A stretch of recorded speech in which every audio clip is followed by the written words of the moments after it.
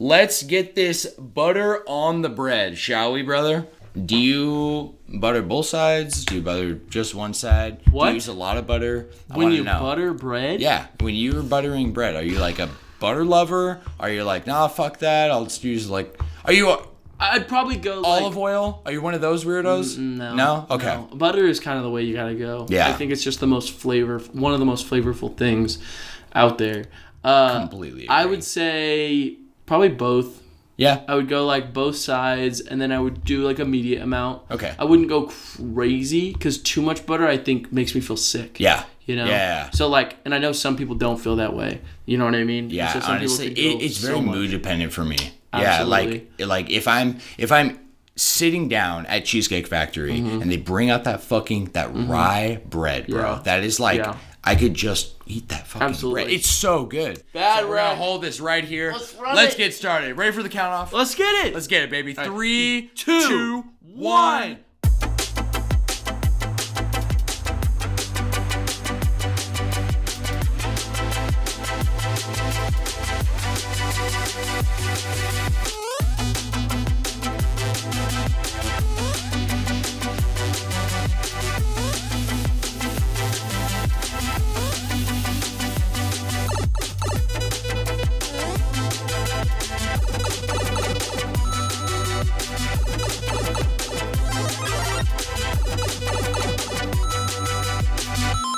What is good, my friends? Welcome back to the Flash Brothers podcast. Thank you so much, Joshie. You're very welcome. My name is Sam. I'm joined today by my beautiful co-host, roommate, and brother, Joshie. What is up, everybody? And then check this out. Good.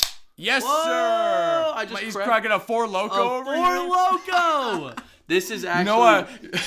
I got asked by Mikey, do you really crack Four Lokos? And you said yes. Says that? You said yes. I said fuck yes. I'm getting. I hesitated. Yeah. Yeah. Every episode. Just crack. I'm making a cooking cast. Modelo. Yeah. So, especial. Especial. Do you like 805?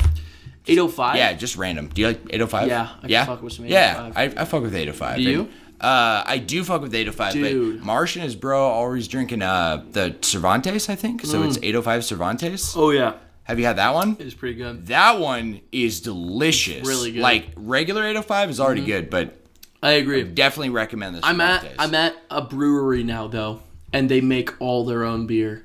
So it is no shot. I have to try so much beer. It's crazy. Bro. So I'm trying to get into beer more. Yeah. See, I'm not really that big of a beer drinker for anyone who wants to know. Yeah. But this Modelo is it's nice. Yeah. I think I'm appreciating beer a little bit more. Yeah, for sure. Some beer has to be made in a barrel. Mm-hmm. Like that's crazy. Oh yeah. Like the wood has something to do with the way that it ferments. And the aging, yeah. The aging is crazy. They'll even take I don't know if it's for like I look at like Dos Equis and there's like the lager and there's the amber, right? Yes. And so there's different brewing process. I'm not a huge beer guy. Sure, me neither. Probably because I'm not a big appreciator of beer. Right, there's something to appreciate though. Definitely. I hear a lot of this from like my customers in my bar because it's a very big beer bar. Yes. So there's something along the lines of like, I don't know what it's called, but like they'll take like a wine barrel, like a red wine barrel where it's been aging naturally in that barrel. Yes. They'll use the wine for whatever and they'll take the barrel while it's still soaked in wine and they will literally take some beers and they will allow it to sit and soak and almost marinate in the barrel. That's kind of sick. Isn't that crazy? That is cool. Yeah, and like I've like been told these things with like little tasters, and then as they're telling me, like describing whatever process, because there's even Dorian, he would come back and like say all these things about like tequila, and how it's like you can only like say tequila and brand it as tequila and advertise as tequila if it originates in Mexico because Mexico owns the rights to that. Tequila. Tequila, yeah. You know what I'm saying. Joshie, let's get this episode started, brother. Started, We've had delay after delay today. I apologize. Let them know what time behind. it is. Yes. Yeah, it's 3:21 p.m. It's 3:24 now. Yeah, which is not normally when we start. What time do we usually start this? Honestly, we probably on average start about 12:30, 1 o'clock across all of our episodes. Which we've continuously talked about needing to start earlier. After today, I'm committing to this. I'm going to get my schedule fixed. Guys, I got a lot to catch you up on and Joshie today. Okay. So let's get started. I'll catch y'all up in a sec here. So today marks Season 2, Episode 22. That's right, baby. Of the Flash Brothers podcast. 22. And we're recording today is Wednesday, January 17th. Joshie, let's do some catch up, brother, as always. Yeah, yes, sir. Should we? Get me plugged in, man. What's going on right now? Okay, so... Well, you just mentioned brewery, right? Yes, and, so I'm working a new job. I don't know if I said that last time. I think you did. I think you just got the job. So you're right. You're so right. First off, I'm loving it. Yeah? I'm loving it so much. The people there are so fucking cool. It's like it's not cool. Corporate at all, right? There's like one location. No. There's like two. Okay. There's three, I think. There's three? But it's like Tempe, Scottsdale, and fucking Mesa. How many employees do you have? That. More servers than there are people in the back. Like, if you're working a shift, how many servers are out for a busy shift? Oh, my gosh. Probably like 7, maybe. Okay. It's a decent-sized place. Yeah, it's a decent-sized place. Okay. But it's like, it's definitely got the vibe of like... I don't know. I can't even. Yeah? It's much more. It's like. Have you been to Cider House? No. Is it called Cider House? No. There's a tap house that's like a cider brewery that's like, I think it's in Tempe. Postino? Cider Core. Cider Core. That's what I'm thinking of. You heard of Cider Core? No, I've not. Okay. Yeah, it kind of has. It's a very casual vibe. Like you don't walk up. Or, I'm sorry, they don't, like, serve you at the table and you order there and whatever. Yeah. They have, like, a pizza place built in, and then they have a brewery, and you walk up and order from either establishment just sit and chill and eat. Wow. Yeah. Well, this place is a little different. It's like different? Traditional service. Okay. Yeah. Well, at least that's what I assume, because I'm not serving it. Yeah, for sure. But that's what it looks like. Okay. Just in the back, it's just so... It's so chill. It really is, like... I'm brushing up on my Spanish because a lot of my coworkers mentioned that. They exclusively speak Spanish. Dude, all that prep work that you and Dory did and as well with Duolingo. Absolutely. It's paying off. I wish it was. It's been a year since I did it. Sure, and I'm not kidding. I forgot a huge majority. I'm fucking with you, bro. I don't remember jack shit from every. Yeah. I did like 2 years in high school, and I can't remember. Barely anything. remember. It's been 1 year. I'm not kidding. You need to brush up on every language that you have, or you would just forget it. It's you true. know what I mean? No, it's true. Because I talk about that with Eliza a lot too. Because when I get on the phone with her after a while, she'll be like, "I'm sorry, my English is so bad. I have not spoken English in so long." I'm like, "Facts." That's so funny. It is funny. But yeah, that job's going great. I'm working with our friend Trepto, so that's been nice. Yeah. He's like basically my manager, so that's been fun. Is that cool? It's really cool. Yeah. And I also just, I don't know, I really like the people there. Even like there's this guy named Antonio, barely speaks any English, barely, but it feels like he's my friend. Because like there's ways to get around it. You got the translator app. You're constantly learning words and saying things. Yeah, you know, motions. Playing charades with them. Even like if we had like a rush. I remember I looked over. I was like, ¿Cómo estás? Bien. And he's like, bien, gracias. And it's so like wholesome. It's so cool because it was not what I was expecting. I was kind of expecting it to be silent. Yeah. And some days are silent. You know what I mean? Yeah. But I was expecting it to. I guess I was expecting not to feel like I had coworkers in that sense, because the only coworker I have like 3 or 4 coworkers who actually speak English that are in the back with me, which is like Trepto, this the other manager named Zach, and this guy named Stefan, and then like a couple other people maybe. Sure. But it's still just as valuable because I think that I had this perception that because someone wouldn't speak English, they wouldn't be as like present or like I don't know. I think I just had a skewed view on it.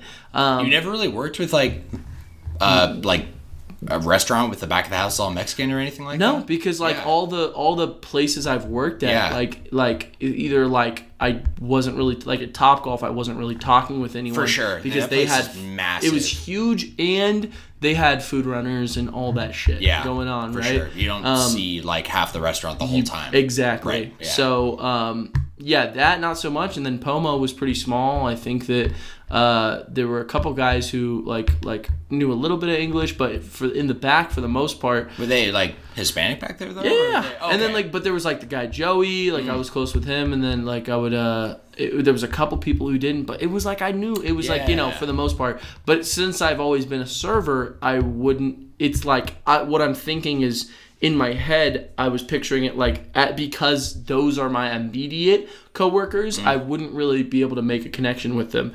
And I've had like full conversations, like been like, dude. And I guess and we're having fun, like joking around. No mames way. Have you ever heard that? No. It's like saying, "Oh my God" in Spanish. Oh, mama's way? No mames way. No mama's way. Yeah, and it's no mama's way. No mama's way. Yo mama. So it's yo mama's way. No, it's like it's so funny because Antonio was explaining. He's like, it's like when someone says, "Oh my God," and so like it's something that consistently anyone who speaks Spanish is like saying, "No mama's way." And so now you're picking it up. Yeah, too. I'm saying it, and it's so funny because the other day I was struggling because I keep saying "see." I'm saying "see" all the time. Yeah. You know, "see." You're struggling. You know, I'm struggling because people will ask me, or they'll say they'll say something. I'll be like, "See," even if they're asking me in English, right? For sure. So it's so funny because and so I'm. So what's I can't remember if you said it. Yes. You definitely said it off cast. Yes. But you mentioned like something like you were talked to or approached by your man. You have like an owner. There's an owner, and then there's managers. A manager. And then there's kitchen managers. Do you see the owner? Yes. Okay. Yeah. Is it Pat. one owner? Yeah. Yeah. Okay. His name's Pat. He's a cool guy too. Was it him or the manager that like approached you and talked to you about moving up or? It was a manager who approached Jake. He didn't approach me yet. He just basically said like on one of my first days and then on my second day too. Oh yeah. Basically like I am due for a raise like already, which is cool. Yeah. But also I think I'm a good worker, and it's funny because Jake was telling me he's like it's hard work. You gotta really like there's rushes. You gotta put your head down and like. But like I've been in coffee, like I know what a rush is. I know what it's like to be backed up, having to make stuff. Truthfully, it's not that much different than a station at coffee, if that makes sense. Yes. And in high school. I worked at a sandwich shop. Yeah. Right. Yeah. So I know I know kind of like how the shit rolls, and so you're just like really good with people too. I was gonna say I also think that that has to do with something with it, but. Job is amazing. I'm loving it. Awesome. There's no complaints. Hell yeah. That makes me so happy, bro. Absolutely. I mean, like everyone who's been following the cast and definitely our Patreon sponsors there. We've all been on this train with you as like everything with Topgolf. Yeah. And here you are. Dude, I don't think I could be happier, to be honest. Yeah. Because appreciate it. Hashtag fuck Topgolf. That's Hashtag right. fuck Chelsea. Chelsea's hashtag Joshie got a fucking job. That's right, baby. Is serving it up. Do you guys have like bussers or hostesses there or anything like that? There's bussers. Yeah. But, you do all like the bussing for your tables and whatnot? No. What? Then I guess there has to be bussers. So who's bussing your table? I don't know. Yeah, it's gotta be a busser. It's gotta be, right? I guess.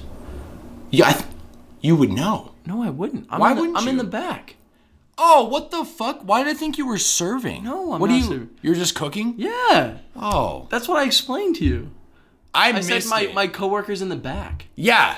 I guess I just thought... You thought I was serving this I was whole assuming time? because it's so tiny that you were seeing them more because it's like a ma and pa vibe. Yes. Because that, like, I haven't worked in the back of a kitchen so and I funny. refuse to. Yeah. So and because you're such a natural, like, right. talker and smooth talker and server. Right. I'm like, oh, that... Obviously. No, I just assumed the whole time. I'm cooking. I don't think I heard you. That's crazy. I'm cooking, bro. Yeah. Yeah. Okay. No, oh my God, it sounds like I was saying I'm cooking. Like I'm cooking like I'm cooking over there. No, I'm not serving. That's hilarious. I'm so weak. No, all right, that's so funny. Start over. So have you worked in a kitchen before? Never. That's why. That's one of the reasons I wanted to do this too, because Jake offered it to me, and not only is it like I need some chichetta, I need some cha-ching. I was expecting it to be something where it's like I work it, and I'm finding another job while I'm doing it, which still might do, because I do want to serve, and that's where the money really is at, definitely. But it's been so much more enjoyable than I assumed it would be. That it's kind of great, and then after the shift you get free alcohol, free food. Oh, it's really? Cool. Yeah, it's cool stuff. Just go to the bar. Perks of the job, baby. I know, but it's all beer, so it's pretty. But it's good. It's you really get the vibe. good. Yeah. I love. Is it one of those vibes where like everyone who's like closing kind of hangs out? Yeah, absolutely. Okay. Especially last night, like I was talking with the servers.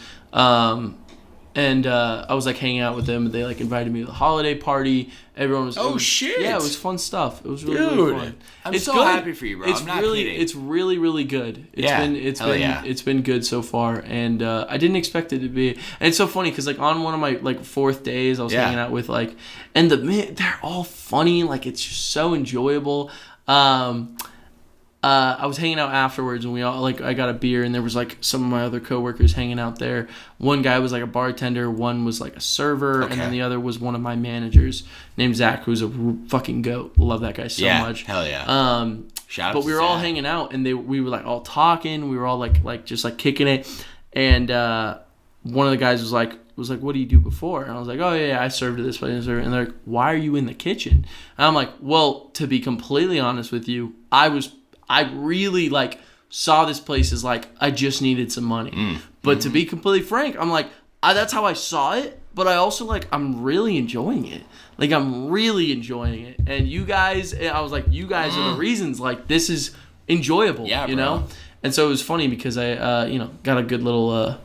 I don't know. Everyone's really good. And like quality time, like with your manager, you know, like and people who work there. And also, it's like I said, that's why I equivalent to Dutch Bros or Black Rock, because it's like you're cooking in there. You know what I mean? Oh yeah. And you do need to be a bit sociable for all the people who are needing things. You're cooking in there. You know, I literally am cooking, Sam. Do you understand? I just want to make sure we're on the same page, yes, bro. We are. There's no pots and pans in Dutch Bros. Okay. And I'm cooking. Okay. You know what I mean? Yeah, we're cooking. So that's been great. Hell yeah. What about nerdy side of things? You watching anything? Yes. Oh, holy you just shit. finished something. I am Neon Genesis. Yes.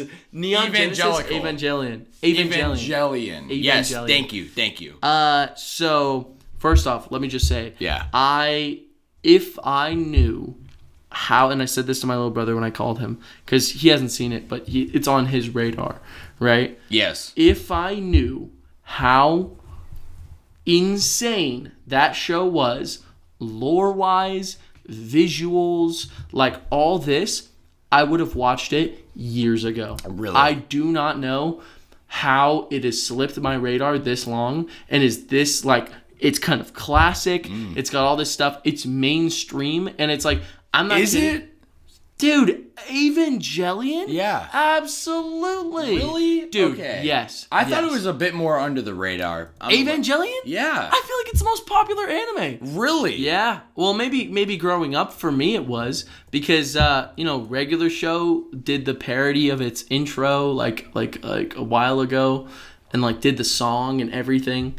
And then everyone references that that visual at the very end with like the sea and the face like floating by in space. Oh, have you ever seen that one? No, I haven't. Okay, well, Adventure Time did like a visual of that too. Oh, really? Yeah, okay. and so I always. Oh, it's definitely mainstream. It's referenced a lot, for and sure. It's very mainstream. And I just looked it up here too, and like in Japan. Yeah. Huge. It's massive. It's massive. It's like the most popular, one of the most popular. I did not realize how big it was. So that's the thing that I always assumed was that it's. So here's the first thing that kind of turned me off. Okay. Actually, let me just say this real quick. Yeah. Real quick. Whatever. Incredible. It is an experience, especially for someone who appreciates you. Would love it. No question. It's so very clearly an inspiration to what Xenoblade is. Yes. And everything that Xenoblade... Which was how it came to my attention at all. Which is probably why I assumed it wasn't very mainstream. Yeah. I think that if I played Xenoblade after this... Yeah. I don't know if some of those moments and some of those ideas would hit as hard because of everything. Because of how you experienced because it of how I Xenoblade the first time? Yes. Because of all those, even those like biblical names and the biblical ideas and the biblical like representation for what is a sci-fi story. Just crazy. It's crazy. And like the lore and the way it's revealed. It's so good. I don't know how it did. I didn't get to it. Yeah. Sooner. I loved it. I'm gonna have to. I loved it. Like burn through. I will say though. It's a tough watch. It's very it's like uncomfortable. At some point, is that what you mean? Like grotesque? Like gory? Yeah. I mean, not compared to AOT. compared to The Last of Us. I'm going through that right now. That is gory as shit. No, it's not gore that I'm talking about. It's kind of like true emotional, like fucked up trauma shit. Yeah, if that makes sense. So like, kind of like if you're like if you're prone to the ideas of like depression or suicide or like mental illness and those kind of things, probably avoid it. Yeah. I'm not kidding. It's really heavy. Okay. It is kind of depressing. Like it is like has these kind of like character very self-loathing moments where you see, I will say though, some of the best character writing I've ever seen. Absolutely. I'm not kidding. It is incredible the way that they're able to dive into these characters' heads. But it is depressing. It's like the stuff you wouldn't want to hear about characters coping with things that happen in their past through, emotional unavailability, pushing people away, very real ideas, or like having sex to like get rid of all those ideas. And it's very real. A lot. It's a lot and it's real. But there's something incredible about that. I would definitely love that. Dude, I'm telling you, it's really good. Yeah. And there's a lot to be noticed and missed. It's a tough one. Would you rewatch it? Absolutely. Yeah. I'm actually thinking about one of those that you feel like you maybe not like mastercraft like AOT level, but like you'll understand concepts better, or like absolutely, or like foreshadows and pick up on stuff like that. Absolutely. Yeah. Okay. It's definitely one of those. And if anything, if I hadn't experienced AOT, it would be like number one for rewatching and those kind of things. Okay. To be honest. Yeah. Yeah. I thought you were about to number one. No, take number one spot, but I was kind of thinking from before you even told me anything about it, just how you brought it out of the gate and what you told me offcast like yesterday, the day before. Yeah. I was thinking this is like a top 10 for you. I'd say it's on my top 10. From like how you're describing it. It's on my top 10. That's what I'm saying. I don't know how I didn't watch it sooner. Yeah. I do know why, and this is what I was going to say before I ignored this. There are some things that start off that I'm not interested in. I don't like mechas. I'm not a mecha guy. For sure. But the way that... The reason I was convinced to watch this was because someone said honked, to me... bro. Someone said to me... They didn't say it to me. I think I saw it online. They were like, Attack on Titan is just a meat mecha. Have you ever heard that? Meat mecha. It is. I have not heard that. I didn't think about that, but it is. It's just a mecha, but the mechs are made of meat. That is the only difference between what makes a mecha and like AOT. You're so right. It's fucked. That's so when I thought about that, so mecha. So I think Dorian explained it when he started watching it. He was like, "Well, if it like it's like AOT, but like these are the mechs, and the mechs are not mechs. It's not like they're not. I mean, they're pretty, but they're not like." Made to be like the Gundam style mechs. They're not mechs. I don't even want to say. What are they? I don't want to say. Okay. So it's something interesting enough where from the beginning you can tell there's some, from episode 1 you're like, this is not the way that it should be. They look off. They're like they move strange. Like there's something about it where you're like, oh, this is not. And dude, it's everything you'd want it to be. It's not clean like anime, like sharp fights. It's like something more, and you just know. And the enemies are not like... And because of how short it is it like... Seems like it's not very filler heavy. Like it's very like to the point, or does it have like anime tropes and it's still an anime? I would say that everything that you think is filler is valuable in the end. And every single thing that happens, to be honest, you have to be down for the ride. Yeah. And the ride is killing monsters in giant robots is the ride. And and you can see deeper than that because there is always something deeper going on. Yes. It's just, it is tough because it's one of those anime where it's kind of like Pacific Rim in the sense that like For sure. there's Okay. not a single villain. There's attacks that happen, and the Evangelion have to show up to stop them. Okay. And so a lot of people can see that as disconnecting, but it's not. Especially when you get to the end, you realize it's not. And so I don't know how to explain the way the show is. I would just say, just watch it. Just watch it. Like, don't expect it to be some certain way. Just watch it. And, you know, if you're not enjoying, we'll do an episode of if you're not feeling it like super heavy, just keep watching. And, like, I'm not kidding. I don't always say that as a thing. No, for sure. But that's kind of how I'm thinking of it. No, because that's like very similar to what I like tell people about AOT. Yes. And same thing, honestly, with Code Geass. Code Geass, Code Geass has another similarity. That's which one I is definitely want to watch. The mech trope. And I'm not. We've talked about this. We've never talked about it on cast before, but I'm not a mech guy either. It's kind of like even it bleeds to other things like Xenoblade Chronicles X. Yes. Looking at it and being like, I'm not mech guy. It's a mech thing. Right. However, in retrospect, looking back at the Xenoblade series of Chronicles 1 through 3, you can see how like.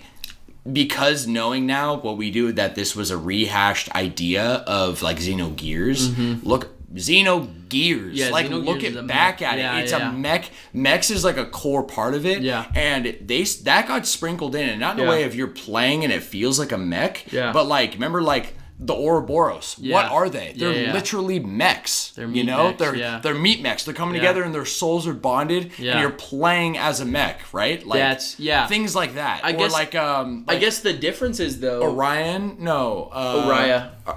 No, there's Uriah. Not Uriah. You know what I'm talking about? Yes, the one in the sky. I can't think of it. Artifice. It's the Artifice. It's the Artifice, but it's got a name. There's two Artifices. Yeah, because there's Ophion. Yes, Ophion is the sea serpent. Yes. Right? And then it's... Oh my god, this is going to drive me crazy. It's okay. Yeah, no. Forget it. If it comes to you, sprinkle it in later. Doesn't Matlos have Yeah, that's the Artifice that he controls it, and he's controlling Ophion. Yeah. But then when Numa forms and reforms, she gets full control. She was able to get control over both. Yeah. Basically. Yeah. Okay, yeah. Right? Yes. If I remember right. I believe so. Okay. Yeah. So yeah, I would say there's something so deep to it that I don't want to say much because that sounds good. I really want you to watch it. Yeah, I feel like some of the best things is like if you have to explain it less, like because everything is connected. And like it's just if you're walking on eggshells because everything's the spoiler and. Probably it's an experience. Yeah. It's an experience. But I would absolutely say, I think I'm going to write a thing for you. The best way to watch it, first 24 episodes. Oh, yeah? First hour and a half of the movie.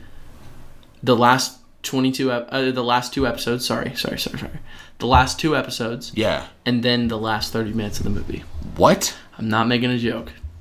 Josh. You are going to have to trust me on this one. Okay. I swear. You. Because I'm thinking... If you're pulling that line out, I have no choice. I'm just saying you got to trust. Okay. Gotta have some trust.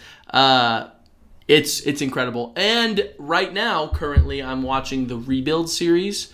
I don't know what that Evangelion Rebuild. Okay. So it's... Because Neon Genesis is like the original series? Neon Genesis... Rebuild, I think, is just what people call it because it's not in the title. Oh, okay. I got you. But let me just find the... Yeah, Neon Genesis is the first one. But Neon Genesis, there's the movie The End of Neon... Oh, by the way, it has fucking 100% on Rotten Tomatoes. The original show. Shut the fuck 100%. up. 100%? I'm not trying to get you, like, thinking like that it's a perfect show. That's insane. That's actually insane to me. Listen to the name of some of these fucking movies. These are tell crazy. me. I love, like, mythological fucking, like, names and stuff like that. And wild shit. I don't think it's what you're thinking. Oh, it's just weird. It's just, they just have weird names. Yeah, let me hear it. I can't. Is anything more weird than like Xenosaga? Remember that fucking? Oh yeah. Yeah. It feels like something a JRPG like the way these are. Oh named. yeah. Facts. So check this out. Okay, so this is so fucking weird. So this is just for Rebuild, right? Okay. The first, obviously, there's Neon Genesis Evangelion's 26 episodes. The End of Evangelion, which is the movie. It's called The End of Evangelion. And then this is the first of the Rebuild series, which it's just like Final Fantasy, the reboot. Yes, Final Fantasy like VII? that. Yeah, Really? where the first movie, it starts and you think it's a prequel. Or sorry, you think it's a remake. I'm so sorry. So, and at first I was like, that means it's a reboot. And people are saying, no, it's not a reboot. It's a sequel to the series. But it starts with all the same beats with a couple little things different. And the same characters? And the exact same characters. What the fuck? And they make some little tiny different decisions, but so far... Well, if it's anything... I'm on the second movie, by the way. Yo, so here, let me read it. Let me read it. Gosh. So the first one, Evangelion 1.0, you are, in parentheses, not alone. Can I see it? It looks funny. So look, Evangelion, you are not alone. The second one is Evangelion 2.0, you cannot advance. In and then parentheses. the third one, Evangelion 3.0, you cannot redo. And then the last one, Evangelion 3.0 plus 1.0, thrice upon a time. That's a Kingdom Hearts title. It literally is, isn't it? Fuck? And so it's so funny because I was looking at these, I'm like, what a fucking crazy title. That one just came out in 2021, and that's the end of the Rebuild series. Wow. So this whole series, the way that it works, the creator it was kind of like him dealing with his depression, was writing the original manga and then working on the original show. And then he really started pushing for this Rebuild series that he wanted to create. And at first people were like, because the first movie, everything happens the way that it happens in the anime. I just watched the whole thing yesterday. Yeah. Except at the very end, something happens and you're like, what the fuck is that about? You just see, and the visuals are crazy, and you see a crazy visual and you're like, what does that mean, what the right? Fuck? And then you start the second movie, Evangelion 2.0, you cannot advance, is like already so different. There's like a whole new character that shows up. The way that these characters, like some of the beats are the exact same, but there's a whole new character and then a whole bunch of different shit. That's the one I'm currently on. And they're doing different things. But like some of the same beats, it's just like what you've explained remake is. Yeah. And the way that it's very intentional. Very intense. Okay. So far, but I have the really rest of this second movie and the rest of the third and fourth movie to do. And I've seen some visuals from the later ones, looks completely different than anything that happened. I just looked it up and it originated in 95. And if that's I remember the original right, show, looking at the thumbnails on it, we went through the list, it looks dated. It looks like Code Geass-esque, right? So is the newer stuff like... It's new. It's new. It looks like... I would say the reason that even they went that route was so that it could almost like soft reboot while also being a... But people are saying it's not a reboot. It is a sequel. Okay. And this whole idea of everything, which I believe with everything because I finished that first series, I completely believe it's all connected. It's gotta be, and it's just pretty crazy. I have... my brain's kind of churning because of what I also will just say, I just love it. I love it so much. The only downside that I've experienced so far is that this is a 1995 anime. Okay. And I'm not kidding. I don't think they respected anime as much when they first started dubbing. And so in 2019, Netflix redubbed the series. Really? With an incredible main character voice cast. The main character is a 14-year-old boy, and that is so hard to do right in like dubbing. You make it too deep, he's going to sound like a man. You make it too like high pitch, he's going to sound goofy. Right. You don't want to Ash Ketchum. You could have a female voice actress. They got just an actor who was perfect.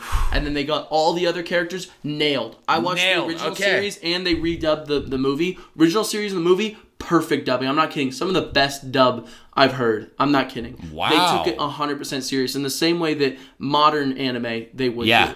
And then, that's hype. It is very hype. But I got to the movies, and the first movie is from 2007, and it is just like it's taking me out of the movie how bad the dub is. Really? The main character is god awful. He literally sounds like... I'm not kidding. That sounded better than the way he does his voice. Can I try and show you a clip of this character? Yeah, please. I'm so sorry. Please, I want to hear it. It is...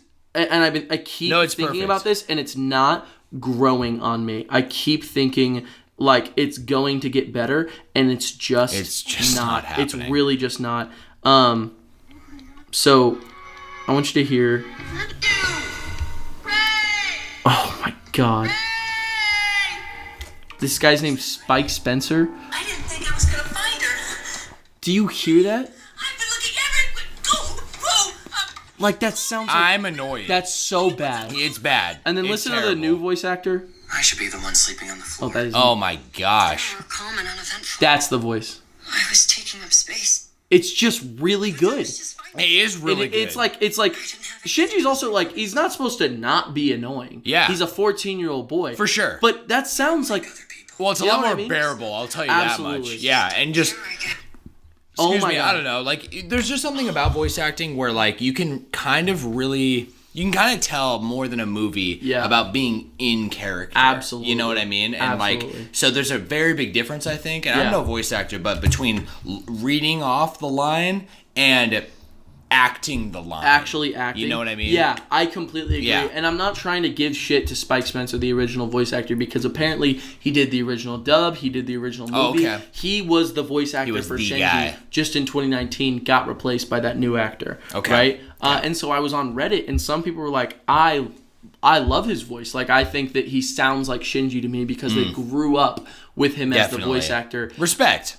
I respect it, and I Right. do, but it really is a bad job, to be completely honest. I'm not trying to, like, be rude, but times have being real. seriously changed when it comes to, like, dubbed anime. I think originally you can see it throughout the entire Rebuild series. One of Shinji's, like, best friends, who's kind of like a bully type character, they got like this really old actor, and he sounds like this, and he's like 14, and I'm like, not kidding. I literally am watching it. I'm like, that is bad. That's bad. That's really terrible. It really is bad. Yeah. But that was 2007, and so I'm hoping that the later the movies go on, maybe they replace some of the voice actors and did some more stuff. That's the only downside so far from the Rebuild series, and I'm enjoying all the content, but it is impossible to get over the bad voice acting. Yeah, you know especially what I mean? coming fresh off of my the new God. voice acting. I literally That'd be really tough, bro. I found out about all this because I looked at when I started the Rebuild. I was like, why the fuck does it sound so bad? And I looked up Shinji bad voice actor, and it was like YouTube that was the videos, Google search? But nobody really views him as a bad voice actor because that's who Shinji was this entire time. Yeah, no, you're right. It'd be kind of, for me, my brain is kind of equating it to a game where, like, Remake. I first played Remake on the PS5 version. Yeah. When I was ready to... I wanted to play it when it first came out. Right. I bought it when it first came out. Didn't play it. Right. And when I was ready to play it, it was dropping in like a month. So I said, well, I'm just going to wait and have the best experience possible with one of those for me. Not just running on PS5 with load times and all that. Like, for me, it was the 60 FPS. Like the smooth frame rate, right? Absolutely. And I'm so glad I did, because that's kind of a part of my review and experience of the game. Is that it was my first full PS5 experience as a PS4 game, but the remaster is so good. And then going back and trying to play the, like, pre-PS5 patch, playing the PS4 version, it is hard. Yeah. And that is like a 2-year out remake, right? So like it's almost like more equating even to like something like Spyro Trilogy. Yeah. Playing that, how it runs, how it's beautiful. You go back to the PS1, it's the same game. Yeah. But you would play it and you'd be like, if you just stop playing the remaster or the remake, like you'd be like, no, I can't play That's funny because I feel that too, because I'm trying to finish OG Spider-Man after getting done with Spider-Man 2. Oh, yeah. And it is a genuine struggle. It is a struggle, not just frame rate, but also because it's running on a PS4, you can't move as fast throughout the city, and there's less mechanic. It's genuinely difficult. Yeah, I'm not kidding. For sure. I'm like, I just want to finish it because the 2 last trophies, I platinumed it on original, but it has trophies for New Game Plus, which means I'm only technically 97% done. Which is so and annoying. Guess what the 2 ones are? What is it? Defeating it on the hardest difficulty and defeating it on New Game Plus. So I just have to beat the game one more time. One more fucking time, and then I will have 100. It'll just say 100%. Yeah. I already platinumed. Satisfaction. I just want that because it's Spider-Man. I 100%ed Miles. I 100%ed fucking Spider-Man 2, and then the original, and I just upgraded and got the PS5 version. So I want to replay that one day, right? But I want to have my games like 100%ed first. Yes. So absolutely. I'm just trying to finish that up. Bro. Just a quick recap too. Also, Evangelion. I also think it's changed some of the ways that I think about myself. in a very, very, very deep way. So I just wanted to say that. Much like Vinland Saga. Vinland Saga, or even like AOT when I first watched AOT. Yeah. Not as heavy as Vinland Saga. If anything, some of the more depressing aspects of my life I've thought about. Okay. But just a powerful experience, to be honest. Hell yeah. Sorry, I've been talking for so long, but I've been doing... This is nothing new, Josh. Yeah, that's right. We're here, baby. We're here to talk. I've been doing a lot, so I got to like Chapter 2 in Red Dead Redemption 2. Oh, yes. Yeah. So I forgot you started that. I'm finally actually getting to, like, I got the camp. Okay. I'm, like, actually, like, exploring the world a little bit. I'm trying to focus on main missions because I really want to beat it. And then, like, I just really want to beat it. And I want to have it, like, not, like, done, but the open world aspect is not as appealing to me right now. Totally. It's kind of the story is what I'm interested in. Can you skip, like, the open world shit and just kind of focus on the main story? That's like any... Yeah. Open world video game, right? Yeah. That's what I tell people when I tell them to play Breath of the Wild. Just run the paths. Yeah. There's a paths on each map. Just run them. Like, you will get a visual experience that is similar to another a Zelda game too. Absolutely. Where it's like, if you run on those paths, those are meant to be seen. And just don't explore what's in them unless you want to. Unless you want to. And so you will. Yeah, absolutely. So I'm running that in Red Dead right now, where it's like I'm gonna go everywhere I need to go, and then once I feel like I want to explore, I'm gonna do that. You know. Yeah. It's definitely a game you got to put a lot of time into. Totally. So that's rough, but I'm loving it. I was doing that a lot, and then I just started playing Jedi Fallen Order again. Again? Yeah, I haven't beaten it, so. I just Did you get very far? No. Yeah, that's what I thought. Like 4 planets, which is like a good amount, but that's pretty I think deep. I think there's more. Yeah. Like I think there's a lot more. Okay.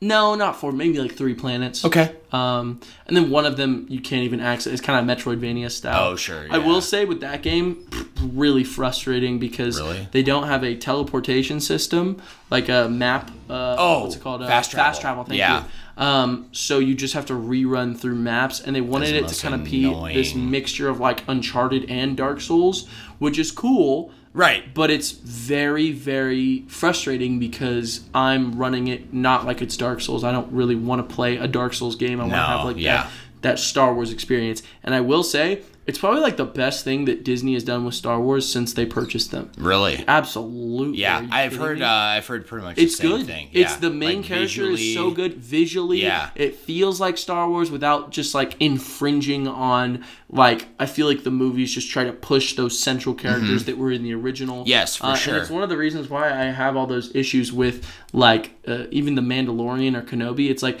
get out of this time period. Yeah. I'm so It's a box. sick of the box of Star Wars. You're telling me there's an entire galaxy and we're following like a couple characters in the span. It does have that issue where it's in that time. Right. But it's an interesting time. Yeah. It's right after Order 66 and Okay. you are a Jedi Padawan who survived. That's interesting to me. Very. One we've never met. Yeah. From the Clone Wars. I like that. That's really I do interesting. too. Yeah. If they did that more, those kind of ideas, you can keep it in the same time frame if you want. Just do a different character. For sure. Let's remove ourselves from... It's the original appeal of The Mandalorian. This guy we've never seen, you know what I mean? He's not... But then they started bringing in Boba Fett and like Luke Skywalker and those things. And see, I like that because it's still... It's kind of in the box, but it's out. Right? Absolutely. It's a new character. Sure. It's new concepts. New universe. And then it gives cameos because it's in the universe. Because it's in that universe, right? exactly. Yeah, like Marvel does. I'm cool with that. It's like, why do we... Exactly. Why do we have to just, like, focus on these, like core group of characters? You know what I mean? It's so hard. So it's good. It's really good. I really enjoy... I'm really, really enjoying that. I have plans to... I have a couple different crazy plans. So actually, I've been... Tell me. First off, before the plans, I've been obsessed with Tetris recently. Fuck yes, baby. We talked about the guy who beat Tetris. Yeah. Last week, I think. I don't know. Yeah. That was last week. Yeah. I don't know why I can't stop thinking about it. I watched a couple videos on it, and I can't stop playing Puyo Puyo Tetris 2. I just go Tetris mode, and I just play it so much. And I've been playing Tetris Effect. I've just been trying to beat my high score on like the... Heck yeah. It's super fun. I was it's on my VR. I was writing for the podcast last week. Oh, yeah? And I had... because I had that story on Tetris, it got me in the mindset too. And I had never shown Kendall Tetris Effect. Yeah. Which, for anyone out there, Tetris Effect is like a fucking experience. If you like Tetris, even if you don't like Tetris that much, give it a shot. Yes. It is so fucking enjoyable. And it's crazy. Kendall appreciates and likes games. Not much of a Tetris player, but she is an EDM appreciator. Oh, yeah, Big it's time, very right? EDM. That's like her big like wheelhouse of passion. It's funny because I think about you, like most of the songs that are on there. Dude. Because I know how much you love EDM. No, for sure. Sometimes I get the vibe of like, dude, this is like a Tetris game that was made for me. You know? Absolutely. Like for all the things that I would want, like it, but I didn't know I wanted them. Yeah. You know, like sure. It's the visuals. So I had in the background while I was prepping the podcast. I usually listen to like lo-fi today. Was she playing it? She wasn't playing it. I didn't even pull out my PS5. I just put up YouTube, and there was like a guy that was running through. There was like some kind of gauntlet run where he could go through all the songs seamlessly, right? And so as he finished one, it immediately pulled up the next whatever. And so it was running through like the OST on there, right? And he also was like the best Tetris player ever. So like that was his whole channel. Is he's playing in the hardest difficulty. So it's him just like beating it really fast, stupid. but you just like the music that's happening in the visual experience, it is wild. I think that it can only truly be appreciated as much while playing it. Yes. Because every time you move a piece, it goes to the song, and every time you like connect a line, it goes to the song, and it's just incredible. And somehow, because I don't even know how they do it. I literally think about it. I'm like, it sounds so good. It's like, you know what I mean? Yes, bro. The way it works. So the only time I've ever thought that otherwise, especially for a rhythm game, because you know, like Guitar Hero, you like fuck up and it has like a sound, and it adds artificial sounds to the music, and it sounds like it sounds off. Okay, but in this game, they somehow make offbeats sound on. Absolutely, you know, Cadence of Hyrule. You remember that game? Oh yeah, I was the hyper Zelda obsessed for a minute. Rhythm game. Yes, exactly. Yeah. And you got rewarded. The whole gameplay is around you, like you moving and you attacking and doing everything on the beat. Yeah, and you didn't have to be exact, and because there's like technology nowadays is different, right? Like there's audio delay with the sound system and all these things, so you kind of have to calibrate it. Sure. So there's a little bit of give, and you can tell when you're playing it, but the offbeat sounds good. You know what I mean? Like somehow, and so both these games, and it's kind of a magical experience. All right, it really took away from Tetris a sec. No. Those music I games, agree. Yeah, rhythm games or even music games in general. I'm so impressed with Tetris Effect, and I have it on VR, so I was loving it. I've just been playing my VR a lot recently, too. Oh, hell I just have it bro. next to me. I'm so glad you are, because I felt like that was my biggest like regret of getting like PSVR for myself, which is the only kind of like VR thing I've ever bought. And I never used it because I like the thought in my head is like, I'm not pulling out all those wires and doing all that to work. be honest with you, I also noticed that when it's up on my shelf, it already feels like a lot, and I have the Quest 2. Yeah. So it's like the most minimal. It's all there. It's all but one, already getting up and unplugging and like bringing them out, powering it on, and like drawing a circle. It's a process. It is a process. So what I've been doing is just playing it sitting down, and there's a lot of games you can just do that. Wow. And also the visual player, and then even like watching YouTube is really fun. Is it? Yeah, because it makes it it tricks your brain to feeling like you're watching it on a massive screen. Have you ever used it? For sure. Yeah. It's no, really cool. Not to watch YouTube though. Yeah, Like, is it really cool? Sharp? Or is it kind of blurry a little bit? It looks good. I mean, it looks good enough. I mean, like I wouldn't say it's like perfect VR. Sure. In any way whatsoever. But it's definitely worth. Cool. Like everything it's worth. So I've been doing that a lot. Red Dead, Quest, Tetris. What else was I gonna say? You said there's a couple of things that I have plans for. Plans. Big plans. Yes. Okay, so this is the end of it. I'm so sorry I've been talking for so long. And then I'm so sorry. Can we pee once I finish what I'm saying? Yes. And then I have to pee so bad. Really? Yes. I actually drank like all my water bottle before because we were talking for so long. Sorry, everybody. No, it's perfect. I'll preface. Joshie and I, we were gonna record. Then me and him got we just started talking. Like a 25-minute tangent about a bunch of like life stuff. Yeah, and so that'll go live for the Patreon. Yes, we will. Soon. So. We've been talking for a minute actually, even though the record time right now is about 48 minutes. We absolutely have. Yeah. What else? Tell me about your plans, my biggest plans right now are shoot, I forgot what one of them was. Fuck. My biggest plans right just now. kidding. I remembered. So Okay. I want to in the next week beat Half-Life Part 2. Yes. Yeah, Half-Life 2 Part 2. Officially. I want to officially beat it, and then I want to start Halo pretty soon here, because that was always my plan. So I want to I want to try starting that. You're gonna pull up the Master Chief Collection and go through all of them on my computer. Yes, and sir. I don't have a mouse with it, so I think it would solo, or are you gonna do it like with your brother or anything? Nah, I'll probably just run it solo, right? Wouldn't that be fun? Well, isn't there a campaign? I don't know. Yes, there is. Yeah, and fucking on the original Halo 3, yes. You needed to beat all the campaign levels on Legendary by yourself. Like, that was a literal feat you had to do. Halo 3? They made it so you could do it cooperatively in the future ones. Yeah. For, like, achievements, you know, like, just on the achievement kind of, like, scope. And I definitely had that when I was playing Xbox games. Right. But I definitely, like, I think Halo's really good. But I also, like, we've talked on and off cast, I'm not really much of a shooter boy anymore. Sure. I could not go back and have the patience and the enjoyment to go and sit down and play through the whole Halo series. You know what's... I could playing cooperatively. I could.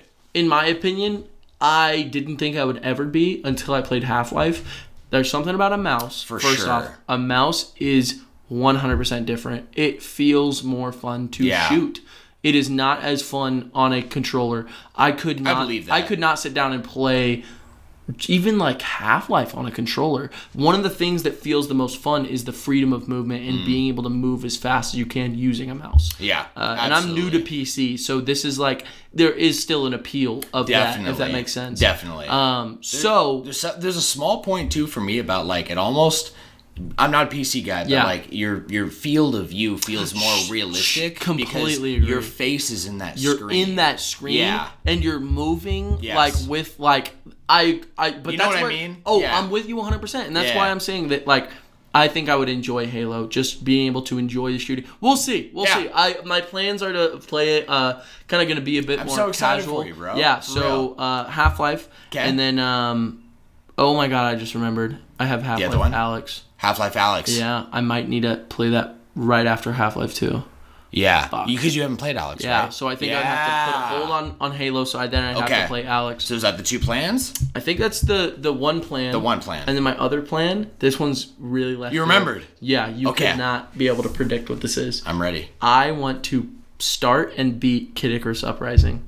Listen, it is a travesty that I main Dark Pit in fucking Smash Bros. And I never even played his game. It is a travesty. That's a travesty. I do not deserve to say that he's my main until I at least have. And I've started it before. I'm with you on that. I've started it, but I'm not kidding. And even one of my favorite YouTubers, Schaeferless Productions. Have you ever watched him before? No, I never heard of him. Yeah, he's just like, he does like movie reviews, but he did a whole like hour and a half review of Kid Icarus Uprising, saying it's one of the funniest like anime-like experiences you can have with a video game. And like the way that they did it and the way that they set up the whole thing and made like just the interactions consistently, it's like and it's fun. Apparently it's fun. There's different weapons and all these things. I just want to understand it. Have you played it at all?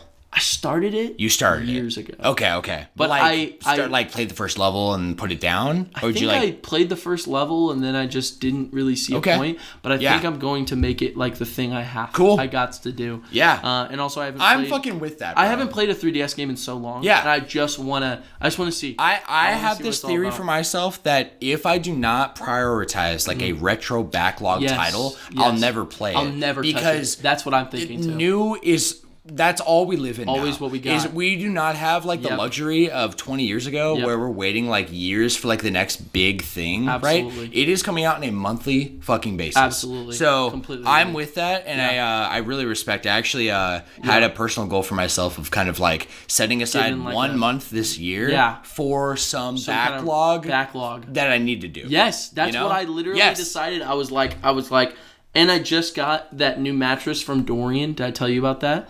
So my bed is more comfortable than ever, and I can see myself propped up playing that game on that bed. So bro. I'm like, this is the time. This is the perfect opportunity. And I'm ready for it. Yeah, like, hell yeah. I'm gonna do it. I'm actually gonna document this before we take our small break. Yes. I'm writing backlog challenge. I feel like this will be a fun thing. You should come up with one, challenge. and then we'll update each other every episode. Yeah. We'll talk about it. I'm so down. Let's do it. I'm big down, bro. Because the last time we did anything like this was when I wanted you to play. It was Final Fantasy Worlds. It was Final Fantasy Worlds. World? No, that's not the name of it. It's World of Final Fantasy. World of Final Fantasy. I'm like, no, the words are right, but they're not in the right order. That Something's was when wrong. we found a game for each other to play. Yes. What did I get you to play? It was Omega Sapphire, because I only played Omega Ruby once, and I went ham on it. I did what you did with Scarlet and Violet. Oh, right. And I never even played Omega Sapphire. Positive. I told you to play Omega Sapphire? No, you didn't directly actually like say or get it for me. Yeah. We just wanted a game to play with each other, and that was mine on you. You said, I need more time. I don't know. And I said, okay, well, I was thinking about playing this right now. And you said, perfect. So that's how we started. So. But I thought I made you play something. I think I did. Well, I don't remember what it was. I think it was Xenoblade 2. Oh my God, was it Xenoblade 2? Oh no, it was like you, because we... Or Xenoblade? Well, yeah, it was Xenoblade, because we started it by the whole thought process of being, I want you to play this so we can talk about it. And you wanted me to play World of Final Fantasy, and I wanted you to play, I think it was either Xenoblade 1 or 2. Yeah, and I wanted to go through it in order, so I think it was Xenoblade 2. Yeah. Because I... And then you definitely had less interest in 2 compared to 1. And you started it and you got a little bit in. I was like, you have to play this game. Yes, and I was like, you know what? That's what happened, right? Yeah, dude. Because that's how I remember. You are so right, because we fell off of those two games of Pokemon and on World of Final Fantasy. Like, we fell off so hard. Yeah. And I think, like, in my mind, it's gray area for what we actually did. Right. But I think what happened was exactly what you're saying, and I did pick up Xenoblade. And I was so into it. Yeah. You dropped World of Final Fantasy, picked up Xenoblade 2 again, and you wanted to finish like a new game plus run or something. No, I had to finish the game. You had to finish the game. It was at the you hadn't very beaten end. it. Yeah, yes. I was at the very end. You were like, well, I'll play this while you're playing 1. Came out, and I was like, I don't want to see the colors, because the colors are going to be spoilers for the end of the game. Which I was right about. Numa was a color. You're absolutely right. And that is enough for me to be like, what is that? I'm interested. Yes. Right? And the colors have meaning. They all really have do. meaning. They all have meaning. So Joshie, let's take our break. Let's take our break. Let's take a break. We'll come back. Very I'll catch you guys up a little bit on some things, and we'll dive into the episode. Shall we? We absolutely shall. All right, we are back. We're Joshie, back, baby. Let me catch you up a little bit on some things. There actually there isn't too much here I want to say, actually, so it's kind of perfect.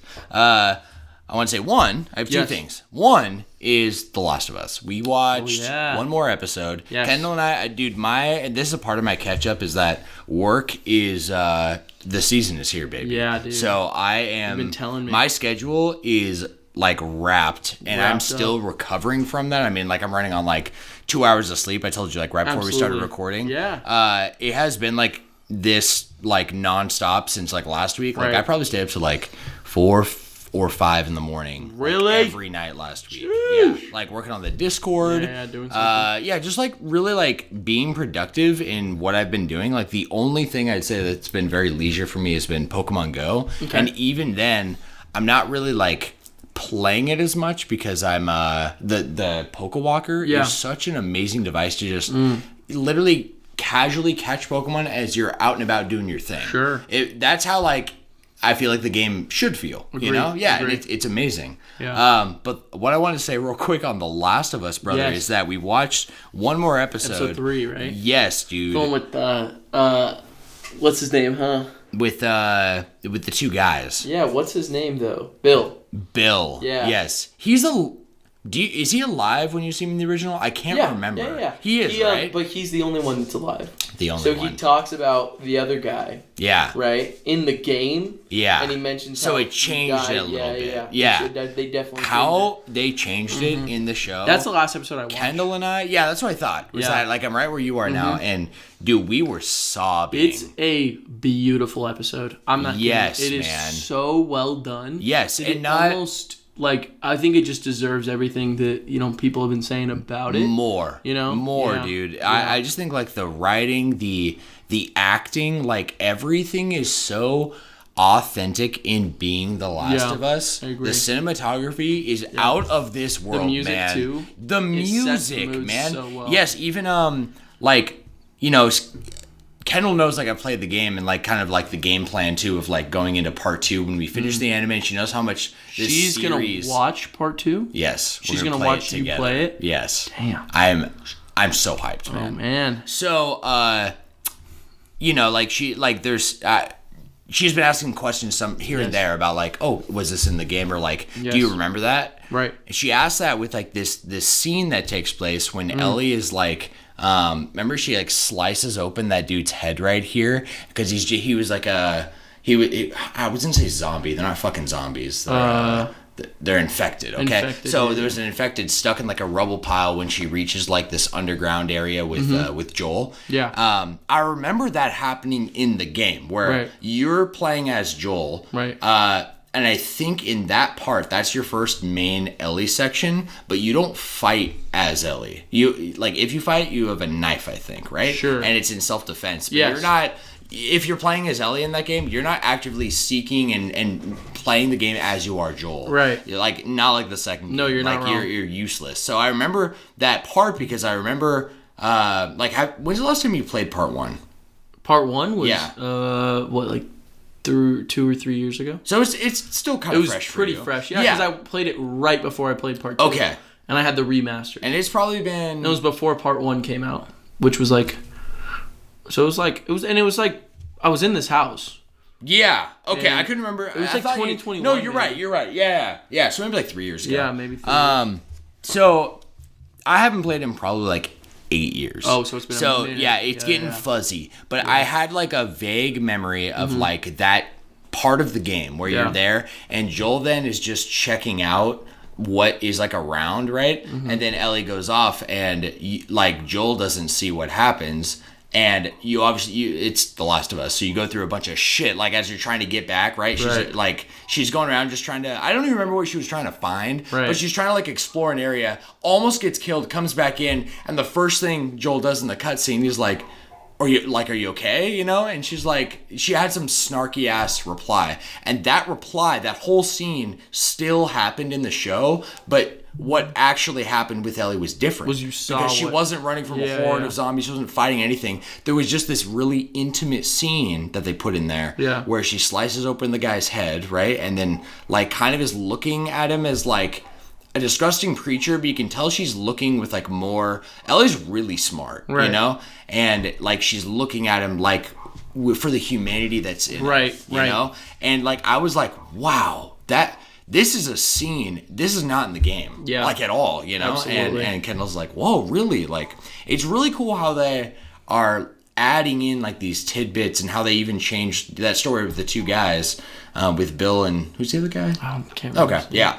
How they really like not only changed it, but they fleshed it out, made it something like really a lot deeper than it was originally. Yes, that everything that's been added in the show is not like a canonical change. It's like adding an addition. Yes, a welcome addition. Yes, and building the world building for it in such a beautiful way, man.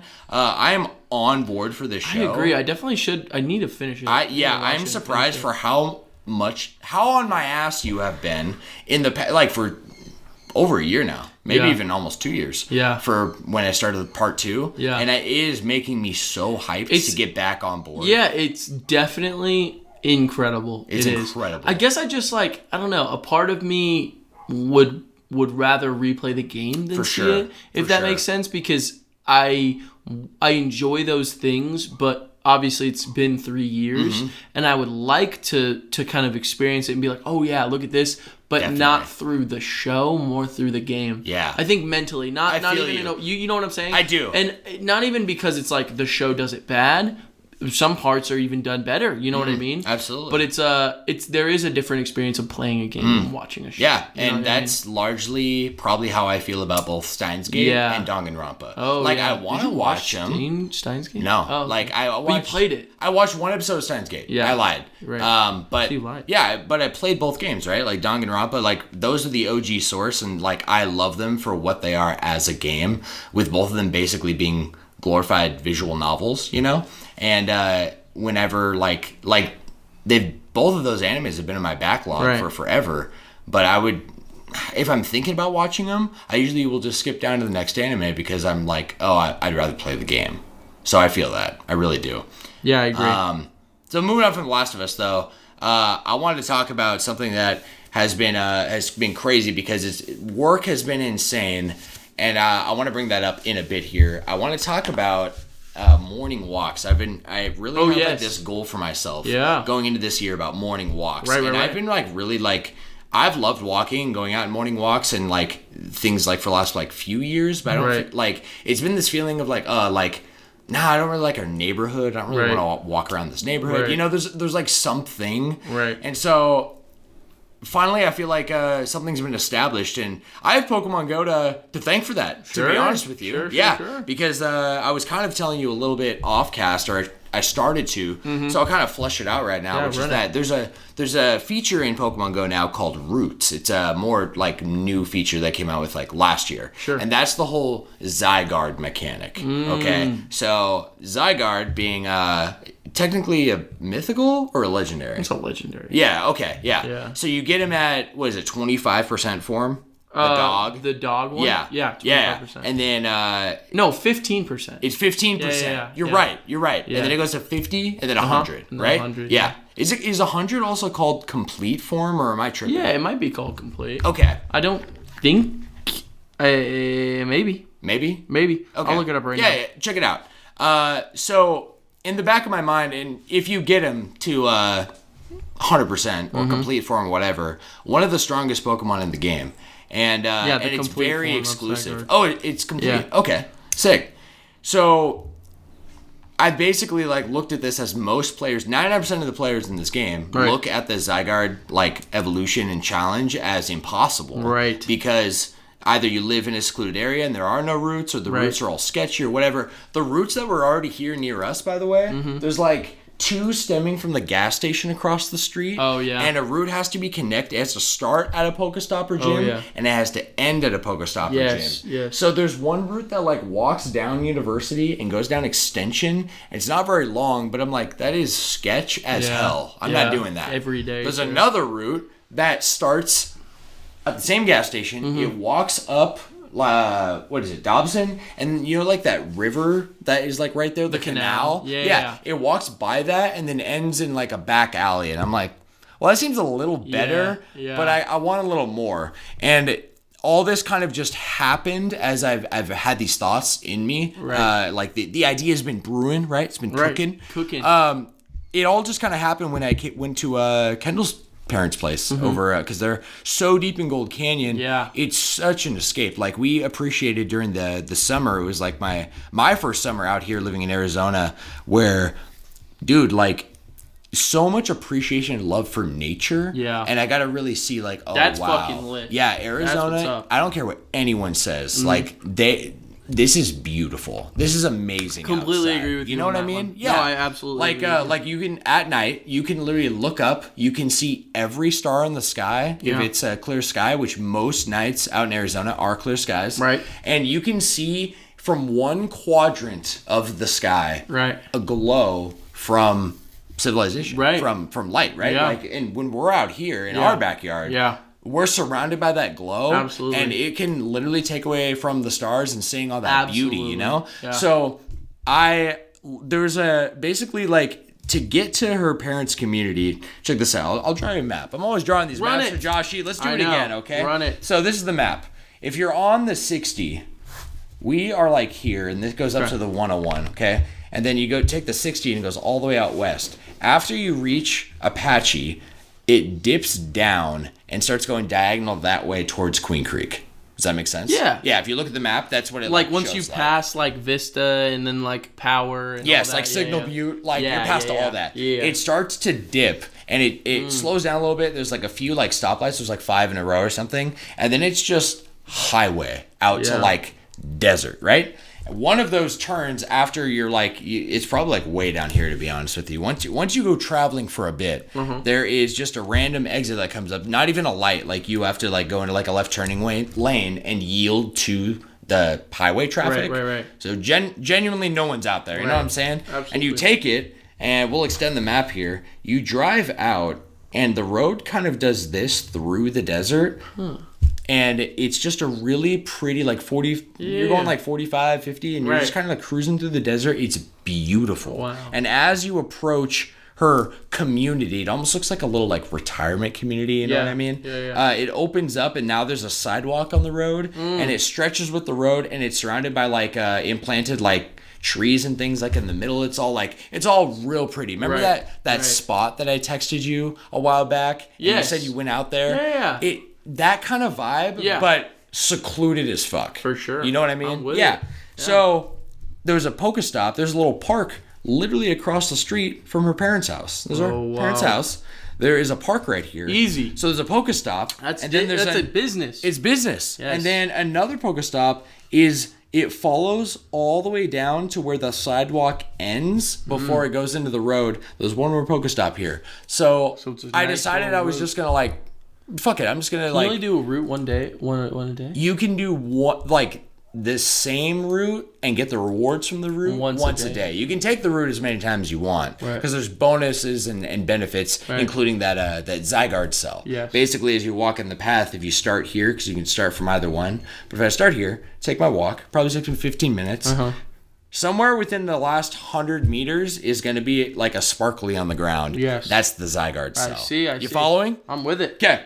So I went on this walk Yes. for the 2 nights that we slept over there, and like, oh my gosh, man, beautiful. Yeah, and putting in also like my parents got me like those noise canceling headphones. Oh for yeah, Christmas, right? So they're it's working like, good. dude, yeah, it's like Hell yeah. this escape that's so genuine. Plus, I'm leveling up my Pokemon. You know what I mean? So it's been really cool, and I had such a high from doing it over the weekend. Yeah. That I came home and immediately looked, and I was like, dude, I really want to start walking down in Riverview. Yeah. It's right there. You guys used to walk it. There's no excuse. It's so beautiful. So I went to go and I submitted another route, walking, and I showed you that last night, Yes, you walking did. around the river part of like the Riverview, you know? Yeah. And and it's probably like a 15-minute walk. Yeah. I submitted it yesterday. It got approved, so I actually did the walk for the first time today. Oh, nice. Dude, amazing. You have to submit it? So like there's like basically like it has to be between like 2 Pokestop points, right? And because the whole game is based on like your GPS and like your actual physical location, right? You make the route first by like you have to first reach an in-game level. It used to be 41, and it only goes up to level 50. So, and that's not Pokemon level, that's your character level, right? Okay, I get so you had to like the game gives you kind of not just like in terms of what the actual like video game part, like the Pokemon growth and all those things, you get more rewards, more bonuses the higher level you are. But you also are more trusted by Niantic, by the developer, because you've been playing for a long time. So they trust you to actually like input good information. Right. So, and I read online before I even submitted that some people put them up and they take weeks or months to even get approved. They approved mine literally 10 minutes after I posted That's pretty it. incredible. Yeah. Wow. And I don't know if it's because I just was competent in my description, because I see other routes and they're like all lowercase, there's no description, stuff like that. I put like a little like, hey, enjoy a nice, pleasant walk along the water side of Riverview and catch Pokemon along the way. Yeah, I see you. Yeah, whatever works, right? Yeah. But it's really cool. It just felt really cool to kind of like be connected to the community. Yeah. To have it be like, I can look back now on Pokemon Go and I can see anybody in Pokemon Go who is taken that route. Oh, that's so cool. And I can see a cumulative like miles and distance. Do you get a reward? Walked. I don't know if I do, but That'd be cool. To be honest, like the stats is really cool. Yeah, Like I'm yeah. like, wow, like I can just see how many people just have joined it and walked a path I created. Walked the path you know what I made. mean? Absolutely. For a video game. Love it. Yeah, bro. I just really wanted to share that because I love it, man. I have my goal going for the rest of the year is to keep it up strong. And I love want to that. try to do it every morning. And it makes me happy. Hey, it makes thank me you, happy bro, that for you're real. enjoying it. And even like a side idea, if I decide to do it, maybe not, but across the street is my gym. So I have no excuse. If I do that walk, Right. I can go straight over to that gym That and is just work facts. out. You know what I That is mean? so facts. But more than just a straight gym goal this year Yes. is this walking goal. Oh, yeah. Yeah. I have no love excuse. it. You know I what love mean? it. Especially if a video game is kind Come of on. You is a got motivator. level, yeah. You got levels in That's what I'm Pokemon to saying. catch. And really, like, this is just leading me breaking straight into the episode here. But Yes. I've been warning the cast since we started. Yes. Warning you and like everyone. Warning. You've lived with me. You've known me for a minute now. Yes. But this is my third season starting out at this bar now. Because I've been working there a little over 2 years. January. Yeah. I just passed 2 years actually. wow. So hell yeah. Wow, that's amazing. Isn't that crazy? 2 years. Holy shit. I wasn't even at the Mexican restaurant for a year. Yeah. It was like 8 or 9 months. Holy crap. So, dude, it feels amazing, and I'm gonna get more details into it because I actually got I got more plans for later in this episode talking about jobs specifically. Oh, yeah. Which is funny that you and I are both, jobs is kind of prevalent in our mindset Yeah, right now. yeah, and absolutely. for most people, Yeah. I really feel, and I don't know, man. Like I just really, I'm super grateful going into the season. It's a very different mindset than like. Not just the money to be made and how busy it is, but also like being prepared for it, being absolutely. ready. You know what I mean? Absolutely. Yeah, being ready for those Dutch bar shifts, slang days, and Cooking. being in the mindset to cook. Absolutely. You're going cooking. You're Joshie, going let's with that being said, let's dive Yes, sir. into the episode, shall Let's we, brother? do it. Yes, sir. How you feeling? You ready? I feel really good. Are you feeling ready? 2 right there. Boom. Yes, Yeah, sir. I'm ready. I'm actually going to crack this tea. Hey, pack it up. Did I say tea? I meant to say 4 fucking locos, Yeah, baby. Better correct yourself, Cheers, brother. We right only here. drink. Yeah, I'll give you my 4 Loko. Yeah, cheers, cheers brother. it, cheers you feel it, that cheers sizzy into the microphone? Now that is good. If anyone is listening to this right now, crack a 4 Loko. For us. For both of us. I don't care what situation you're in. If you're about to do something that normally you wouldn't drink for, fuck it. Drink for the Flash Bros. Fuck it. You know what Drink I'm saying? for the Flash Bros. Drink for the Not Flash unless Bros. you're, that's only if you're over 21, by the way. Oh, We yeah, don't yeah, of endorse any course. underage drinking Underage around here. drinking? Oh, I Boo. definitely not okay. So, Joshie, what are we about? Let's get plugged in, Come brother. on, let's So plug I it got a in. little section here Let's plug it shouting in. out, Yes. basically advertising ourselves in this podcast, what we're all about, and we'll give a shout out to our Patreon sponsors and explain what that means. So, We love 'em. let's dive into this dive into this comprehensive and informative gaming and anime podcast composed That's right. of casual discussions, current events, and highlights our collective interests. That's right. Between you and I. That's a You great know what way I'm to saying? say it. Yeah, thank you, bro. And our focus is on positive vibes Yes. and building a vibrant, engaging community. Oh, yeah. So that is what we are all about. Our episodes drop every Friday at 5 a.m. sharp. Oh, yeah. With included... how do I want to say? I'll rephrase. It's available everywhere. Yes. All right. So you guys Yes. can find this podcast. Spotify is my main source of podcasting, but you can find it literally everywhere. We right. actually do base it out of Spotify, so Yes. it allows us to record in the highest possible quality, actually, which most other what's the word I'm looking for? Providers out there or whatever. People. Yeah. I don't know. Distributors? Distributors. Yeah, distributors. Let's say that. They charge an arm and a leg if you want maximum quality, because Yeah. we have like 4 or 5 gigs per And episode. we know because I only have 1 arm and Sam has 2 legs. Oh, Yeah. no. 1 leg. You have 1 leg. And 2 arms. And I have 2 Oh, legs you're right. and 1 arm. You're right. Yeah.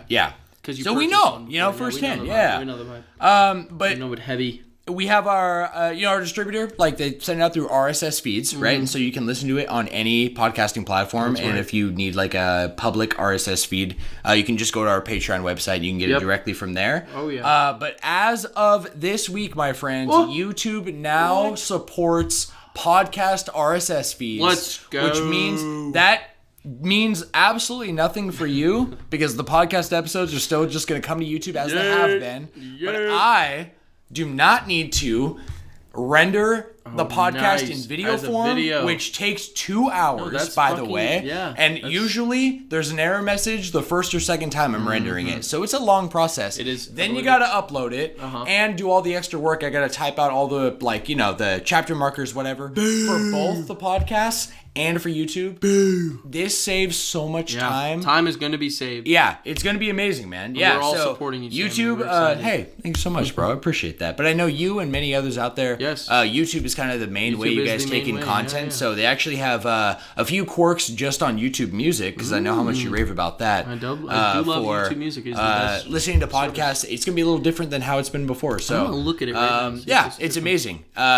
I will say, though, if you look up right now on YouTube... if you pull it up on YouTube, it's still gonna be all the same old videos because it would delete like the viewer count, it would delete all the analytics. So after this episode will be the first episode to hop on the audio feed. I love it. Yeah, I think that's awesome. So if you take it in, you notice anything, Joshie, or anything that's weird about it? Oh yeah. Let me and everyone know. I'll let every person know. Joshie, how can we get plugged in? That's a great question. Let's run through that. Run because that's probably everyone's dying question right now. Agree completely. We want community feedback and involvement in every episode in our show. That is one of our big visions for the channel. One of the biggest. This, even though it is really just starting with Joshie and I, community and active discussions with all of you is the big goal of our podcast. That is the goal, everybody. So questions, comments, corrections, and discussions, you can send all of those into us by signing up at our Patreon. So you can go right over to our Patreon page. That's where this whole podcast is run from. That's our whole business model. That's right. And it's very cheap to get on board right now, guys. So patreon.com/flashbrospodcast. You can sign up actually for a free membership there and get plugged in. No, you can't. You can. You're serious? Yeah, you can pull it up and you can, it won't be included with the premium content, but you'll get plugged in with all email updates directly to you and be able to like see like the Patreon sponsors and reply to posts we make on there and get direct feed. Wow. So you can get plugged in for free that way and get updates and a link to our Discord.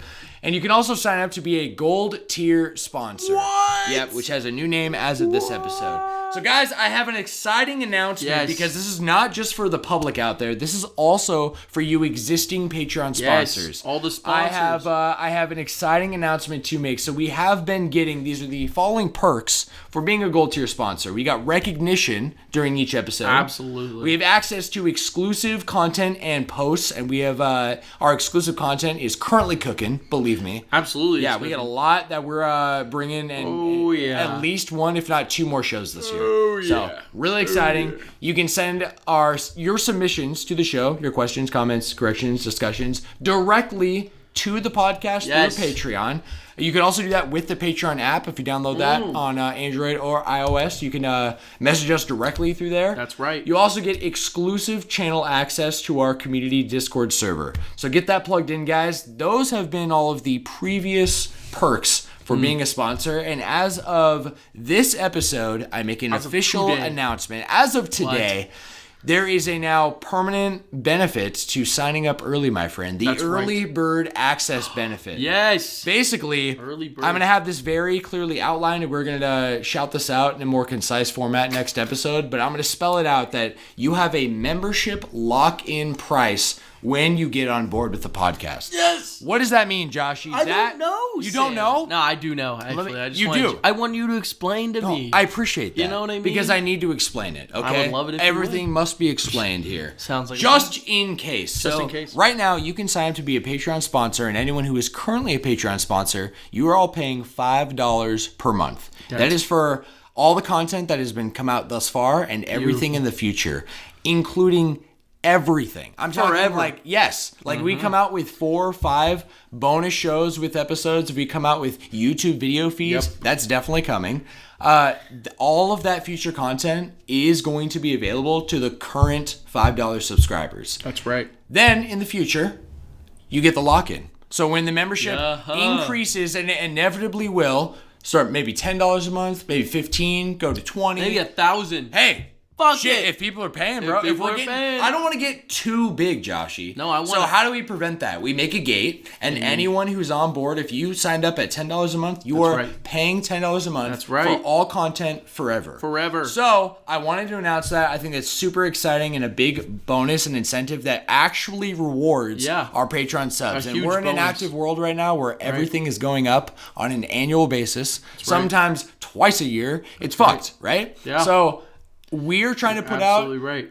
very positive content and stuff that's against the grind right now. Oh, yeah. And I feel like this business model is going to be good for everyone. And I was going to say, I think that is one of the coolest benefits is just the fact that no matter what, if you're here now, you're here like forever. You will be just as like valued, if anything, valued so high because you're an OG. Yes. You know? You get And I think it's such a cool idea. Hey, thank you, bro. Really I appreciate cool that. idea. I actually Loving it. it's funny you said that because the next thing I was gonna say was that right now it is a gold tier sponsor. Oh. Well, we will always have gold tier sponsors because that's going to be the recurring business, like a kind of like a base membership, if you will, right? The sponsorship. Right. So as we make the next gold tier sponsor, whenever that happens, when the price goes up, that will be the new gold tier sponsor. Right. The people who have been gold tier sponsors will upgrade. They will be the mythical sponsors. The mythical dragon, tier. Dragon tier sponsors. Fuck it. Yeah, fuck it, man. Dude. And so the longer you are along with this podcast, the more early access you get in on.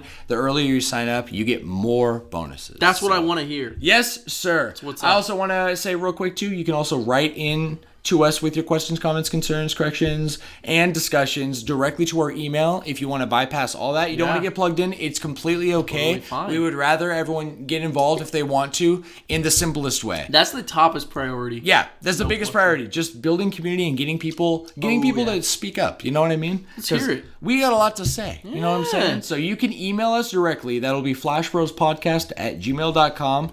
Or you can respond to our Spotify Q&As, which are live every episode. That's right. For the podcast. Your support means direct growth for the podcast and the community, and we couldn't be more appreciative, guys. Seriously, thank you. We love you. We literally could not. For real.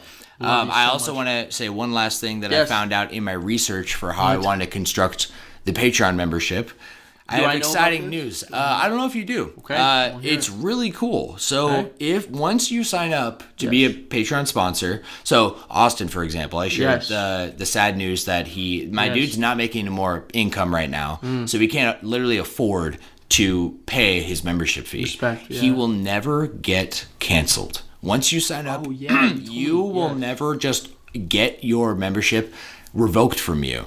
You yourself have to go in and manually cancel to lose the benefit. So you will get all benefits of the podcast until you cancel. Even if you miss a payment, even if whatever reason, maybe you get a new card, right? You get a new card automatically every so years because they expire. Absolutely. If you don't update your billing or if you're out of money, it's okay. You'll lose the benefits while you can't pay. It'll just happen automatically through Patreon. Right. But as soon as it'll always reach out to you on a monthly basis, trying to see if you're back on board. Right. And when you are, you're back in. So I was gonna ask for as an example, someone like Austin, right? When he comes back, he would be one of the OGs. Absolutely. Right? Yeah. He was the first. He was the first to sign up. So he would actually be the OG of OGs. He would be the OG mythical cosmic dragon serpent tier. Holy shit, Austin! You hear that? That's a huge tier, brother. Am I wrong? That's what he deserves that shout out, though. You do, my man. He sent me a bunch of.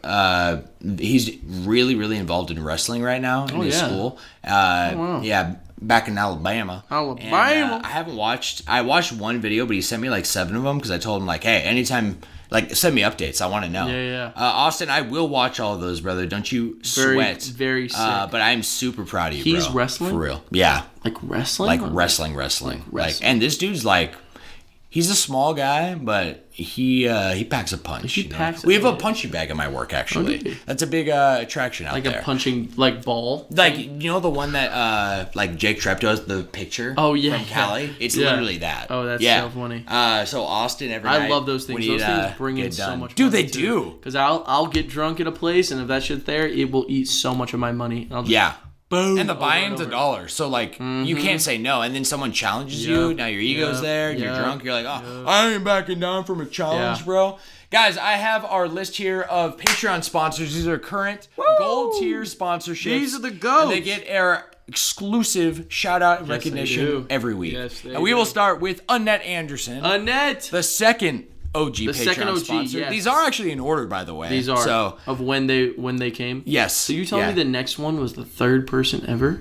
Yes. Wow. Do you know who that third person ever is? Of course I know who the third. Who is it? Donald Duck. It's Donald Duck. Good job, Joshie. Thank you, bro. Yes, sir. Shout out to Donald Duck. Yeah, bless you, bro. Yeah, for real. Yeah, you, we love you, man. We can't wait for your first ride-in. Whenever you're ready. Whenever you're ready, baby. We got Kendall Sutherland, gorgeous girl. Shout out to her. Thank you so much. All the support. She continued, dude. I mean, honestly, she's giving me a lot of back end support. You know what I mean? I was just talking with her last night. Were you? Yeah. Oh yeah. When I come home, yeah, it was so nice, bro. For real. We haven't been able to just catch up one-on-one in a minute. Weeks. Yeah, I know. So it was nice. I feel like that'd be you and me if we didn't have the cast. You know what I mean? Yeah, like I just feel like I'm so out and about all the time. Yeah, I'm out and about, and I just want to I just love people, and I just want to talk to me too, bro. Yeah, me too. Like, and it sometimes it's hard not to take your roommates.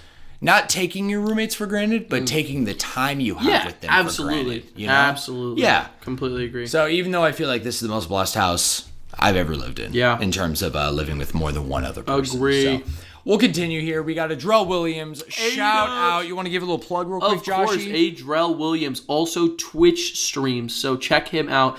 He's at Sweet A. That's Sweet A-Y-E-E-E. He's fucking hilarious. I'm not kidding. He is such a funny guy. The things he says, I'm not even kidding. I don't think one person has influenced the things I say more than Adrell. No way, actually. Dude. Yeah. They'll literally be like, stop. You don't fuck with me, bro. No, I think you're right, actually. Am I wrong? No. Like, he has so many just everything he says. It's literally like people pick him up. Oh my god, so iconic. Anybody who just meets Adrell, right? Absolutely. He's very consistent. Absolutely. I love it. So check him out, guys. You will not be disappointed. No way. Next down here is Johnny. How we doing, brother? My beautiful brother, my cousin. I've always seen him. I actually just hung out with him for a little family night on Monday with Lene. Tell him to come over tonight. Tonight? Yeah, because I think Gabe wanted to come over and he wanted to bring over Jason. I will. So we could all it. On cast right now. No way. Yeah, no way. I'll text him right now. No. Yeah. You know what's funny? I actually told him I couldn't tonight because I was so drained and I haven't had a break. Oh yeah. But we don't have to. You're right, we don't. But I'm feeling really good right now. And I told Gabe the same thing, but Gabe said, you know what, I'm coming over anyway. So if you don't want to hang, it's okay. Oh, that's perfect. And I'm like, you know what? I need my boys. Agreed. I really do. Sometimes you just gotta have them. No, you do, man. And they're absolutely irreplaceable, and they always make my week better. Always. And also, like, truthfully, if you're like really like so close with someone, they'll know you're drained and you can just kick it, you know? Yeah, bro. You don't have to like entertain them. Yeah. You know? That's how I feel about like you're 100% right. Like my closest friends, it's like we can just kick it. Mm-hmm. You know what I mean? No, for sure. Yeah. So no, I get that, man. Yeah, like it's nice to go into that with no expectations. Absolutely. And just being 100% yourself. Completely You know what I mean? agree. Even if you're low energy. We'll move on here, though, Joshie. We got a lot to get through. We have Ready. Lene Lovelady, the superhero herself. Yes. It's so funny. I wanted to tell you real quick that on Saturday, she was walking around and she would even say it to customers knowing they had no idea what she was saying. Yeah. But she knew I was within earshot or Mikey. She was bragging all shift that she was like, hey, I'm a superhero. Hey, you can't say that. I'm a superhero. That's what I'm talking about, Lene. It's so fucking true. I love that we've established that title for her. It's just the truth. And she loves it. She actually has said that she has been a little like insecure about it, like in the past. Her name? Growing up, Lovelady. Oh as a my name, gosh. and made fun of for it. Like the coolest superhero name. I'm not kidding. Yeah. That's like, dude. Wow. I can't. Come on. It took Joshie and I, like I think she just turned 40 last year, okay? Yeah. Not to out you, Lene, okay? Yes. But my beautiful sister. She does not look 40, I'm going to say that. But but she's gone 40 years and nobody has ever told her that her, like, Lovelady's a superhero. Who has she been I'm with? so honored. Because it was me? us. I am too. You know? Peter Parker is a superhero name. Yes. Bruce Banner is a superhero name. Yes, sir. You know what I mean? Yes. Lene Lovelady is a superhero name. That is a straight up That's superhero what I'm names. saying. And Josh is the judge of superheroes. I know superheroes. Josh has I'm gonna guess here, 200 people in your phone that have a quirk absolutely. made by you. Absolutely. Custom superheroes. Exclusive powers. Exclusive powers. All unique. Yeah, love it. Absolutely. And last but not least, Mikey. Mikey. Of the Sandoval 7. Mikey, how we doing, brother? 7. We love you. Shout outs. That dude Shout out Mikey. That dude has got a busier schedule and life than I do, and I do not know how that dude always is the most smiley guy I know. That's for real. beautiful. Besides you, Joshie. That's beautiful. Yeah. Aww. No, it's true, bro. No, he's a beautiful man, and I appreciate him so much. He makes my job and my life so much more, not just bearable, but enjoyable. So thank you. Yeah, he's got a busy schedule, and I respect He does, man. And for always being so consistent when it comes to just like listening to the show, and everything like that. Yeah, I don't know how he keeps up with all of it, man. I really don't. He also started. He wrote in that 1 week, and I don't know. It's probably been like 4 weeks now, but he started watching some with his kids, Demon Slayer. Oh yes, you're right. Absolutely. So yes, yeah, dude. Happy that. Yeah, I hope it's going well. I hope you guys are. It's a very mutual relationship. Yeah, you know what I mean. Yeah, because he just. We're helping him get through his week. Yeah. And honestly, he's really helping me get through mine. So, and just being involved. So, thank you, Mikey, so much. God bless you, bro. You are a reason, I will say, no one has an excuse not to, be involved in this podcast. That's right, baby. Because that dude's the busiest guy I know. He is. Lastly here, Joshie. I know I just said last but not least, but I do have a special shout out. I can't believe it. For our music producer, and that is Brad Schmidt. Shout out to Bradley. We love you, Brad. For real. Biggest homie. His tagline, just a little plug, is Shadow Buddy is his music handle. So you can find his music on everywhere. I think it's like SoundCloud, YouTube, and Spotify are his big guys. Check him out. Yeah, check him out. Shadow Buddy, and you can find him on Instagram, Shadow Buddy Music. If you liked what you heard. If you liked what you heard, damn fucking straight. Are you feeling good? Are you feeling ready to start retro recap? Yeah, I'm thinking maybe another pee break. A little pee break? How are you feeling? I feel good. I can just piss real quick, and then we'll get right into it. I'll go try to pee. One of those feelings where it's like there could be a little in the tank. Could be something, yeah. And if you're going to do it, I might as well try. Might as well give it a shot. Let's do that real quick. Okay. We'll be right back. Let's run it, and then we'll be ready to go. We are back. Joshie, let's dive into our retro recap. Let's retro recap this. Yeah, let's retro recap this. Let's run it. More like retro recrap. Recrap, yeah, which usually comes out of my mouth, to be honest with you. That's right. So this list, my friends, comes from Game Facts. It's a curated list of gaming history for this week. Ooh. And these release dates are North American unless otherwise stated, but I believe all of them today are North American release dates. So let's go. It's going to be spanning the week for where we're at this week. So that's going to span from January 15th to the 21st. Yes. We will start with WarioWare Smooth Moves. WarioWare Smooth Moves. You know what this is on? The Wii. The Wii. You're 100% right. It was one of my January favorite 15th, Wii games. 2007. Hell yeah. I'm glad you played it. Game. Yeah. I completely wrote it off. I got so into WarioWare. Did you not play it? WarioWare Touched is what I put all my time into. PS1, And then I picked up, I heard Micro Games was really good, or Mega Micro Games. That's the GameCube one. GameCube, yeah. Yeah, and I picked that up and I played it, and it was kind of it's still just WarioWare. There was something about. I'm so glad I played Touched as my first experience. That is an amazing game. Completely agree. But my buddy Dusty always was reminding me, always being we have to play that. We have to pull this out, stop Smash, and play Smooth Moves. Oh my God, Smooth Moves! Dude, I've only played it a couple of times it is my with Dusty, favorite. But it is probably my favorite WarioWare. It is absolutely my favorite. It is so fucking silly. Completely agree. Yeah. The best minigame in that one though is definitely the Wind Waker Leaf one. Because it's literally a literal scene from Wind Waker where you're and it's dun, and you gotta hold the Wii remote above your head. Yeah, love it. I'm not kidding. I forgot you had to hold it above your head too. Yeah, because you had to move all the things. You literally had to move it to do everything. I think that the WarioWare series has failed to capture what made that game so good, and it was just using the hardware perfectly and everything that you 100%. Had to do with it.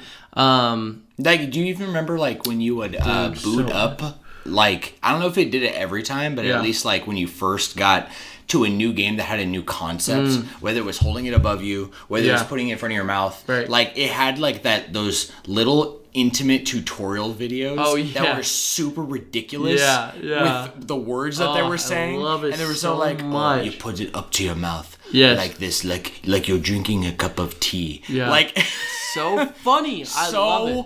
Funny. I thought it was so much good. like passion, Oh my God. character, love, right? Agree. Yeah, I completely agree. agreement. It's actually funny you say exactly what you said. Like, it just the more recent as the series has gone on, it's failed to capture it. Like, capture that I magic. loved all of the ideas, the newness of WarioWare when it not the one that just came out, multiplayer one. the previous one where you chose a character and you play through the games as the character. Right. It just doesn't. I like the concept. I like it's like, okay, we're actually trying like something new here, but because like I don't know, it's almost like What's the new one called? Move It? It is Move It. Yeah. What was the one before that? I don't remember. I can't remember. I'm gonna look it up right now. Yeah, sounds good. While you're fact checking. Get It Together. Get It Together. Yeah. Right.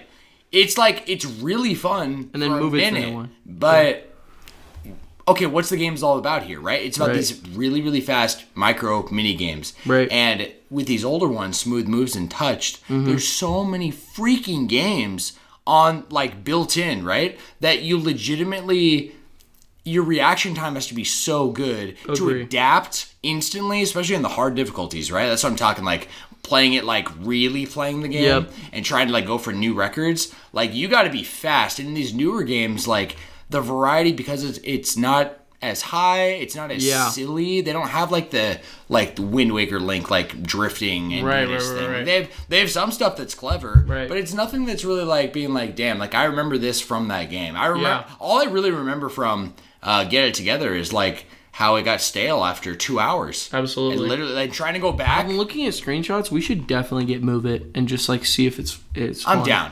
Because even just looking at this screenshot right here, I don't know why it's bringing me back to Touched. Just even that visual. Dude, doesn't you're that so feel like right. Touched? That's from Move It.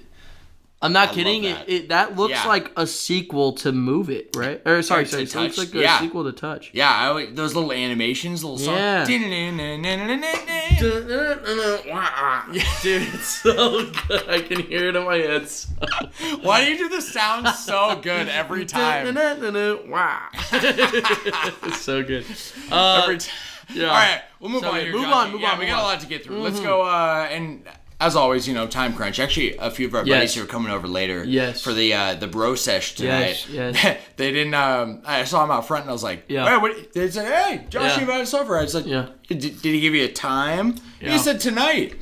Bro, it's only 5 o'clock. Dude, it's 5. Yeah, for me, the evening is like not till like 7 at least. That's me. You know what I mean? Yeah, okay. If I say night, I say 7 at the earliest. 7 early. I could see like tonight being like 7 or 8. Yeah. You know what I mean? Yeah. Okay. Yeah. We're on the same page. Yeah. That's why we live together. You know what I mean? No, I know. That's why we run the cast. That's fact. This next game, I'm curious if you know anything about it, or if you had any input around you. I'm ready. If you played it. It's DMC Devil May Cry. Oh yeah, the DMC one. Yes. Yes, right. where it's called DMC. Yes. Yeah. That was the reboot where people didn't really like it. Yeah, it's like young Dante. Yes. It's not like Caleb, for example. He thinks the game is good and he likes the gameplay, he likes the story and stuff, but he loves OG Dante and the whole demeanor of the white-haired red coat, twin gun Dante, right? And it's like in this redone. one he's like got a complete different look. Exactly. Yeah. He's like it's almost like a shonen instead of being like true to like who Dante is, right? Yes. So it's just a retelling. It is. It's like it's a whole different concept within the world of Devil May Cry. Oh yeah, he looks completely different. He has brown hair. Yeah, he looks like a teenager. What's up with that? He's all like not that Dante's kind of got this like kind of Sephiroth type like vibe, right? But he's a badass. And the vibe of this guy is like a punk rock. Right. It had everything to do, I'm not even kidding, with the way that I think about it. It has everything to do with the time in which it came out. Every MC in video games really had that vibe. Yes. You know what I mean? Yes. And it was kind of like, it was like short hair, main character. He gives me the same vibe. I swear that stance. Who's the main character from Infamous? JJK? Itadori? Yeah, he gives it the vibe of Itadori. Sure. Yeah. Doesn't he? Not really. Look at him. You don't think so? Not really. Like the haircut, the kind of like carefree attitude. He doesn't look. Okay, He doesn't look dumb. He doesn't look dumb enough. No. You know what I mean? Yeah, it's just. I think it's honestly because they're trying to make him look badass. Yeah, you know what I mean? Because his demeanor. Did you play it? No. Really? Okay. say, Yeah. Do you know much about it? I haven't played any Devil May Cry. The only thing I know is that for PlayStation All Star. They used the DMC Dante. They did. Yep. And I remember people were like, "What a fucking waste! Like nobody likes this iteration of Dante." That was a very poor decision. Yeah. That definitely didn't help the game at all. That's like if they did they did another PlayStation All Stars and for I'm with it. You're with it? No, not really. I'm gonna be honest. Yeah, I get it. Not Maybe really the vibe. you get it. If Why you played the Itadori? game? Because his whole demeanor is he doesn't give a fuck. Like even like he gets like the world like demons start appearing and all these things are happening in like Earth and he doesn't really. I think he. But he looks like he has angst. He has angst. Total angst. You don't think Itadori has angst? Itadori has zero angst. If anything, I do you not remember how Itadori was? I do, but it was almost like false angst. You know what I mean? No. And I'm not saying like this guy is false. I'm not angst. kidding. No angst. No, for Itadori. At all. No, he befriends that one kid just completely because he wants to be friends with him. Like there's no bit of like complaining or this is stupid. Okay. He literally goes along with watching those movies and gets so emotionally invested with all of them. You're right. Even though it has nothing to do with training. Right? Right. And he's just down with it. He's just down. If there was angst, there would have been pushback or there would have been a Josh, why are you always right, bro? I'm not trying to be right. No, it's okay. It's okay. You have very valid points. No, that I have to. I do remember that. It doesn't even matter. It's not even a hill I want to die on. Right when you said Itadori, I was like, how? I can't let that slide. Yeah, okay. Thank you. I'm caught up on the manga. Hey, if anyone's keeping me fact checking more than anybody else out here, it's you. I'll my take number one man. What I wanted to say real quick is I have played this game. It's actually the only I played Devil May Cry 4. Yes.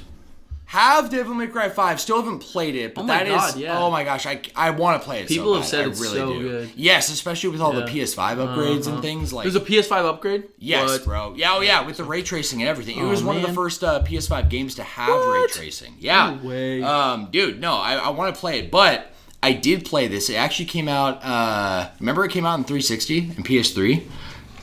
Yes. Yeah. And so I played the PS4 version, which had upgrades. Of DMC? Of DMC. Oh, wow. It had a 60 FPS upgrade to it. Wow. Yeah. So even though it doesn't look as pretty as Final Fantasy VII Remake, came out in January 15th, 2013, by the way. So it's just past its 10-year mark. I see. Which makes sense from about I'm like, damn, I want to replay this game, and now I'm like, oh, it's literally been over 10 years. Right. You know what I mean? Right. Yeah, Absolutely. you know how it goes. Absolutely. This game is stellar. I think I got to appreciate it from a good point of view because I'm not a Devil May Cry fan. And then, So I didn't feel what Caleb and what everyone else feel. Like Caleb could tell me there's a good game in this. Yeah. I just do not like the coat of paint at all. I respect. I get it. I understand. With it. Yeah. Because it was my experience and my only experience, dude. I had a fucking ride. The battle system in this game, addicting as fuck. Yeah. Devil May Cry has always done this kind of graded system. Have you seen it? Where sort of. Yeah, they'll basically it won't have enemies walking around and it's like a live hack and slash.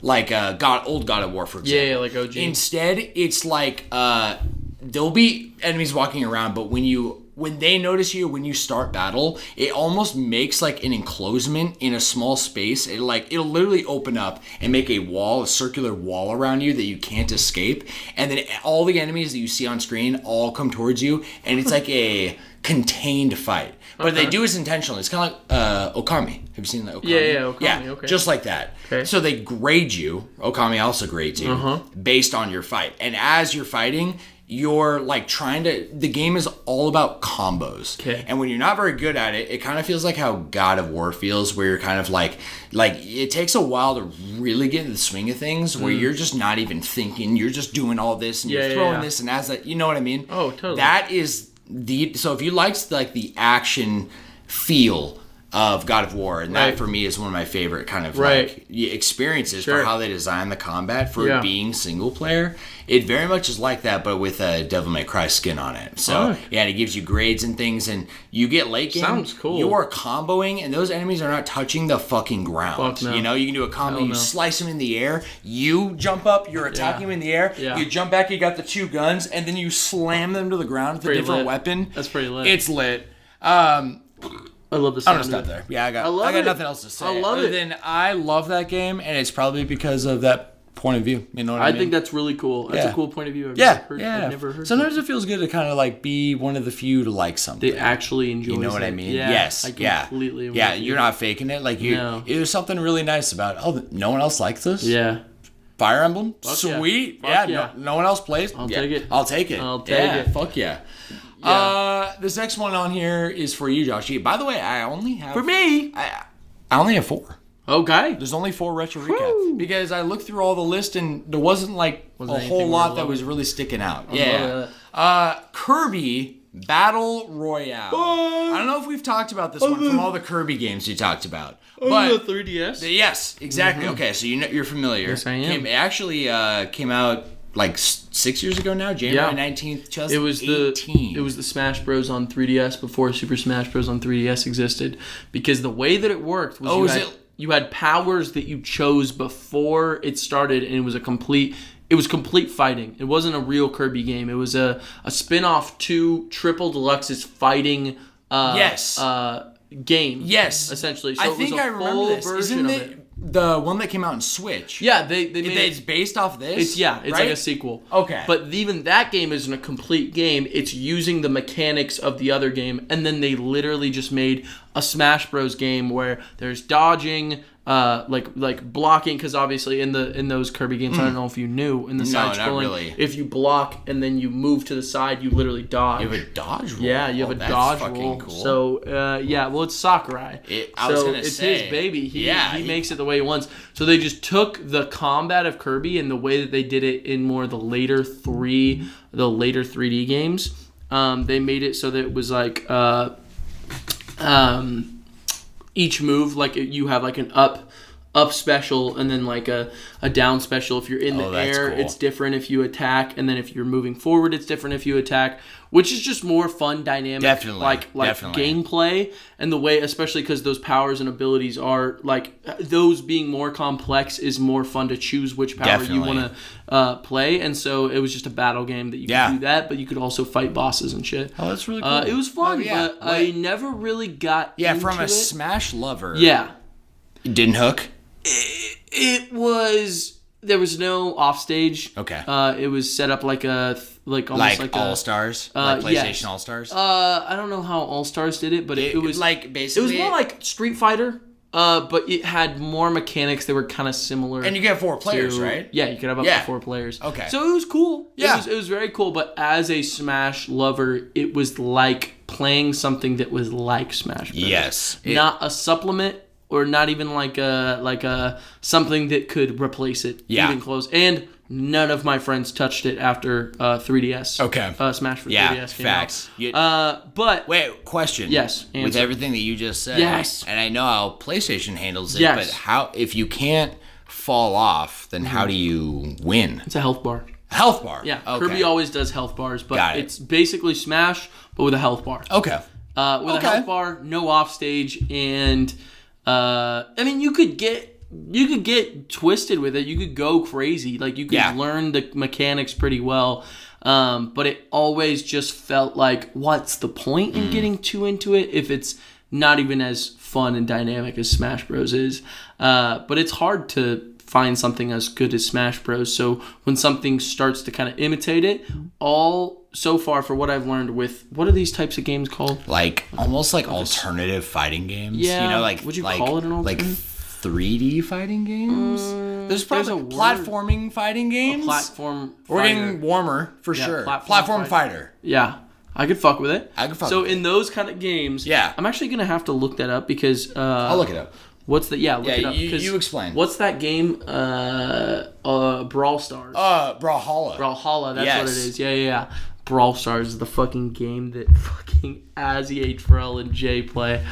Brawl Stars, you know, the one on their phones. He was literally playing the other day. I'm like, I didn't even know you could play on your phone. Yeah. To be honest with you, Brawl Stars? No, it's Brawlhalla. No, he doesn't play Brawlhalla. He plays a game called Brawl Stars.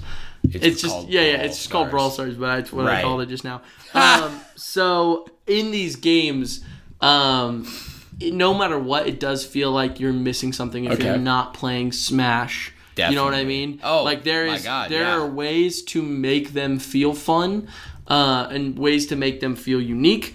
But most of the time, you get close enough where it's like, oh, it almost feels like Smash.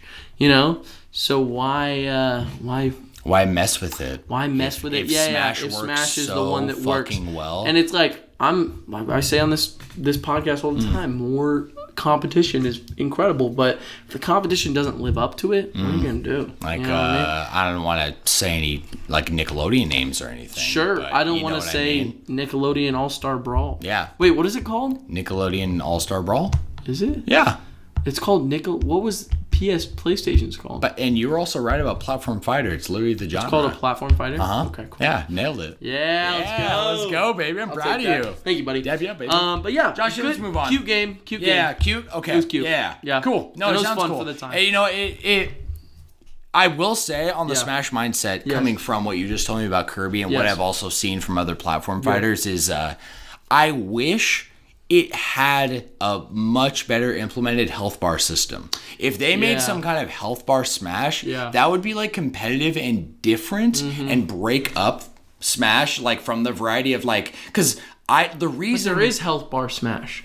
It's called HP. Stamina. Yeah, but you get one life and then it's done. Like there's not like a live system with it. There's like once you're you can do that in Smash. There's another thing. When you're playing Stamina Smash and when you're not playing Stock Smash, percentage, the higher the percentage you get, you have increased knockback and damage. Like those are active multipliers on the fly during the game. Are you following? What do you mean? So they have HP in Smash. Yes, I know. Right. Hold on. Bear with me. I'm confused. Bear with me. We're putting HP in the corner for a sec, okay? With percentage, like Stock Smash, what we usually play. Yeah. Like as your percentage grows, like at 0, when you first start that match, it's cleanest. The knockback is low. Yes. You can do combos, all those things. Absolutely. As the first match is enveloping after like 30 seconds to 3 minutes, someone's got 100%. Yeah. That person's hitting harder and getting flown harder, making their risk of fighting higher. Okay? It's a dynamic change within Smash. There's something really special about it. Okay? Yeah. That is all absent in Stamina Smash. So have you ever? You mean like HP? Yeah, they do call it HP. Well, I'm confused because you say stamina? Yeah. But I thought you were talking about percentage. Stamina? No, I'm talking the new, bringing it back. Yeah. Stamina, back from the pocket. But it's HP. You're right. Isn't it called HP? It's called HP in Ultimate, but before Ultimate, I'm pretty sure it was called Stamina. I thought it was new to Ultimate. No. Oh, fuck. Well, you can't have multiple lives in HP, though, right? Yeah, you can.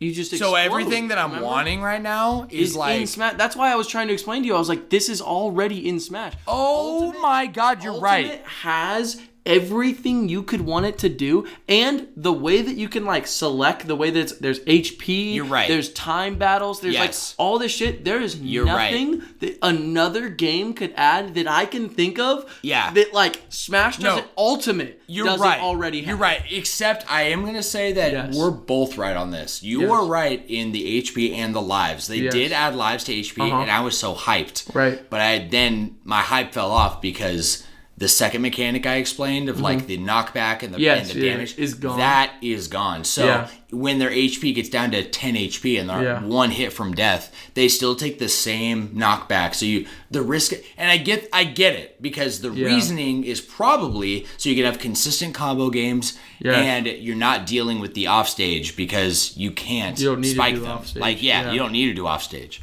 but I kind of wish there was a setting to turn that off. Sure. I guess that one setting is the only thing that I that's personally what they're missing. Yeah. However, now that I'm thinking about it, for the reason I said I was missing it, break up the variety, it is there. So full credit. All right. Full credit to everyone. That's why we got those discussions. Yay. Okay, last one here, Joshie, is Hitman 3. This game came out Absolution. Absolution. Yeah, you're fucking right. Isn't that what it's called? No, this is, I think... Hitman 3 is Absolution, right? I think you're right, but...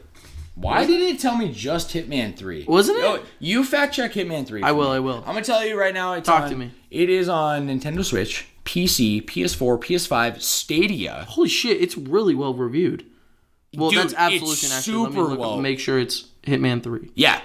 What's the difference? No, Hitman 3 is extremely well reviewed. Oh, no, this is a different game. I've seen Marshall play it a little bit. Yeah, okay, here's the thing. I think there's Hitman Absolution. It came out after. And then there was like a reboot of Hitman. Yo, what? So this is the reboot Hitman 3. Oh, I know how it goes. It was Hitman, Hitman 2, Hitman Absolution. Yes, you're right. And then Hitman 3. That's the latest one. It came out on PS4. Hitman Absolution was on 360 and PS3. Yeah, you're right. Yeah. Because this, I'm gonna make sure I'm correct. No, you're right, because this is saying Hitman 3, no Absolution, the title. Yes, yeah. It came out on all these consoles, which, by the way, I don't know if you heard. I've heard it. Switch, PC, It's gotten PS4, great PS5, Stadia.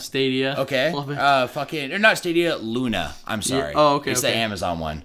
Xbox One and Xbox Series X. Okay. January 20th, 2023. It's only a year old. Oh my gosh, that's incredible. Wait. Hitman 3? Yep. 2023? Yep. Hitman 3? Yeah. The remake, maybe. The remake. This one says that, Hitman 3 was 2021. Yes. And this is, I don't know what, they added or, whatever, but it's available basically everywhere now. And I actually, I didn't play it myself, but I watched Marshall play a little bit a few weeks ago. It actually, really fucking funny. Do you know the concept? I know that, you're right, by the way, it was a reboot. So Hitman Absolution was the third game of the original series. Yeah. Right? Yeah, that's so Absolution, and then 2016 they rebooted it, and then 2018 was Hitman 2, and then 2021 was Hitman 3. Okay. And also, I know Donkey did a video on it, and then there was a couple different videos I saw on it. I'm guessing from everything I saw, it's just got a lot of dynamic ways that you can beat a mission, which kind of almost like Metal Gear Solid 5 vibes. Yeah. Where it's whatever way you want to do it, you can kind of do it. Yes. Which is an awesome way to do it. I didn't play MGS5, but I do know that concept. It's very similar, like you said. Yeah, people talk about that. So I probably know as much as you do on that, but I do know that from what I've seen of Hitman 3 and what I watched Marshall do, right. I don't know how open Metal Gear Solid is to it, because Hitman is absurd. You can do anything. Yeah, whatever. There's a random bathroom in this random beach house. He's walking on there's a deck and there's the water, and the whole village is on a little peninsula, you know? And so he just killed a random house cleaner and then drug her in the closet and then drug another lady under the bed. Oh, someone's walking. It shows, and it's a person of importance. I think of the person he's supposed to assassinate. And he you can hide in all these places. So he hides in this box. It's a little, literally like this, a little storage box. Yeah. Just hides in it, and his head's poking out, and it's a fat meme. The whole thing is a meme. Hilarious. You can kill someone, drag them in a closet, take their clothes off, and disguise yourself as that person. So funny. So, not honestly something that draws me towards playing it. Yeah, but I respect it. Yeah, I respect absolutely. the fuck out of it. I always struggle also with stealth games and those. Me kind too. Of games. I always kind of struggle. That's one of my reasons why I haven't really hopped on Metal Gear as quickly as I wanted to. Yeah, but there's value to them. Yeah, a lot of value. Yeah, of course. We can admire from afar. We absolutely can. I mean? And we should. Joshie, I want to blaze through this and not talk about these like we always do, but I'm just going to I have an anniversary corner here. These are all the anniversaries, and I think all of them are worth mentioning. Just say them, and if we need to say something, absolutely, feel free. Number 1 is Baldur's Gate Dark Alliance 2. So this was the last Baldur's Gate game that came out, okay?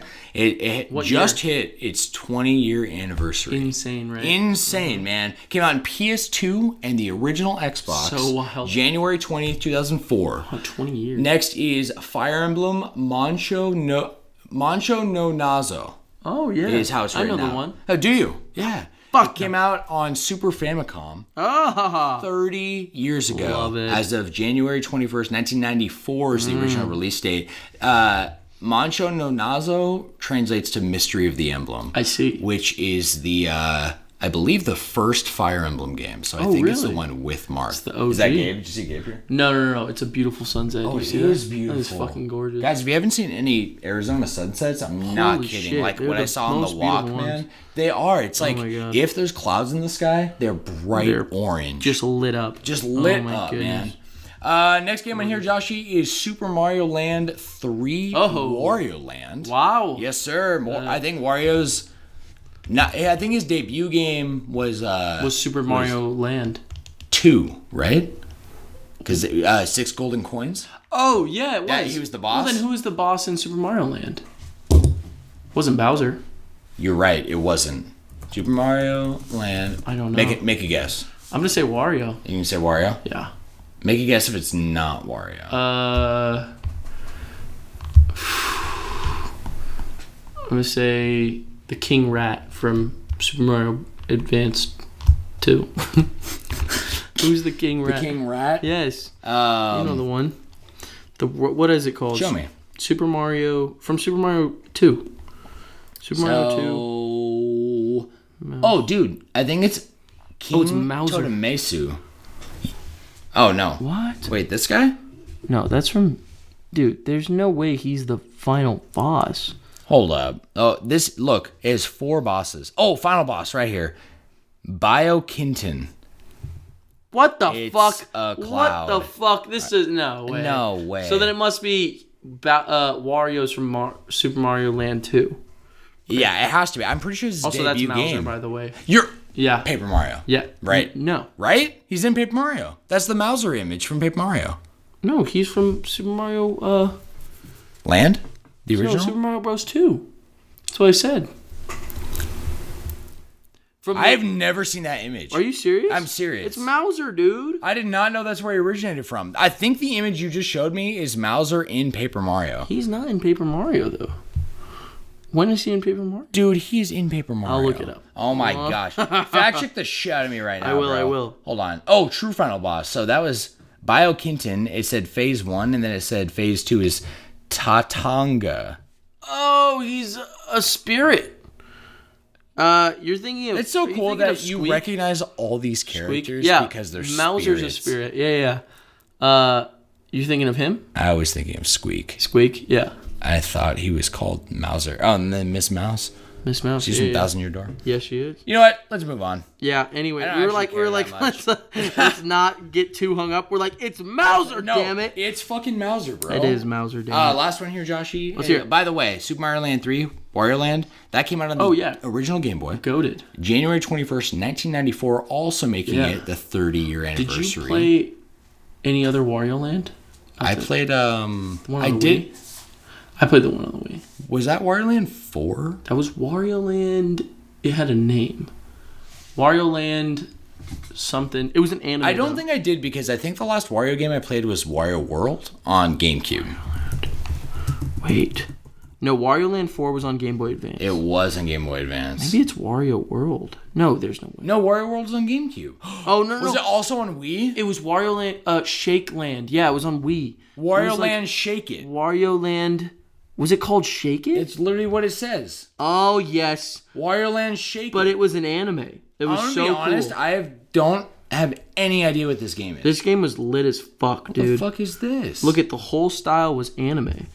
So I remember loving it as a kid. It looks like Shantae. It's like a cartoon. Yeah, it's like an anime style. Wow. So it's like, and there's like a villain. One of the girls that helps you, is just looks like an anime girl, and like that girl right there. Let me see. Yeah.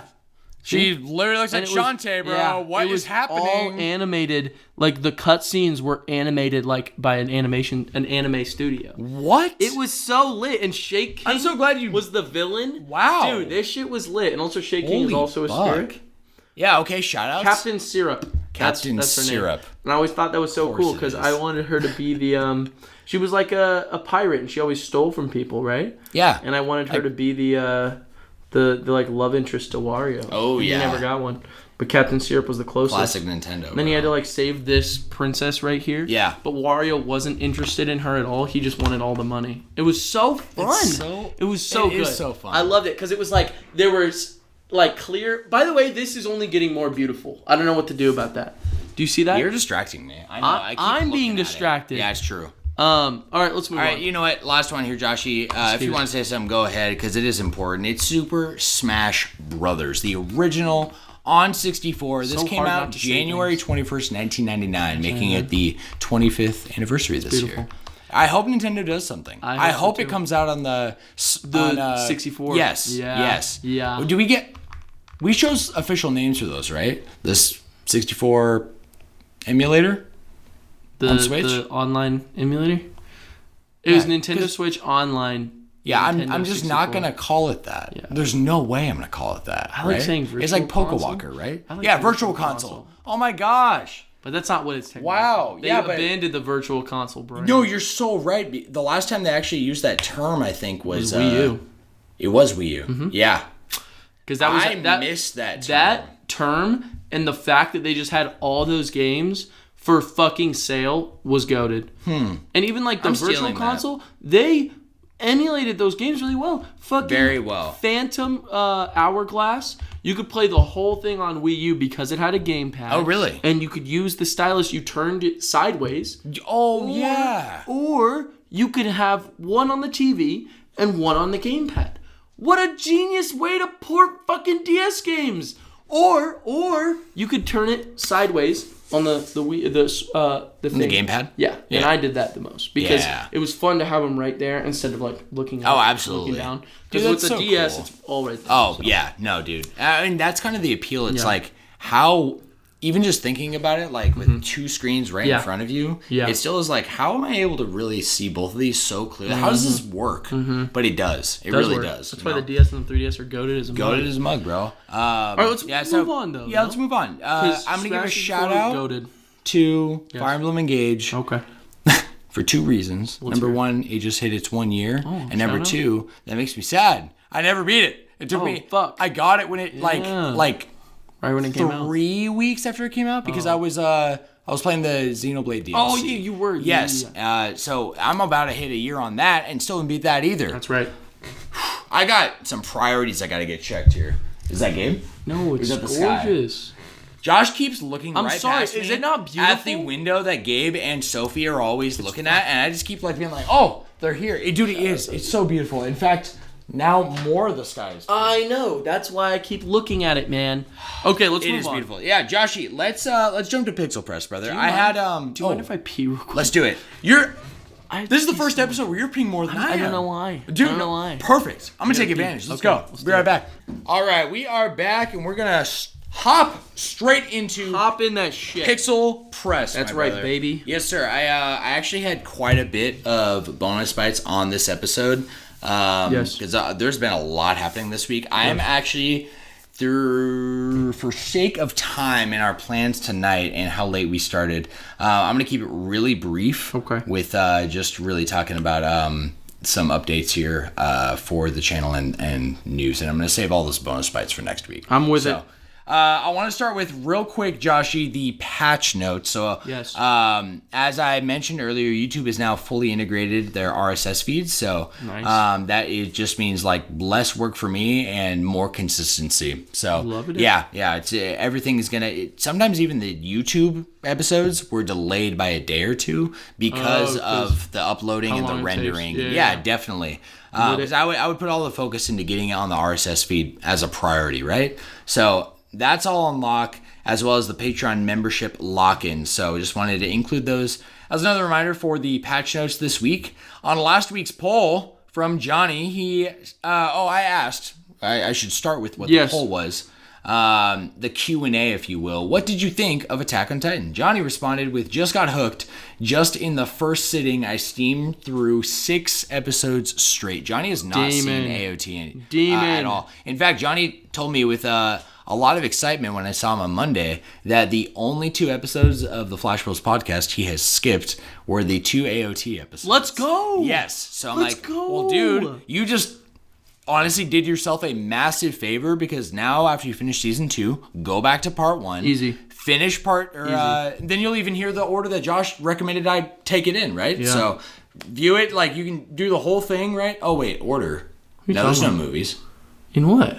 AOT. Dude, you're losing your mind. You're thinking of JJK. I am thinking of JJK. That's so crazy. I was going to say, watch order. Yeah. Episode 1 There was a really angsty character that I was like...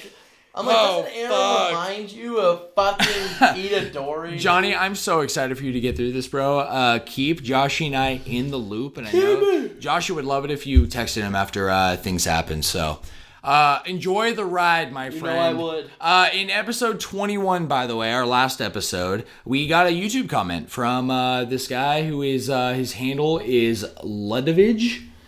And he said the first chapter of the manga was actually published in 2010, not 2013. So the setup for the sacrifice was even earlier. Wow. Yeah. Incredible. That's incredible. And Who wrote that? Just a random guy on YouTube from the last video. Oh, what a real one. Yeah, so I want to put that in there as a little plug for a correction for us. Yeah, we love Joshie, let's get the news started off, brother. What do you got? Alrighty. Some pretty cool stuff, speaking of AOT. Yeah? The final chapters, those official, the final episode that was released, officially was nominated for 2 awards in the U.S. Most in-demand anime series in the world of 2023. And the most in-demand overall TV series in the world. So not just anime. So it won both. No. It was nominated. Nominated. Yeah. For both. For both. Yeah. Wow. So at the 6th annual Global Demand Awards, which we reported on a little bit. I reported on a little bit ago. Yes. The Global Demand Awards, Chainsaw Man won last year. Yeah. I believe, for the most. And it wasn't done yet for this year. No, right? This year we had a couple things that we probably won't know till like late January to early February. Oh, really? Is what this says. The other nominees include The Last of Us, right? Four Loko. One Piece, the new brand new Four Loko needed. So The Last of Us. These are the other nominees: One Piece, The Mandalorian season 3, Jujutsu Kaisen season 2, Demon Slayer season 3, and My Hero Academia season 6. So that's kind of what we're running with for those 2 awards. And funny enough, Dragon Ball has also been nominated for the most in-demand legacy series in the world. Wow. Which I think I agree with. Yeah. Because if you look at even Dragon Ball is huge in Mexico. I don't know if you knew that. I did not. But it is massive over there. Like, people love Dragon Ball more than other anime. Like, some people, like, they don't fuck with anime, but it's like but they fuck Dragon with Ball. Yeah. Okay. And also Goku hosted the 2022. It was supposed to be 2020 Tokyo Olympics. Yeah. But because of COVID, it was pushed to 2022. You're right. If I'm not mistaken.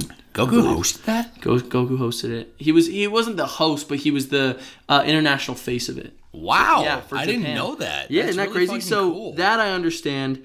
We won't know because the awards come in, like I said, early February. Okay. Maybe late January. Yeah. But some cool stuff, right? Yeah, no, that's fucking stellar. Yeah, sweet. All right, yeah, short and sweet. I love it. That's how we can keep the news this week. That's what I'm talking about. Joshie, for you, I have, and I just, honestly, I was so crunched with getting everything together last night. Oh, yeah. And staying up super late.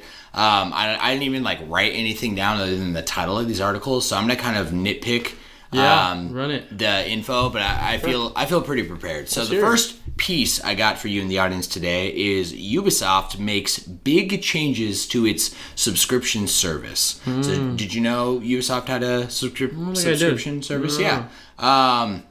I don't know the details for what it has been. Okay. I just do know it was kind of like the EA whatever they call it, EA Pass or something. Ubisoft was right behind them with their Game basically Pass or whatever. Yeah, kind of being if you have the pass, you have access to all the Ubisoft games, you know? And if not or I don't know, kind of just their own version within the big boys, within Microsoft's Game Pass and within PlayStation Plus and whatnot, kind of having their own solution that's integrated. Because I think with Game Pass Ultimate, you get EA Plus built into it or whatever. Sure. Yeah.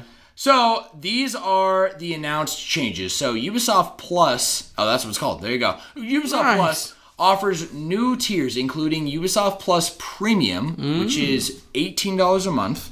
All right, which is that's not cheap, but I think that's about what Game Pass Ultimate is. I think it's about $18 a month. It might be $15. Wow. Maybe it's $25. Maybe I'm tripping. $25 a month? Yeah, for Game Pass Ultimate. It's got to be like no, 25. dude. 25? Gotta be. Yeah, okay. Yeah, for the Ultimate version, right? You should fact check me. Maybe I will. Yeah, look at Game Pass Ultimate. Okay, so we should. Ubisoft Plus Premium is $18 a month. Okay, and Ubisoft Plus Classics, so they're going into 2 tiers. Yes. That's going to be $8 a month, right? Just like OG Netflix, providing early access to games, back catalog, and popular Ubisoft games. Prince of Persia: The Lost Crown, the newest game from Ubisoft that's Looks right around lit. the corner. Yeah, it looks lit as fuck. Is an early access release. That was revealed as a part of these changes. So that's one of the first new games coming to it, giving subscribers the opportunity to play it without any extra cost. Do you know when it comes out? And Ubisoft is working to bring Activision Blizzard games to Ubisoft Plus due to their cloud streaming rights, but the details will be shared at a later date. So just a small update with just something happening within, kind of just the scope of the gaming industry. Like you said many times, like the more competition that we have and the more ideas that are sprung out, it influences everyone. Love it. Love it so much. Yeah, I love it. Did you see how much Game Pass Ultimate is, by the way? Oh no, I forgot to look it up. I was looking up Assassin's Creed. Oh, facts. I'm gonna look it up right now. Ultimate. Yeah, Game Pass Ultimate. I'm gonna look at a price. It looks like the 1 month. 1 month it says $5. Really? That's what it says All right. there. You give me your next news piece. You look it up. I'll do some deeper digging. Yeah, dig into it a little bit.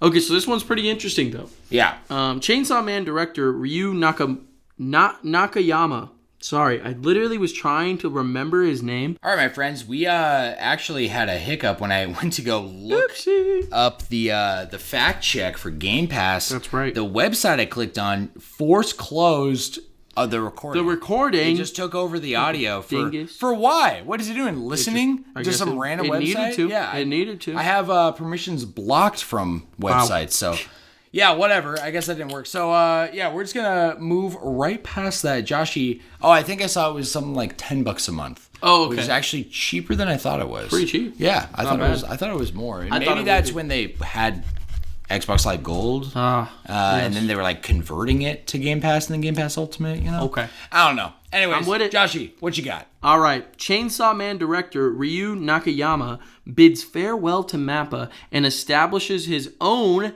animation studio. It's called Andraft Company. Andraft Company. That's right, Andraft. Let's Andraft fucking go. Nakayama's goal is to create a dynamic animation production framework and deliver high-quality works globally without genre limitations, which I think is a pretty cool idea. Yeah. Because, I think that I also know that he got a lot of backlash during Chainsaw Man and I think was fired from the production. Really? Yeah, because he set it up in a way where it's kind of like filmed like a almost like a Western film, if that makes sense. The way it's done. Have you seen Chainsaw Man? No, I haven't at all. It's a trip watching. Like it feels like a classic movie. That's like the way the pacing is done. So one of the directors for JJK actually ended up leaving. I couldn't find their name, but they left and went with him. And so it's it's an animation studio. We'll see what they do in the next coming years, what they make. But absolutely, I'm not kidding. I have a lot of respect because one of my favorite things about JJK was its direction and the style and the way that it was done. Yes. Because it just felt so different than every other shonen out right now. It's just so ironic from what you first thought. About what? JJK. What? I thought. Talk about Chainsaw Man. I know. I guess I just misheard you in the way you were talking about. No, with I said an actor. No, a director from JJK did leave and is joining them. Is that what you were talking about? No, I thought you just said JJK in your reference Chainsaw to Man. Chainsaw Man. No, and Chainsaw then, Man. All right, well, You're a silly I was extending- bugger. You're right. You know what? You're right. No, I'm a You're bugging. silly. Yeah, I'm a big That's bugging. okay. Sorry, bro. It's my 4 Loco. That's okay. Yeah. We're cooked. Yeah, I'm 4 We're cooked Locos of a cook. deep, bro. You know what I'm saying? Dude, that confused me so hard. Yeah, but that I'm is fucking so hilarious. sorry. I just pulled Don't you out of worry that. about And it. everyone else. Chainsaw Man, I love. I Yeah. love the direction. Yeah, the way no. it starts. I was fully good. meaning Yeah. like your interpretation of JJK Yes. and how different it Yes, was yes, later, yes. you know? Yeah. Absolutely. But anyways, hype. Absolutely. Big hype. We'll see what he does, but yeah, cool stuff. Yeah, man. hell yeah. Cool Yeah, stuff. Thanks, Joshie. Got you, That's buddy. so fucking funny. That is hilarious. I love you this fucking podcast, goofer. bro. I know. I'm a huge goof, bro. I got news for you. I don't know if Yes. you'll be excited. We'll see. And I'm not really a MOBA guy anymore, but I did MOBA? play the shit out of Smite. Did you, you know what Smite is? Yeah, of course I know what Smite Yeah, is. yeah. It's kind of like a third-person league, right? Exactly. At least that was like the premise when it first came out. It still kind of looks like it's kind of that way, you know? Yeah, like there's Yeah. like some whatever. Smite 2 has been revealed with a trailer, MOBA. and it is built on Unreal Engine 5. Oh, that's pretty cool. Yeah, really cool. Because picture. honestly, bro, yeah, I don't know if you have seen like you saw like that Unreal Engine 5 like Legend of Zelda: Ocarina of Time like thing Yeah, that's working yeah, on, yeah. right? That shit was lit Dude, looking. it's gorgeous. Oh, dude, what a cool fucking logo. Look at that. Yeah, They made the E and the 2 look like a lightning bolt. it's fucking sick. That's fucking sick Yeah. as shit. It's fucking What amazing. a fucking cool ass. Oh, I love it. So, Joshie, the info I have for you Yes, right. is, and the audience, it will have a closed alpha testing in the spring of 2024, so sometime in the next couple of months here. And Smite players can expect cross-play functionality across multiple platforms, but most akin will not be available in Smite 2. I said akin, actually, the word is skin. There's all these skins that are, it's a huge part of like the the premium and like paid content, yeah. right? Much like League, like That's it's, like it's everything, not like a paid to Fortnite, win yeah, game. Yeah, definitely, just like Fortnite. So unfortunately, it looks like most skins will not be available in Smite 2, which I think I'm very curious to see if there's going to be a lot of community backlash because from my understanding from the outside looking in, the Smite community. Hello? Dude, what the fuck? Are we both bugging? What's happening here? I was trying to find something, but I couldn't. I can't It's trust funny. Safari right now, bro. I I'm know, not this kidding. shit is bugged. No, it'd be bugging throwing ads everywhere. Absolutely. So, I'm very curious because from what I understand of the community, very hardcore. Like Yeah, the they people who love it. are like really into Smite and They're like they're into it. actively playing the game. So I'm very curious to see if this is going to have a lot of backlash because I feel like this was from a lot of other big communities. This would Yeah. have a lot of backlash if it was a straight up sequel that had like the same characters For sure. and they just aren't allowing like Yeah. those skins or however they're going to handle that, if they're going to reward players in some way. They Right. did say legacy gems and divine legacy, whatever that means, will be introduced in Smite 2 to honor players' efforts and other rewards for their previous work and Okay. progress. Yeah. And Love that's kind of all we know. So That's cool there you stuff. go, baby. Yeah. I mean, you think you'll hop on or kind of just watch I it from think I remember like, you know, it was like PC originally, but Yeah. then they made a console experience. yeah. I don't even know if it was cross-platform. It might be now, but like when it first came out, it wasn't. Yeah. So you were just playing with all people on console. Right. And it was a pretty good adaptation.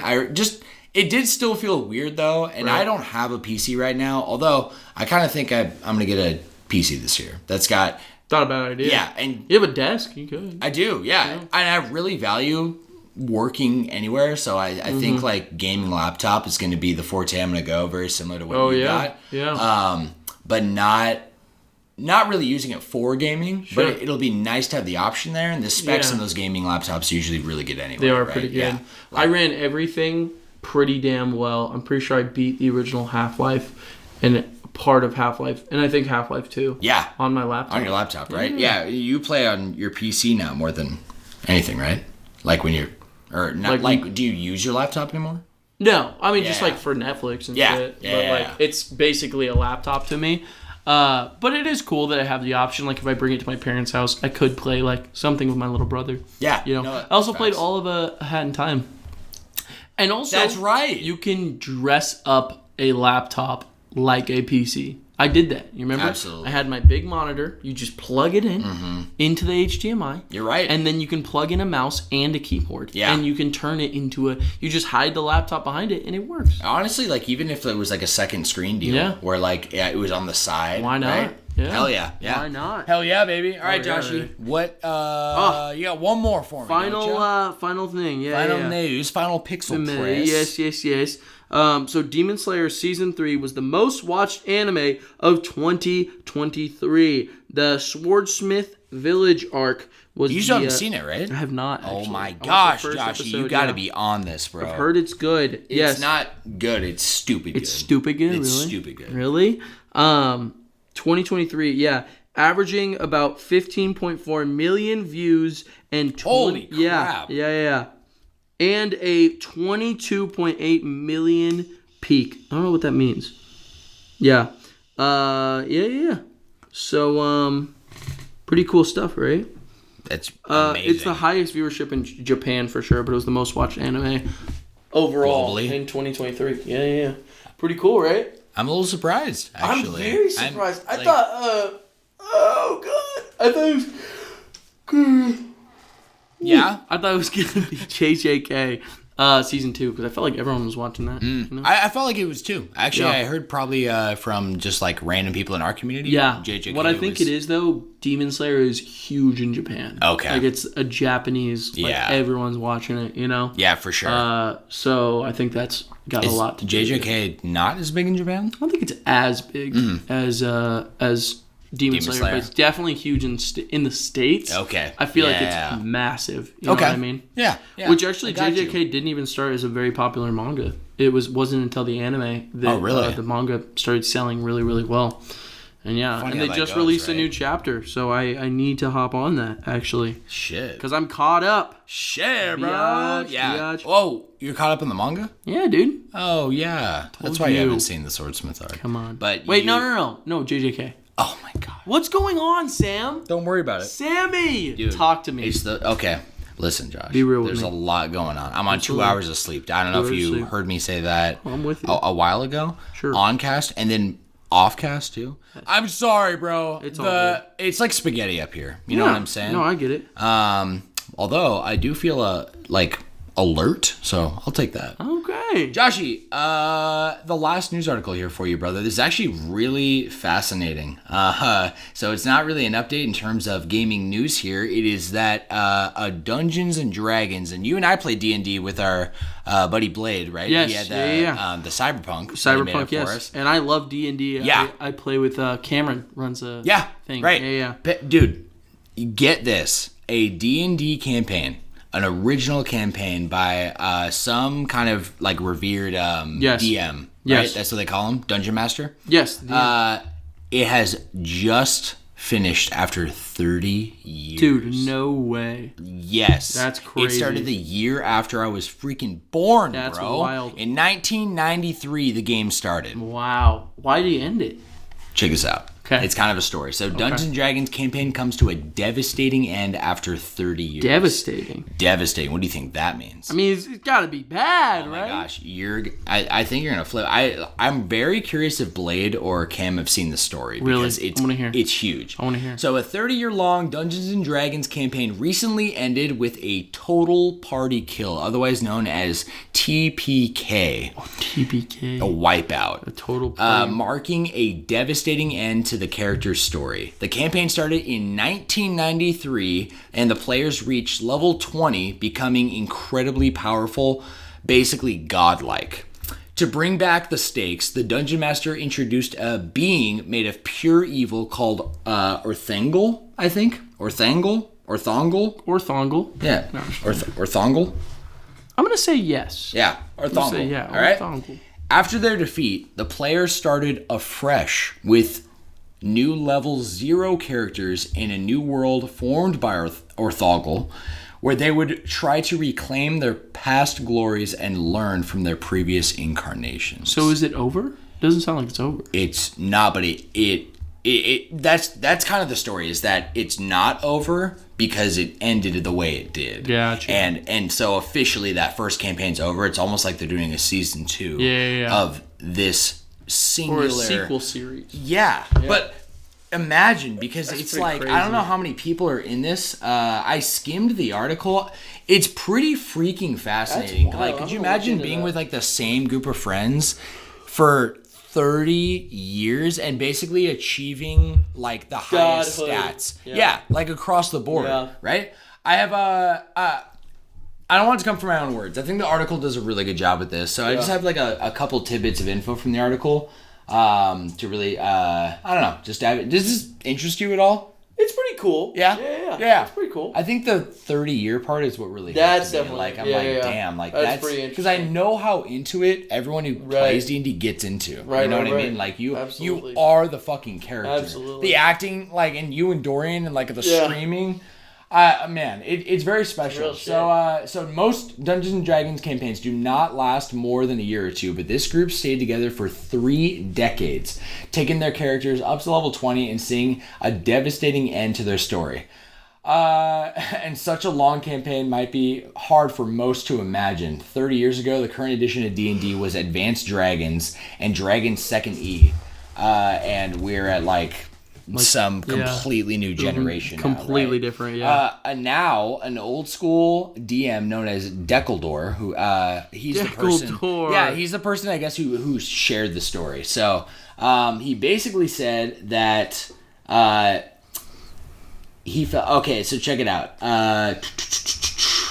They got such high of a level and stats that high-level D&D monsters became a trivial affair. That's when Deckledor decided to introduce a being made of pure evil called Orthangle. This villain has escaped from 10,000 years of captivity and threatened to destroy the world. You know, classic. That's how the way Yeah. evil beings go, You know how it right? fucking goes. The heroes tried to stop the monster as they were the only ones with enough power to do it. However, they failed after a difficult battle. The players' defeat did not mean a final point to the campaign, though. While their story of their previous heroes has ended, they all started playing again with new level 0 characters. The interesting twist is that the fresh adventures would belong to a new world formed by Orthangle. After seemingly destroying the world, the villain absorbed everything and recreated reality.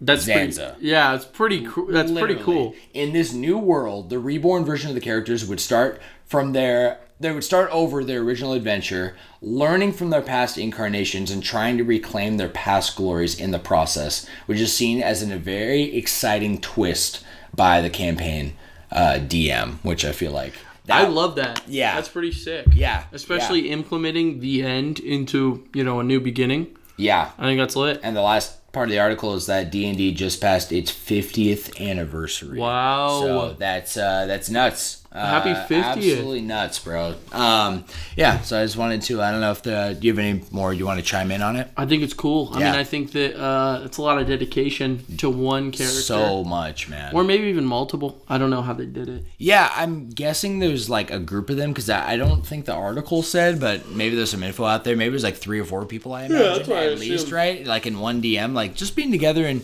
being like connected through life and like you're living 2 lives, right? Like like this is like a life that you've like investing 30 years into this character. That's wild.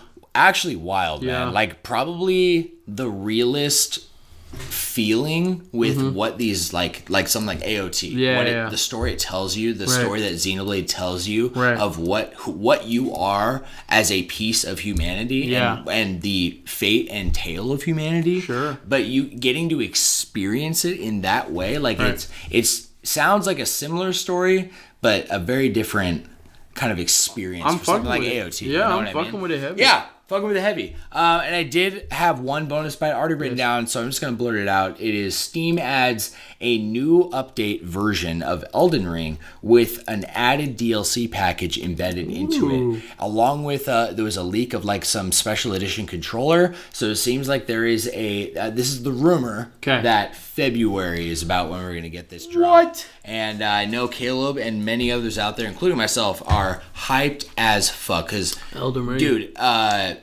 what is it? From Software, People love they it. do not fuck around with their DLC. Absolutely. Like they barely even show trailers and shit. Like they're just like, hey, we're going all in Here's on what's this. going on. Here you go. And I respect them so much because kind of a lot like the Last of Us guys, like Neil Druckmann and Naughty Dog. Like, hey, they're like, if you don't like it, we don't give a fuck. We're doing what we want to do. I love that shit. Yes, sir, Joshie.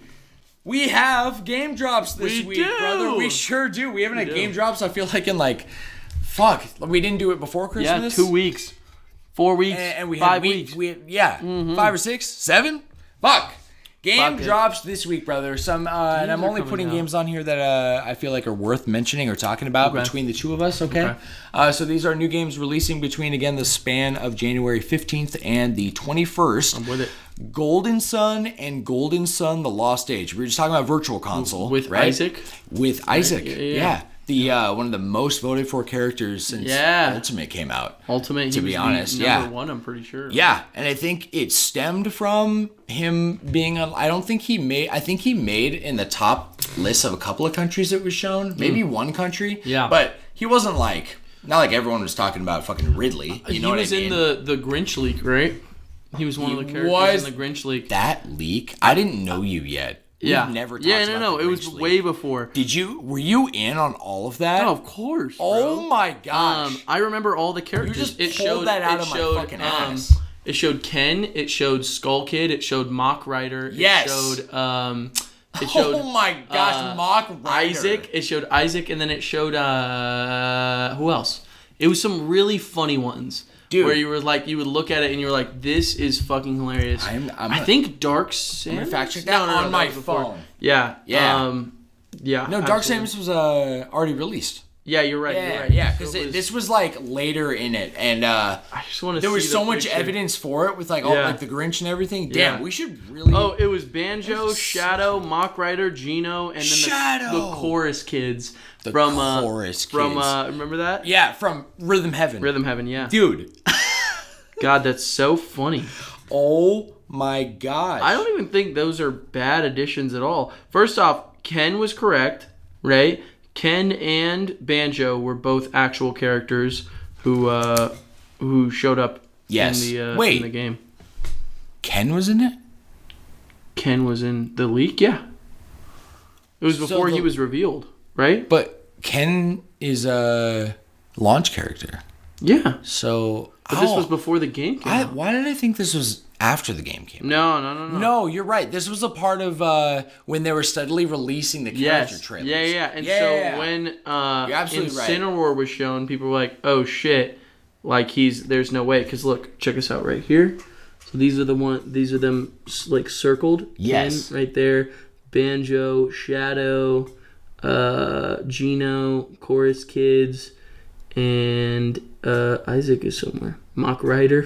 Fucking Mock Rider. Oh my gosh. That's literally insane to Isaac's me. right there. Yeah. Honestly, bro, I'm going to be real. My brain now is stemming. We are going to talk about this extensively on the podcast because I don't know where you were at. I remember. I was so into the theory. I was so into the community. Me and all my buddies were so hyped for this game. We were all like, dude, there's no way. Absolutely. Right? Yes. Yeah. Wow. Thanks for pulling that so out of me, funny. man. For real. My gosh. Wow. So going back to Golden Sun, all right. Yeah. So we got Golden Sun and Golden Sun: The Lost Age. These were both Game Boy Advance games. Right. Very, very highly revered Game Boy Advance games. Yes. These are coming out on the Switch Virtual Console. Love it. Yeah. So I love it. January 17th, baby, which is today. So and they're the JRPGs, yeah. Yeah. Cool. Yeah. And they're kind of I think they're by Capcom.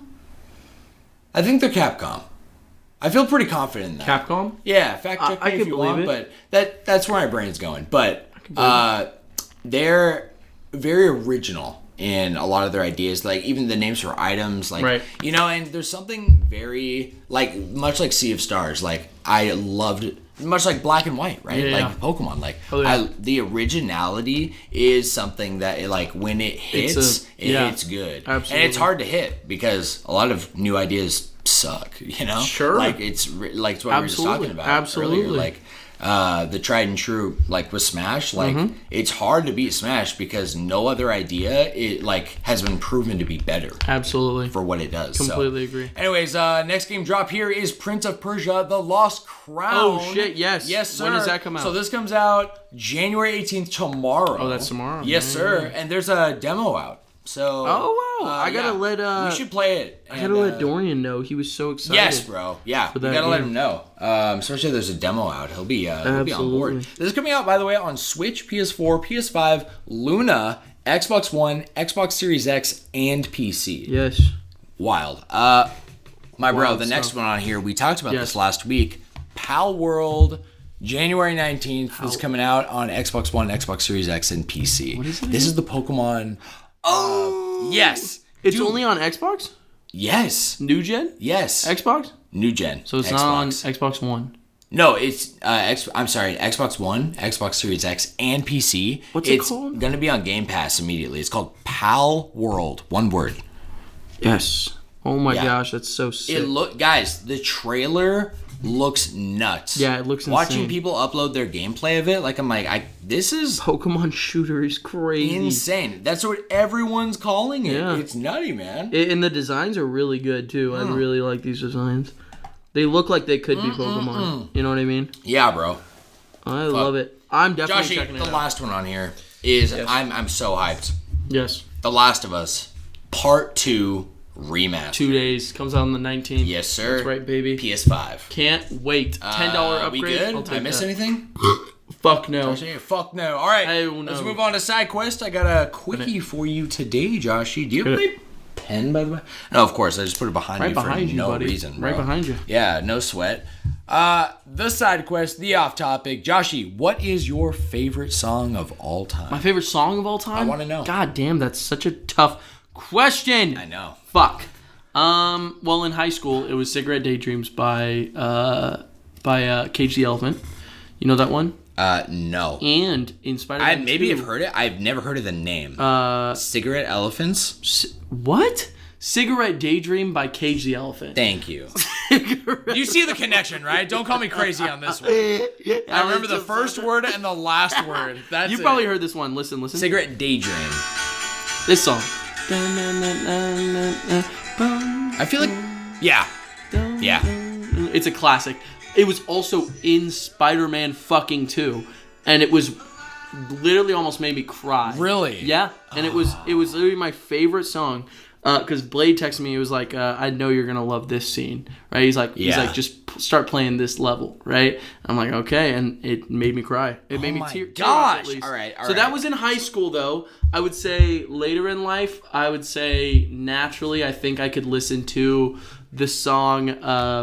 There's two that I'm going to give, though. But I'll choose one. So first off, this one, I don't want to steal it because it was Dorian's favorite song. Lady Brown by New Oh my Bass. gosh. Literally so fucking good. Anyone who's out there, listen to the song. There's something so fucking... It is... Oh my god. Like literally... Yeah, peak. yeah. And you guys educated the shit out of me because before I met you, I discovered lo-fi probably 4 years prior to moving here. And lo-fi is one of my favorite genres of music. That's right. Ever. It's one of the best. Yeah, it's applicable for anything. It's applicable for sleeping. It's applicable for vibing. It's applicable for when I am working on my podcast. Yeah. I am blasting lo-fi and a particular kind of lo-fi because there's so much variety. Right? Absolutely.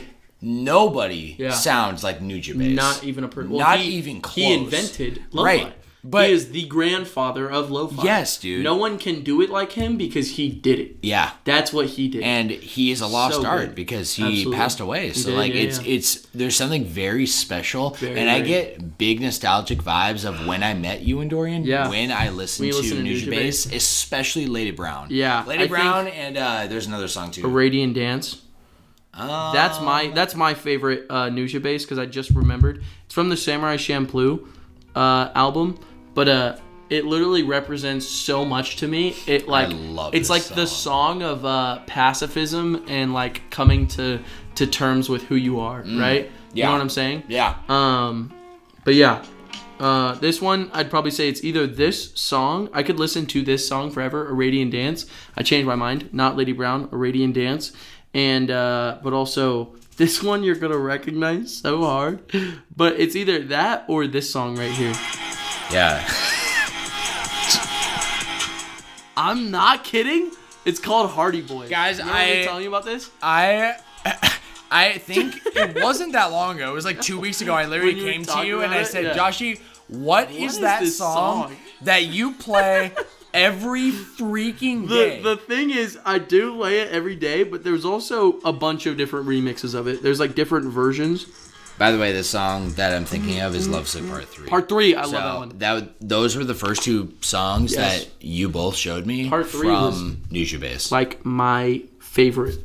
Was probably like one of my favorites. Yeah, that was my favorite at first. I think Lady Brown is my favorite now. Yeah. But I honestly, I'm always in the mood to listen to Nushu Base. Yeah, I was going to say, I don't think Nushu Base has ever missed. I think every song he makes has a sound to it that I absolutely adore. Yes, and it's so just good. hits a note that the other one doesn't, right? Like slightly, and they're amazing. Definitely, it's mastercraft. It really is mastercraft. He is the king of lo-fi. Yeah, dude. Forever shall be. Forever shall be. No, I want to say real quick, because these fuckers, guys, I'm not even exaggerating. We have like a house speaker. We have a huge house. Oh, yeah. We got a house speaker that anybody, and whenever we got like a kickback or people coming over, someone's always turning that speaker on. Right. And I heard that song. What's the song called? Which one? Hardy Boys? Hardy Boys? Yeah. I heard that song.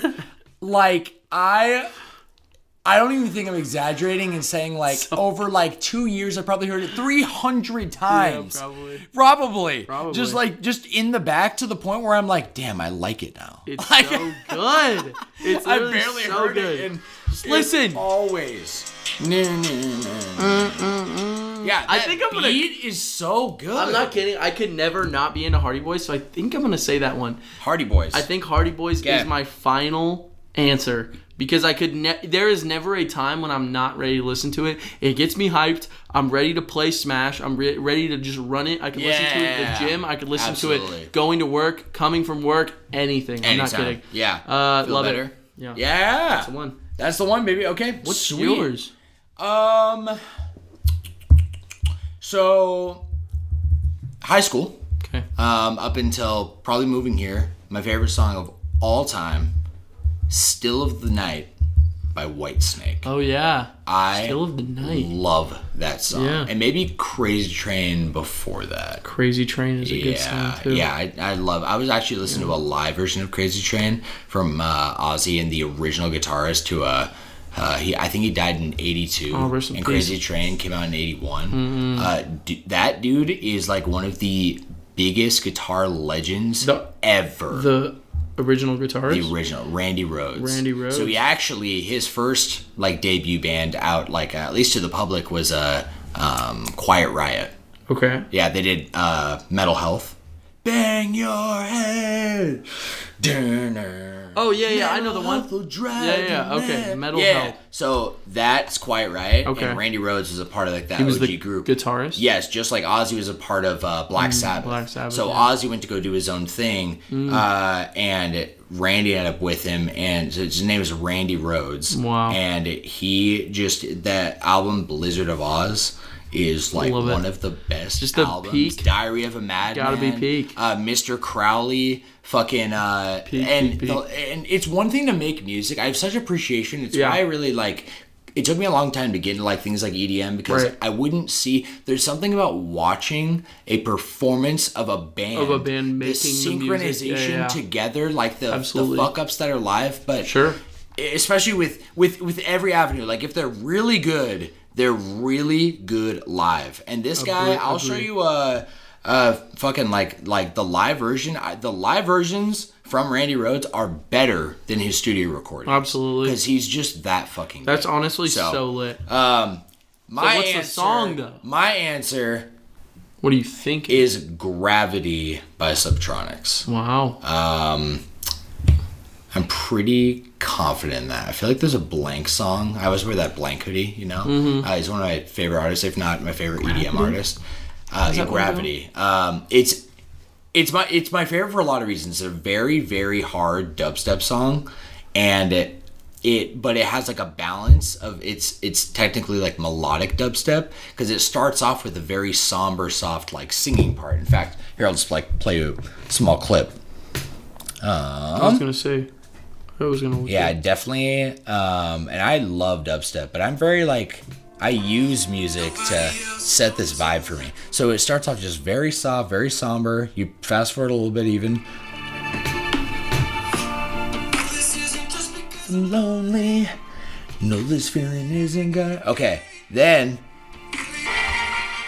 builds up, and it's all like spacey kind of theme. Okay. No, we skipped the drop.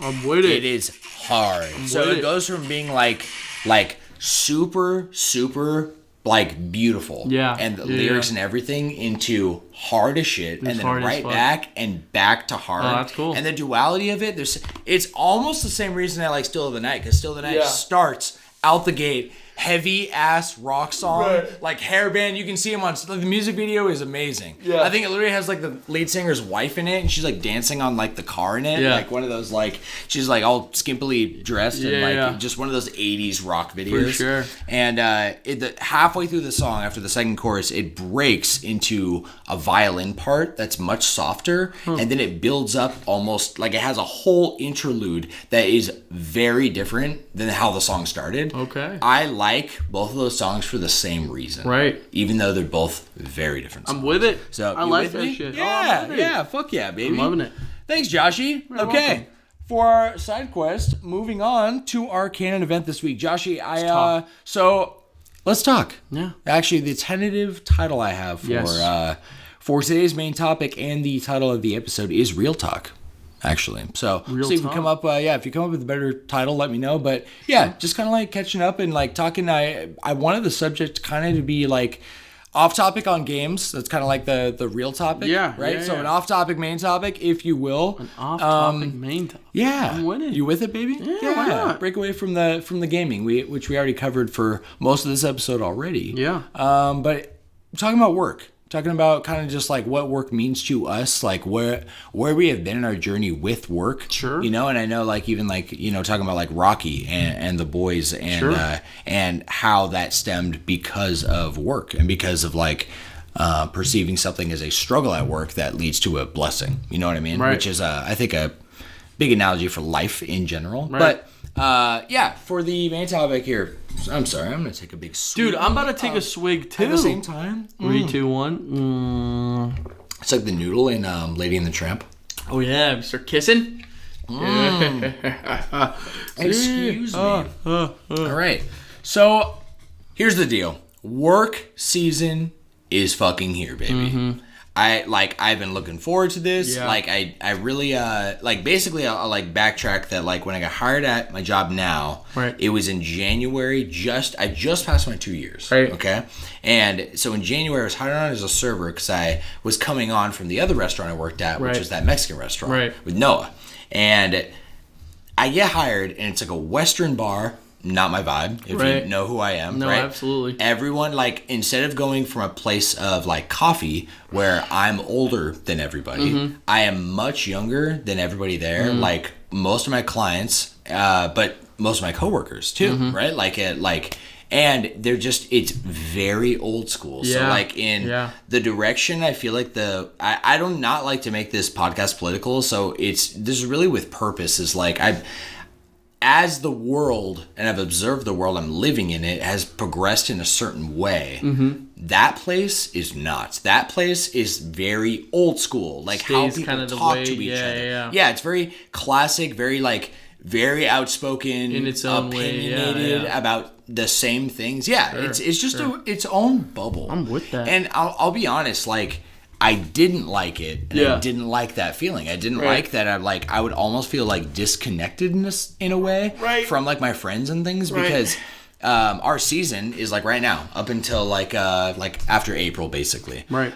So it's balls to the wall. It's crazy. We got people from all over. People from Minnesota. People from Canada. Right. And it's money is to be made, but it's also like it's a lot of hard work. Like what you're talking about with your job. Like it really is like putting your head down and rolling with it and getting to work. I'd been pretty blessed with like Dutch Bros and with like BlackRock. I feel like in a lot of the same ways and reasons that like with you and everything we've connected on it and learning about our friendship, like working at those jobs, those are big like people jobs and it's all about growth and you have a good conversation with them and they like you and they like seemingly trust you, and you get like treatment the more that you seem to like absolutely be the character that they want you to be, right? But at this job, there was no character to be had because all you're measured on, at least for me as a man, is like my worth. And I think like it really extends to like that, the old school like nature, like basically like I got one boss who has a very because I don't want to like really like I want to like dive in a little bit of like the background for to be like a little vulnerable and then relational with everyone out there. Sure, yeah. But ultimately, I do really value privacy, so I will not in any way like really be like giving away even like the business I work for or slander them, because that's not what I'm all about. But I'll be honest, in some of I am fuck Top Golf. Yeah. No, I am very blessed by my job, especially being 2 years later where I'm at now, and I'm so blessed that I decided to stick it out. Yeah, because it's been a journey, and I don't want to go too long on it, but basically like it started with me really not liking it. I was gonna say I remember those times when you were just not feeling it. You know? I would come into Black Rock where I think it was right before you. When did you get hired? I got hired before you worked at the other place, didn't I? Remember? It was November of 2022. Yeah. No. Yeah, it was December. You're right. Because remember, it was right before I worked. It was like early December. Okay. Because remember, I worked New Year's, even though I went to Decadence with you guys. Yes. Remember? And so I literally was getting in off of fucking. I was on a drug, right? I'm being honest. He's off of one with everyone. bro. I was, and I literally was. I was like coming off of it, right? I'm not gonna say what drug. Oh yeah, it wasn't anything too dangerous. Well, I was right next to you. Yeah, that's right. Off of the same drug. Same drug, and and I remember like having to work in the morning. Yeah, that was really funny. That was really funny. Didn't you sleep? Yeah, I slept on the couch. Josh slept at work. Yeah, like we were up so late. Because I came in at like 3. No. Something. Yeah, 3. Because something. Wait, because we stayed the whole time though, right? Or did you guys leave early? No, me and Faith left a tiny bit early because she had to do stock. Okay. Faith was our old manager, right? Yes. And because I stayed the whole time, so but I saw you there because I got there like after it was done. Yes. But it ended at 3 a.m., bro. So you left like right before that. Yeah. You probably got there like right around 3. Right around 3, and so my shift didn't start until I was opening. So what is that like? Yeah, like 4:45. 4:45. Yeah. So I slept until. I tried to sleep. I slept pretty well, I'd say, on the couch. Wow. I don't think I could do that. I'm not like a sleep anywhere type person. I'm gonna like that if it's comfortable enough. Yeah. I probably couldn't fall asleep in like a chair. Yeah. You know, but like a car ride, probably pull it off. A couch, probably pull it off. Yeah. Do you if you try to sleep like at night, are you like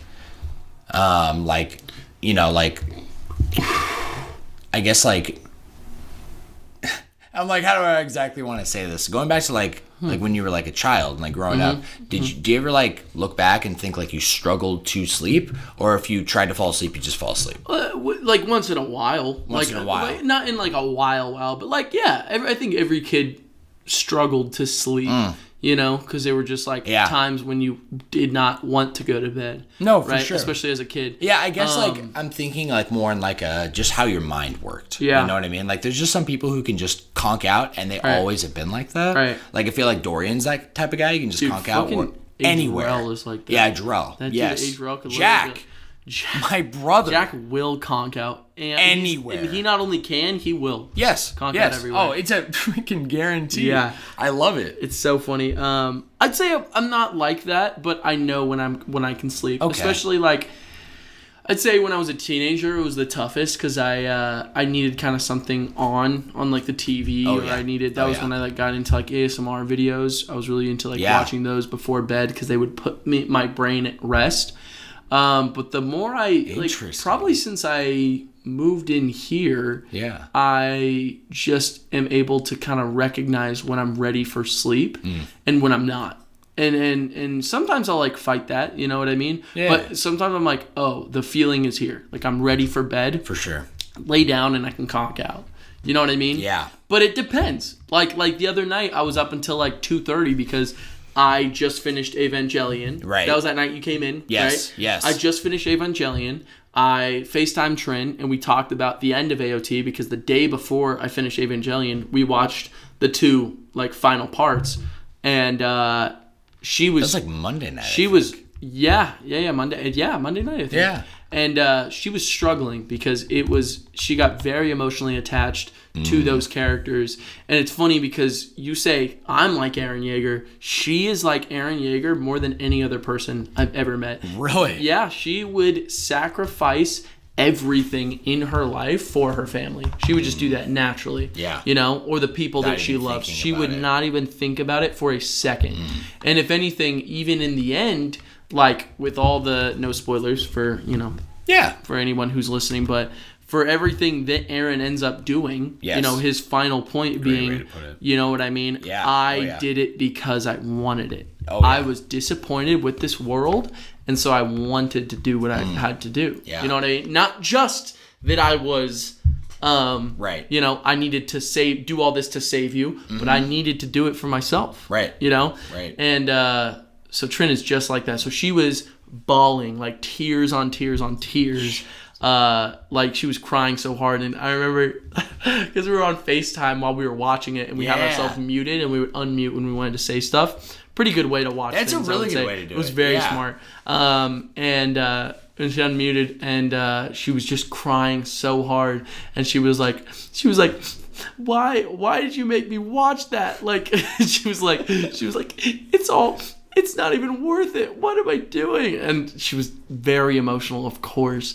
I love that so much. But dude, it was such a, and so she was upset. Yeah. She was upset, and I remember, and so her and I had to talk about it, and have been talking about the whole ending. Okay. And she said it's one of the most impactful endings she's ever felt in her life, because she felt like that was what the ending was kind of going towards. Not even just everything that happens with our characters, but the theme of that tree growing, following that, and then seeing the boy and the dog at the very end, keeping it very vague. Oh yeah. But all those, that ending, what that means, why that's the final images of the story, and what it means, she just felt was extremely profound, and had affected her a lot. And so that was a good when that happened,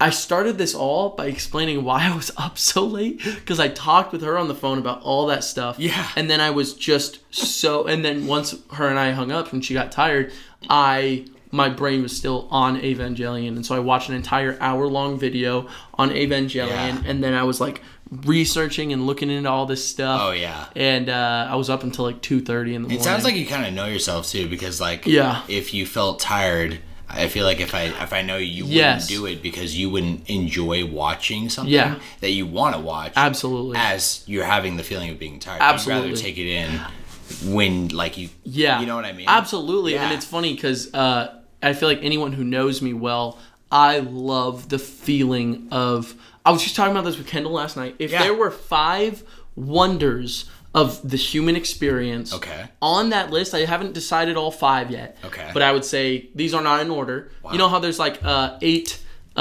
wonders of the world or whatever the fuck it is? Yeah, no. This is the human experience you can experience as a human.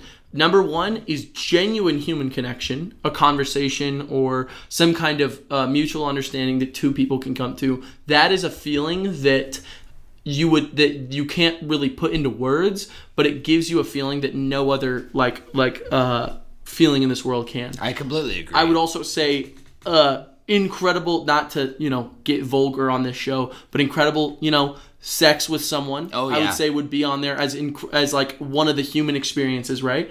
And then another would be incredible food, like food that you intake and taste and eat that just engulfs your brain, and your brain is activating while you're doing that. I would say that's on there. And then another one that would be on there is the feeling of comfortability and being tucked in when you're asleep. That is unexplainably the most comfortable feeling. I feel like there are endorphins shooting off in my brain when it's one of the reasons why I set an alarm an hour before I even need to start getting up. Yeah. Because I want to wake up since before I knew you. That's what I always do, because I want to wake up, see that it's that first alarm, say, okay, Yeah. I am completely okay to hit that snooze button and go back to this dream state of like, I'm a little conscious, but I'm so tucked in. It is one of the greatest feelings in this planet. Wow. Being tucked I don't think up. I've ever heard somebody prioritize that feeling, because I know what feeling It's you're one of the talking about. greatest feelings you could experience Yeah. as a human. Yes. That's what I'm saying, is that it's like, not only is it just like, oh, I like that feeling. Yeah. It's when you're in that state, you would rather be in that state forever. Yeah. That is an infinitely incredible feeling. I completely And not a agree. lot of feelings will ever feel. So that's what I'm Wow. saying about those. I love this. Yeah. I was writing them down as you were telling Oh, really? me. You Yes, wrote bro. them? Yeah, I wrote Yeah. genuine human connection, Yeah. incredible sex, Yeah. incredible food, feeling of comfort, and you said specifically tucked in for sleep. Tucked in for sleep. Yeah. It's that. It's almost like the reason it's so, like, you want it so bad is because you don't feel it for very long. You feel it right before you're about to go to sleep, but the more comfortable it is, the closer you are to sleep. Wow, and then bro. you feel it a little bit when you wake up. You might have just put into words for me, like, I've always struggled to sleep. Like, Yes. the stage between Yes. getting tucked in and reaching the feeling you're Yes. at, and then when I lose consciousness Yes. into my dream. Yes. I feel like I don't really wake up remembering my dream. Sure. Usually, like, when I'm awake, it's like, it's really hard to explain. I almost feel like it's like, you go from a mental shift where you're dreaming into what reality is. Like, you can distinguish the two. Just tell. And once I reach the point where reality is here, I can't re-enter, like, the dream state. Oh, yeah. And then I usually just kind of forget. Like, Yeah. I'll remember how I felt at the end of the dream. Like, Yeah. usually it's, like, either it felt great or it felt, like, terrible or it was just a dream. Right. Like, that's the feelings I get, you know? Absolutely. Yeah. Maybe, because I've always struggled since I was a kid, Yeah. and really not even understanding. Maybe it's just because I got ADHD and it was undiagnosed, so maybe that Sure. could be a reason, because I feel like my Sure. brain is just, I have to tell my brain to stop for it to stop. Otherwise, she always running. Yeah. The engine is always on, Right. But maybe I like that feeling so much of being tucked in and being in bed and lying there awaiting the rest that I try to hang out there. Well, Yeah, and I think one of the toughest parts are you try to hang out there, but the truth is you can't extend one of those Yeah. incredible feelings by force. No, So you're all absolutely those right. feelings that you have, the ones that I just ignored, I didn't Yeah. even give you 5 because I'm No, still deciding. It's yeah. a theory in my head Okay. of the 5 wonders of being a human. I just feel like there's one more, but all of these you cannot extend. You cannot extend a perfect conversation because you're dragging out something and it wouldn't You're be right. natural. It wouldn't be Sex, genuine. truthfully, you finish when you finish, and that's the truth. I'm not trying to be vulgar on No, this, but it's the facts. truth is you cannot extend perfect sex longer than it needs to be.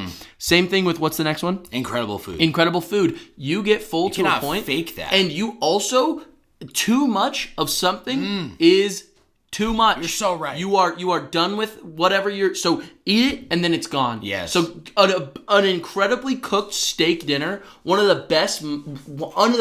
best, most colorful moments in my life was when me and Jack went to that steak dinner.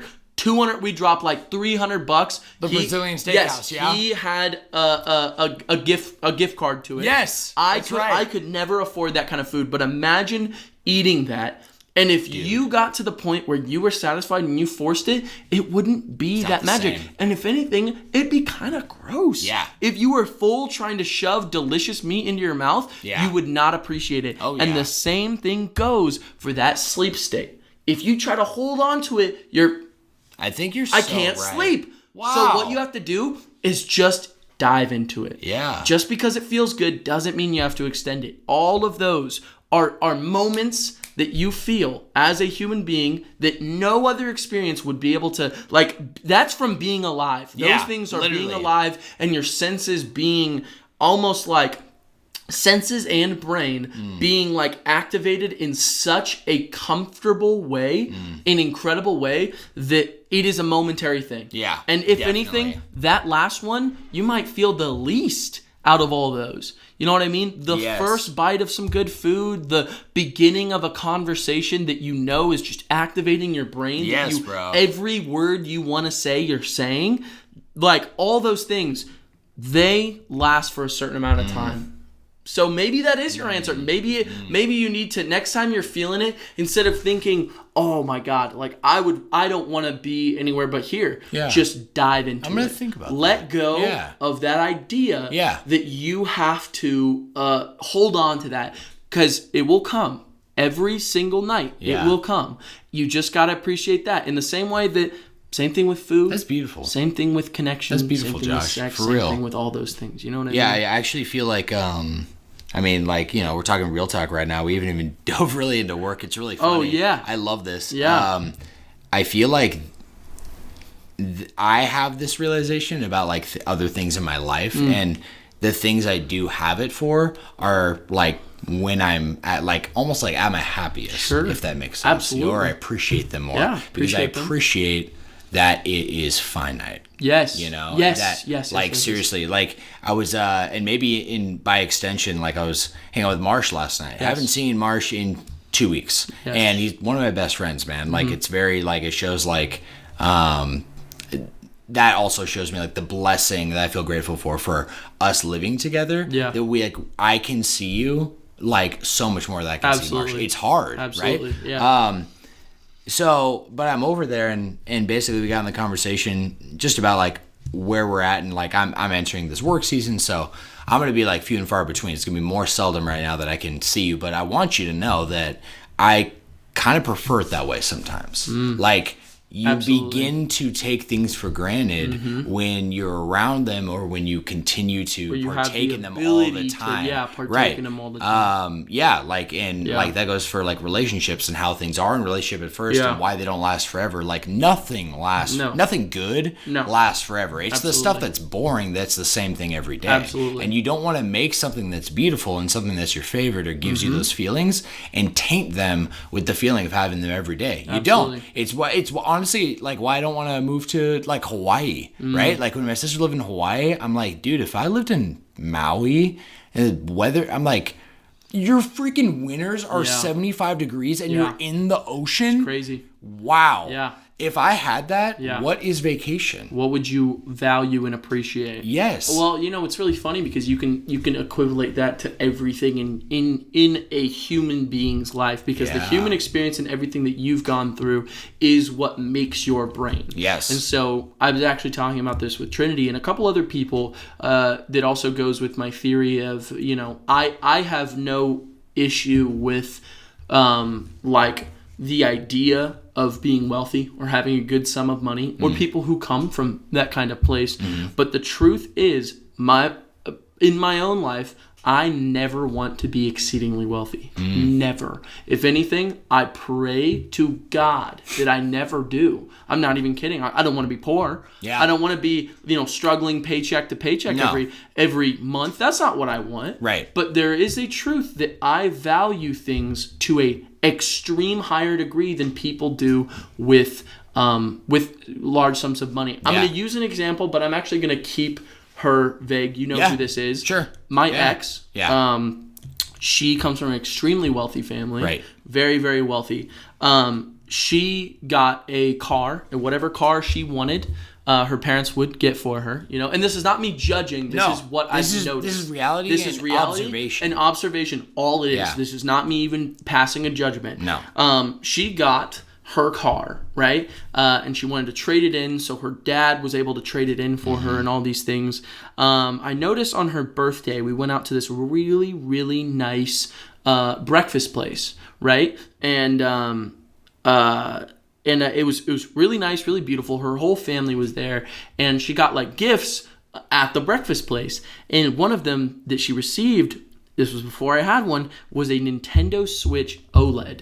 the newest Nintendo Switch console, you know, it still is. Yeah, you're going crazy. At this time, I'm literally like, this is insane. And she's like, oh, thank you, right? Not that her reaction wasn't good enough or anything like that, but I could see in her brain. Even after that, she got a pair of shoes, nice boots, not just shoes. She got a pair of nice boots and a brand new nice bag. And I saw all these things, and I saw the way she received them. And I could see that there was something inside of her that did not value it to the degree that I believe it should have been valued because of the price that was put on it. Yes. So just putting this into you and I's lives, when we get, and you know, we could be better in this too, but when we put our money towards something like a PS5 or a Nintendo Switch OLED, or you find some kind of incredible deal to be able to get something, your iPad for one, Absolutely. You value that thing like it is the greatest piece of material you've ever seen in your life, and you appreciate it every single day. You don't let it collect dust. You use it. You use it every single day. You sold me that OLED for $200, and I was ecstatic. I couldn't stop playing it on the screen that it was. When my dad fucking years ago got me that Nintendo Switch because I saved up all my money to be able to, I was working a job every day after school in order to get that Nintendo Switch. The fact that he went out, and we were really broke at the time, he went out, bought that, I paid him back, and he like searched for that thing. That was gold to me. There was nothing in this world that could explain the amount of happiness I got from a materialistic item. So my theory kind of goes, and the same thing goes with that laptop that I had to make payments for, that PC that like Drew helped me find. The PC, all these things. I have a lot of incredible materials, and I'm very proud of all the things I have. And even the car that I have now, it's a piece of shit, but it's mine. I own it, and I worked for that car, and I bought that car with my money, all completely paid off, no payments, no nothing that I have to do. That's my car. All those things that I value, in my opinion, if I came from an extreme amount of wealth, or I came from a point where I could get those things easily given to me, I would not value those things, because there is an amount of time you put in per dollar you receive in this world. And as humans, we recognize that. And so when you say, oh, how much is this iPad? How much is it? Like with discount? Like no. My overall? How much would it normally be? How much would it normally be? I think it's at $900. So that's a large sum of money, because in your head you're thinking, how many hours would I have to work in order to get $900? Definitely. A lot. Yes. Right? Our rent right now is $500. Right. So right? it's twice the rent. It's twice the rent. And that's the things that go on in your head. But it doesn't make you depressed, right? Because you got this thing for what? Free?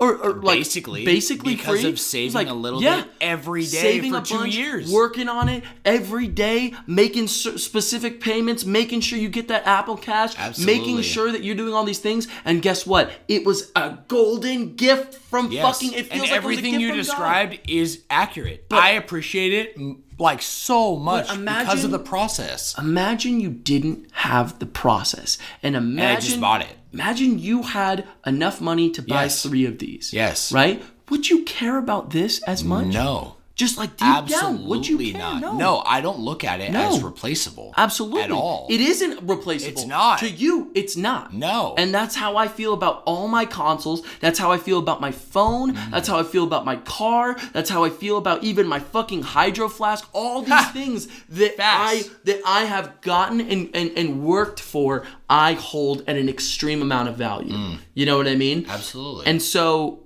to get back on the original, and not like in a, it's very respectable, to be honest, because before you jump back, like it's please, because it's not in like a greed materialistic world view, which is like I don't like personally to be materialistic, just in a sense of just because having things to have them, just buying things to buy them, no, it means a lot more for me. Like like I saved up for a ring that caught my eye like 6 months prior, and the fact to me that it was still in my mind, not saved in a tab for my wish list. I was thinking about that same ring. I finally bought it for myself for my birthday, and because I did that, it's my favorite ring. Absolutely. And also, this goes beyond just yourself. Yes. This goes to to relationships that you hold in your life. When Dorian was super down on money for his birthday or for someday, you bought him Cyberpunk 2077. It was for his birthday. It was for his birthday. Or At the Christmas. time, Somewhere right there. It was like Christmas. Well, you know, maybe. they are right next to each other. At the time, they are very close. I think it was Christmas. I think it was too. By the way, happy 23rd birthday, Dorian. He just had it Yes, sir. yesterday. Shout out to Dorian. More Dorian. Happy birthday. Happy birthday, brother. I called him yesterday, so this is not his only shout out. Yeah, I texted him. Don't you even sweat it. Don't even sweat. But it brought him to tears. Because the value that he put on that game and that you put was beyond. If Dorian came from money, and if Dorian was filled with this idea that didn't really matter, it wouldn't have mattered. Yeah. And yet, a piece of material held so much like meaning behind it. It brought him to tears. And why is that? It's because of the way we live. And people, big billionaires, even some millionaires, truthfully, will lose value on the little things. And I pray to God that I never become that way, because I am proud of the man that I am. And truthfully, if I went 20 years as a millionaire, I would be a completely different person. Things would feel less valuable, and slowly over time, in my truthful opinion, this is not how it goes for everybody, but over time I would lose a part of myself. And I would lose a part of value that other people bring to me too. And I would lose a part of value of seeing people working, and the value of a dollar. I wouldn't equivalate hours and time into that dollar. And that's a thing that I hold in my heart, Sam, that I want to teach to my children, and that I want to hold the values with my wife while I work for the money that I give. You know what I mean? Yes. Because I want to give one day, man. and I want to be that kind of father. I want to be that kind of man where, even if I see a panhandler on the side of the street, a homeless man, I want to be able to give him some money or something. I have water bottles in my car, give him a water bottle. Yeah. You know what I mean? Something like that. Giving and being that type of person, those things will forever hold value. Hopefully.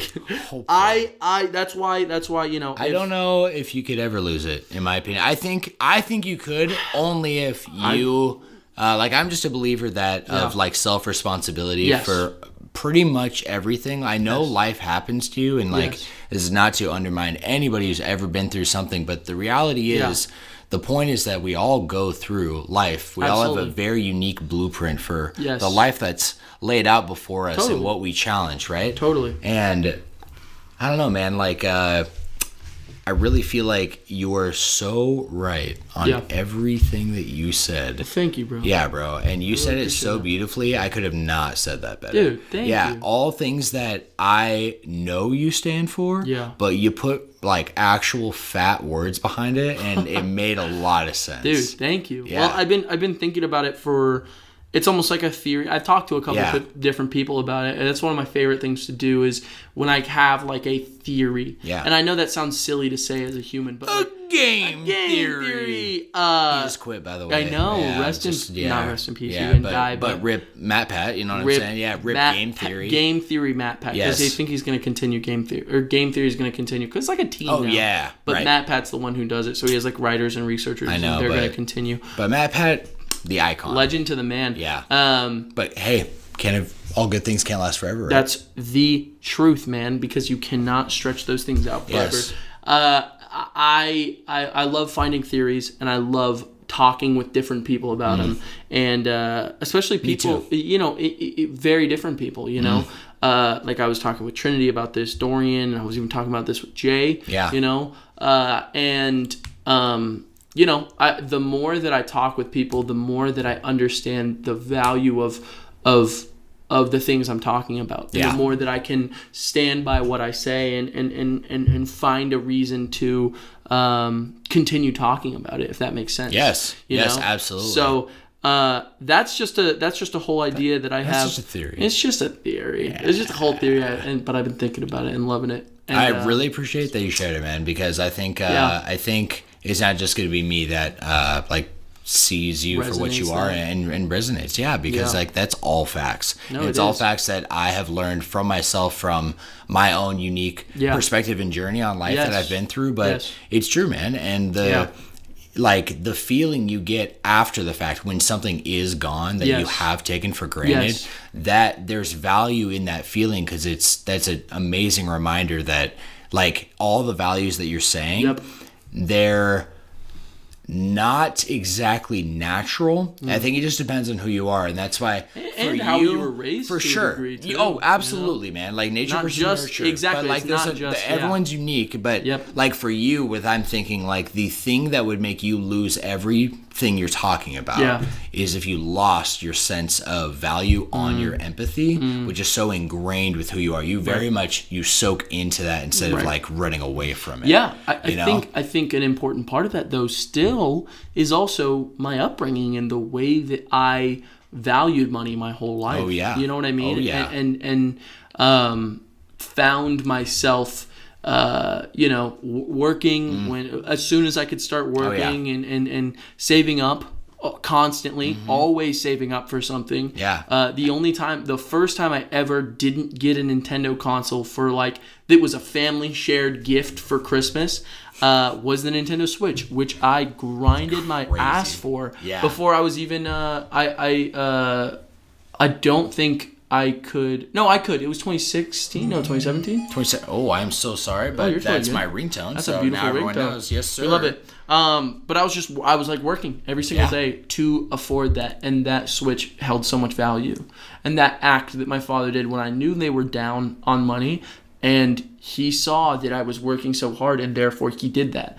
You know, it meant much. The world. Yes, to me, so it wasn't just that it was like just that was a great something for somebody. And Absolutely. I really like what you said about Christmas too, because how you've put into words this whole idea and just appreciating value. What is value? Right? Yes. It's very personal what value is, and oftentimes it's ever changing. And I like when I'm like thinking of like gifts now to like get to my friends as opposed to maybe like when I was younger, it's not okay, what game am I getting for everybody, right? No, what blanket item? Okay, what gift cards? No, it's like I have a very extreme approach where all I got to do is put the person on my mind. So if I'm like, hey, I got to get Josh a gift for his birthday, I got to get a gift for like Dorian for Christmas. Right. I put you in my mind, and now I'm on watch for when I'm out and about, when I'm shopping, or like when the feeling is connected with me that this is a gift for them. That like sometimes there's no price tag, and also you know what I mean. You've done it before where it wasn't even. You got me that new Kirby game when I was down on money too. Yes. That wasn't even a Christmas gift. You're right. That wasn't even a birthday gift. Yeah. It was because you were struggling and you wanted it, and I remember I was like, I wish I could play that game, but I do not even have the funds for it. I wish. Yeah. You know? And you made that happen, which is incredible and such an amazing thing you could do as a person. But another example of how valuable we have been able to value life, because the truth is materials shouldn't hold all value, but the act in which they hold and what they can do for you absolutely are allowed to hold value. You know what I mean? Absolutely, bro. Joshie, that's what I was saying. Okay. I was saying all that. I was going to say we should take a little break. Yeah. It's about the time I think Gabe should be like along here by now. You know what I mean? But I'm going to take a pee just in case, and then we will we'll shift subject here. Yeah, I was going to say. Okay. All right, we are back. The boys are all here. Everyone. So now we are. Yeah, literally everyone is here. It's 7:30 now. We were hoping to be done by 7, so we are going to wrap this episode up. But actually, it's perfect, Joshie, because I'll be honest, the even though the tentative title of Real Talk, which is definitely what we just had, like you suggested, I really want to keep it. Should I open this? Yeah, open it. Go ahead. What's up? I'm so sorry. What do you need, bro? Piece of shit. What's up, Gabe? Can I grab your speaker really quick? My speak? Yeah. Grab mine. It's on the couch. Oh, really? My couch in my room. No, yours is right there. Oh, this couch. There you go. You got it, buddy. Gotcha, love you more. I love you so much. You want to say something to the pod? Yeah. You want to say anything? I just hope you guys know that you're amazing people, and you're truly appreciated, and you're cherished. Don't ever fucking forget it. If you do, I'm gonna get fucking pissed. Fucking pissed about it, bro. Bro, thanks so much, Gabe. We'll see you in love you so 15, much. swear. Yeah, literally. Promise. Yeah. Okay? Tell me to go home, brother. We'll start the time when you shut that door, buddy. That's rich there, buddy. That's That's rich as fuck, bro. All right, let's resume. So, yes. There was more. I honestly was gonna really take the topic into work, specifically because I just kind of wanted to like announce to the cast. Josh knows he's been living with me for a while. Like I'm entering this season up until the end of April. Like I said, work is going to be nuts. So I'm going to have a lot less time and energy to really like devote to the podcast. All the content is still coming. This is just going to probably be happening every year about this time of year. Like right when the year starts, I'm going to be more busy than normal. So that prodded on. That is the reason. I only got to spend one whole night on this podcast, and it was last night. Yeah. And I was up really late and didn't get all the content in that I wanted to. Right. So we might have some episodes that are just a little more casual like this, but I think that's okay. I think that's no problem. I think it's you know perfect. What I mean? Yeah, I think it's perfect. So it's funny though because all I'll really add to end the main topic this week, Joshie, I'll segue it into party chat. Actually, I'm with it. Yeah, it's perfect because I texted Lene for if she had any write-ins, and she texted me right before we recorded, and she said, "What's the topic?" And so I told her it was about work. So she asked a work-related question. I got one here for you, Joshie. Okay, let's run it. She actually asked two. So the first question she's got is, what was the most difficult boss like that you've ever worked for? The most difficult? The most difficult. Oh my goodness. That is an amazing question. I would probably say, for me, it has to be Francesco from Pomo. I was going to say that if you did. If I didn't, absolutely. Never met the guy, but I heard all about him from my life hell. I'm not kidding. He was unorganized. He was like always looking for someone to replace someone else. Yes. And I became, after a while, genuinely like the errand boy who would fill in roles everywhere. Which is cool because I have a lot of experience with things. I've worked at the Sun Stadium before. I have a fucking an ID badge for the Sun Stadium. That's pretty cool. Yeah. Like, to be honest with you, I've driven around all throughout Phoenix and Scottsdale delivering things, you know. It's not what I was hired to do or anything that I want to do. I think that's the key. He made me do you didn't want absolutely. to do it. He made me do kitchen prep work, which I did not want to do. I did so much, and it was because he was so unorganized. I was just thinking about this situation that happened the other day where I came in and he was like, "Oh, take this van." He was very Italian, by the way. He was like, "Take this van. You're going to go over to Scottsdale, drive these to Scottsdale, and then drop them off. Drop off these bins." Right? Pizza dough bins. And I'm like, okay, fine, right? Don't know why, I'm just doing it, you know. I do it, I bring it there. The guy is pissed. He's like, "These are dirty." I'm like, and he's like mad, and then he's on the phone, he's like, "Yeah, this guy just brought me dirty bins." Oh my and I literally walk up to him and I'm like, "Hey," because I was pissed. Yeah. Right? And I'm not even the kind of confrontational guy. I was like, "Hey, I truthfully, stop, this is not my fault."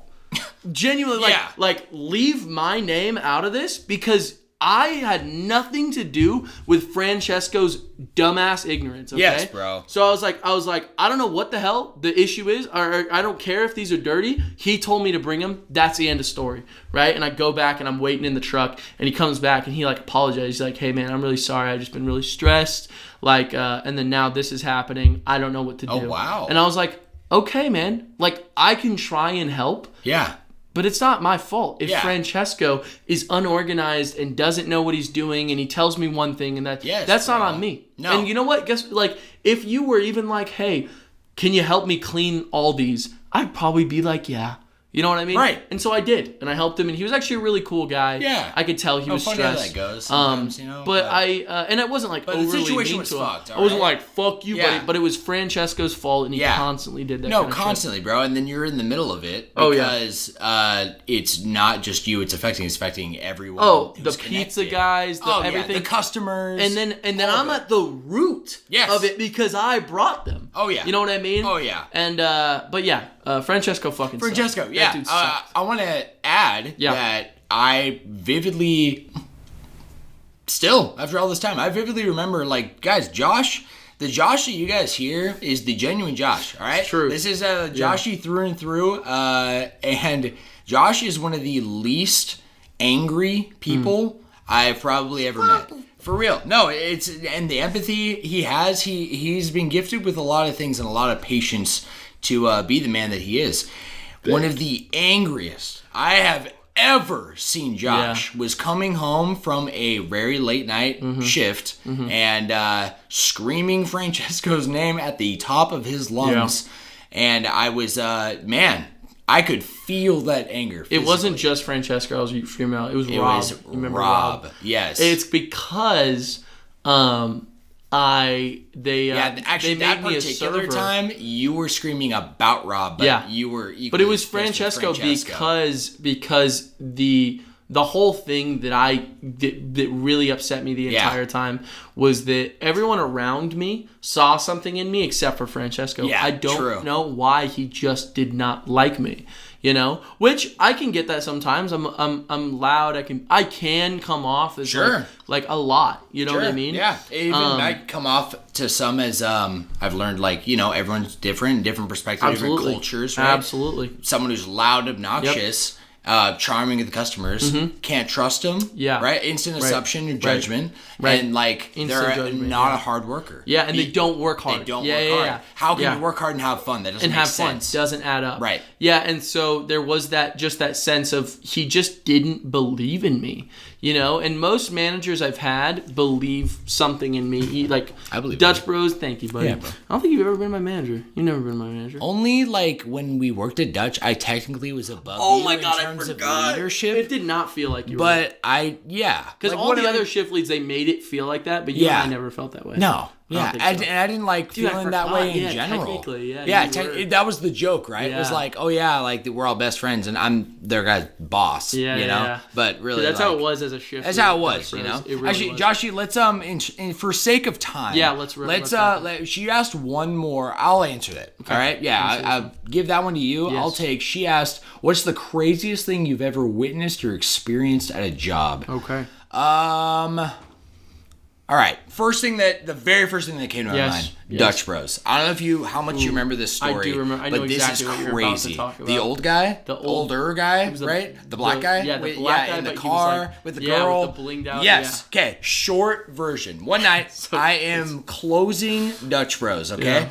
At the time, this was the busiest Dutch Bros location in Arizona. Absolutely. Okay. Without giving location specifics away. Sure. And so there was one night, and basically how it went was I worked a second job, and so kind of a part of the chain of command leadership. I needed one PM shift, they call it, right? Yeah. So I had one night shift every week, and it was the same day every week. It was a Wednesday or something, like right now. Right. And because of the nature of the job, who's working there, and the time, it is literally me, right? And I think I was 28 at the time, and all of my staff are under the age of 18. Yeah. Okay, so they're all in high school. Their availability is nights because they have school. Have high school. Right. Yeah. So that very normal, and you see that when you go through Dutch Bros, right? That's how it goes. And so, not anything against it in general. It's just because of those circumstances, I had to handle everything that was happening, and I wanted to. There was a sense of everything you've talked about, and sense of responsibility. I sensed the danger of what was happening, and I really do try as much as I can to handle things the best that I know how, and the authority I know that I'm given to. I'll handle it without even thinking as much as I can until I feel like I need somebody else. And so it was the feeling of with the pressure of there is nobody else, and I'm okay, I think I know how to handle all of this. So basically, with that leading into it, there was one night, and through the drive-thru, we have a double-lane drive-thru, holds up to 25 cars, I think, maybe 30, and one of my we have texters, they're called them, or line busters, right? Yeah. So those are the people outside with the iPads, doing the order and the whole communication with the customer. Yeah. One of my I wouldn't say runners. One of my linebusters, I just said it. One of my linebusters comes back inside. I'm on bar shots, which bar shots is the kind of like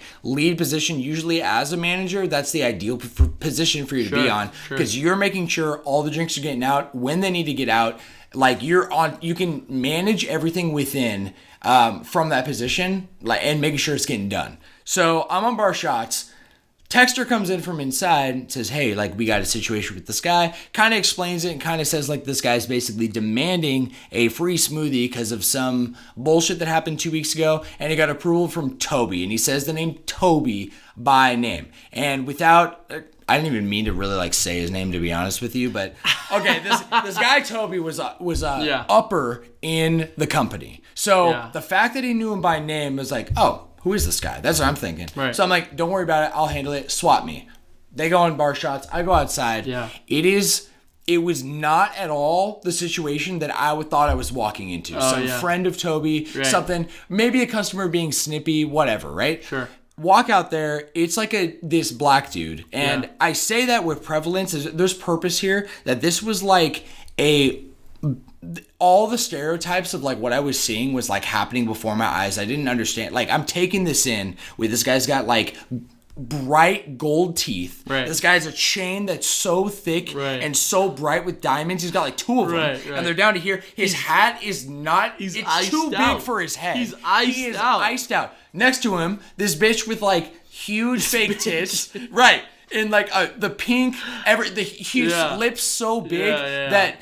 Fucking what's her name? Angelina Jolie. She looks like a child compared to this girl's lips. Okay, I'm like, okay, Barbie, what is happening here? Dude, okay, it's so funny. This guy, and as he's like talking to me, he doesn't even like have the decency to like even like talk to me like normal. It's like he's talking down to me from his car that he's like below me at. Right, I'm standing above him, and he opened it like it opened from the back in like this weird way for the door that was all like pimping. Right, it even made a sound when it opened. It was like, and it's all glowy inside. He's kind of talking to me with his legs spread out of his car, and he's basically saying shit that isn't making sense. Like, it's kind of, like he wasn't drunk or anything, but he's talking to me. He's like, hey bro, like, you know, like fucking, like he was just kind of slurring his words while telling me, rehashing what the texter said, but they said they didn't really make a lot of sense. So I'm like, all right, hold up, back up. What exactly are you wanting? Yeah. Right? And that started the animosity. That was like, that opened the floodgate for like, you know what, man, I'm fucking tired of being treated with such disrespect around all you white fuckers around here. And then he started honestly saying a bunch of words that I'm not going to repeat. Oh, that's just crazy. Blatant racism towards everyone I was working with, towards me. Like, then I'm defending myself. So he's like talking on the children. He's calling. I'm like, hey. No. We actually, it was crazy timing because 2 days prior, we had a mandatory leadership class we had to do where we were like basically retaught. You do it twice a year for Dutch Bros, and you're retaught how to handle situations and what Dutch wants you to do within that. So on my mind, I'm like fresh on what I can say and not say. Like, I'm like, no, you need to roll up you need to close your car door, sir. You need to pull out of the drive-thru and you need to leave. And I honestly do not want to see you again because you might not be welcome back. You know, it escalated so fast. This dude pulls up to the drive-thru window. He is screaming out the window. He screaming at me before he even pulls up to the window. He gets in my face. He's like, he pulls his phone out of his pocket. He's telling me like he's recording like everything I say will and can be used against me in the court of law. He's holding his phone to like with the camera towards me to like this, like all over my eyes so I can't even see. I am like not phased while also being like, what the fuck is going on? What are you doing? Right? You look like an idiot, you know? Absolutely. And just like saying all these like super racist and just like harsh shit that I hear out of a lot of songs, if you will.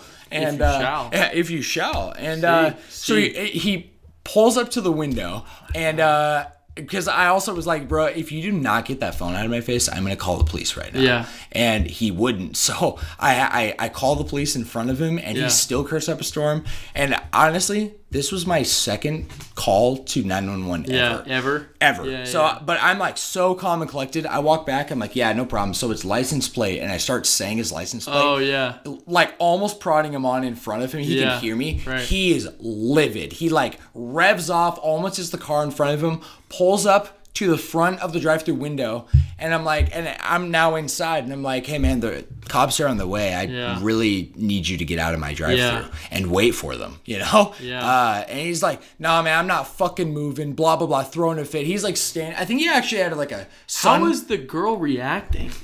Dude, she's sitting there the whole time, She's not just saying watching anything? nothing, absolutely nothing. She's sitting there like the Barbie doll princess, like. It's the full vibe, bro. Right. Like, she's looking with, like, she looks comfortable. She doesn't look like she's having a bad time. Right? She looks like she's like, where's my smoothie? You know what I mean? Like, so I'm like, funny. What the heck? Police start to pull in 2 cop cars. While he's there? While he is standing out of his sunroof, I just remembered. Like, he's talking to me and communicating and screaming. Yeah. Standing out of his sunroof. The girl's sitting there. I'm through the window. I told, like, everyone, like, to go towards the back of the stand. Just in case this guy's crazy. Right? And cops pull in immediately. Oh, you know what? I ain't wasting my time here anymore. Pulls out, you know. I talked to the cop a little bit. That was the craziest work situation, I think. That's so I don't think anything could beat that. Crazy, because I mean, having a situation like that possibly happen at a bar, maybe you could be like, that's the crazy experience I've had at a bar. But at a Dutch Bros drive-thru, that's like, crazy. It seriously was a bar experience, bro. Yeah, that really is wild, dude. For sure. Crazy shit, dude. Thanks for being along for the ride, bro. Dude, There's more details. Great question, by the way. Both questions are so good. Lene, so much. And then one more from Johnny for the actual party chat. What amazing game do you yourself hate? That's a fantastic question. An amazing game that I hate? Yeah. What's coming to mind?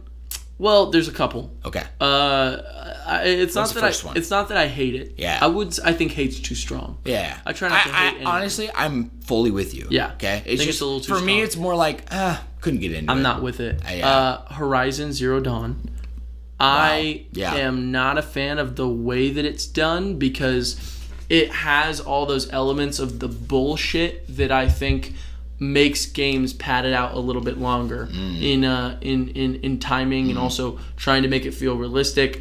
And one of the biggest ones was the fact that it's open world and it's about collecting materials, and you have to come to a complete stop and like have an animation to pick up everything. And I'm not kidding. It's like one of those things where it's like, at first it's cool, but then you're like, oh, I have to do this the entire game, and like I have to like craft things, and I'm just not feeling it. Yes. I'm not feeling the controls. Like, if I could give it an example of the way it's done right, Breath of the Wild, Link is so much fun to control. I was literally going to make a comparison, so you're right there, right? It's like even talking about how Breath of the Wild treats item pickup. Item pickups, you don't even bend. It's literally like dump. Yes. You pick up, because materials are really important in Breath of the Wild and Tears of the Kingdom. But the way they do it is they understand that and they don't waste your time. Yes. And so there was just this element of like, this is time wasting, and I'm all about. It breaks the immersion, and it breaks my enjoyment in general. Same thing with Dark Souls. Same thing with Dark Souls. I just am not a fan of time wasting. I do not like time wasting. And Dark Souls is also. I'm with you, honestly. Like, just not with it. Like that is a like part like coming to my head right now, just real quick, on time wasting like that. It's so big. Like, when I'm playing games now, my time is so limited. It has to be valued completely. It has to be. So Super Mario RPG, the remake, you know, they did something. They did some tweaking. I mean, the game runs faster in general, and so everything just respects your time more. And it's not really it's different. Yeah. They didn't add like a fast. Right. You know what I mean? No, like, I'm with it. They made it so like if there's like 6 enemies on screen, I'm like, fuck, I gotta fight all these guys. Right. In an RPG, that is annoying. That's a grind level. Yeah, that's absolutely. like, okay, go into a battle, boom, boom, boom, victory screen. Okay, the whole process took 2 minutes. I gotta do that back to back. You kind of instinctively start to get less excited. Yeah. But the way that Mario RPG handles it is like, you get a battle done sometimes. Like, if you're strong enough, you get it done instantly. Absolutely. Yeah. So, respecting time is huge for me. it does go with respecting time, but I just could not. I really tried. In my defense, I really tried. I could not get into, especially to the level that everyone else around me I thought was getting into it. I could not get into Skyrim or Fallout. Wow, yeah. Either of them. And it kind of made me think, Bethesda's just not my style. Not really style. I was into Oblivion for a bit. Yeah. But I think there was something really, it was almost like my baby's first step into Breath of the Wild, if that makes sense. It really was my first open world game was Oblivion. Just off a whim, off of playing it like on my buddy's 360. Totally. And like I was fascinated, but I don't know. There's something, the way that, again, going back to Breath of the Wild, right? Like, there's something about, it's not just respecting the player's time. Like, that is a factor. It is. There's so many other things. Like, and for me, it's the feeling, like, if I'm playing an open world game, it's crazy because before Breath of the Wild, I very distinctly made a stance that I am not an open world game guy. Yeah. For sure. I was very firm. That was not your world. Breath of the Wild single-handedly changed that for me. Destroyed that idea. To even the point where I'm more willing now to give other open world games a chance. A shot. Yes. Absolutely. And I actually, funny enough, with Horizon, it was compared to Breath of the Wild so much because they came out a week apart. Yeah. Right? Crazy. And I played Horizon after Breath of the Wild, and I even got the platinum, so I did everything. And I'll tell you right now, the feeling of completing Horizon versus the feeling of not even getting close to completing Breath of the Wild, it is night and day. It's not even close. The immersion feeling is why I personally am drawn to those open world games. Absolutely. And if I'm not immersed, if I'm not like dude, I don't care what people say, memes aside, it's hard for me to like play like a game like Skyrim and like the text is jank / breaking, like shit is happening on screen that shouldn't be happening, and I'm getting lost, I don't understand. It's about a world I'm not interested in. Right. Very, very flipped on its head versus something like Zelda and just how it tells a story, how it keeps things complex but simplistic. Pretty simple. Yeah. Yeah, that's just more my style. And I'm with it. That's yeah. what I feel too. Great. So is that your answer? That's my answer. It's you said Skyrim Horizon? and Fallout. Oh, Skyrim. Yeah.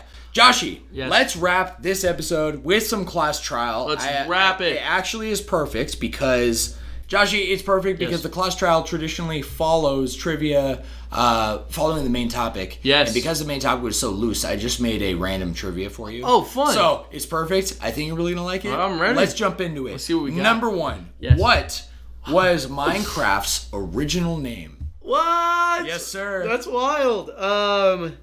I don't know if I do know this one. Yeah. I'm gonna say Cube World. Cube World. That's honestly not bad. Yeah. It's Cave Game. Cave Game. Cave Oh, I did Game. know You that did? a little bit. Yeah. I had no idea. I know. I used to watch ID Activate MC, and he did like 100 facts on Minecraft. Oh shit! Like that you didn't know. I also thought it was Mojang until now. You absolutely. You know.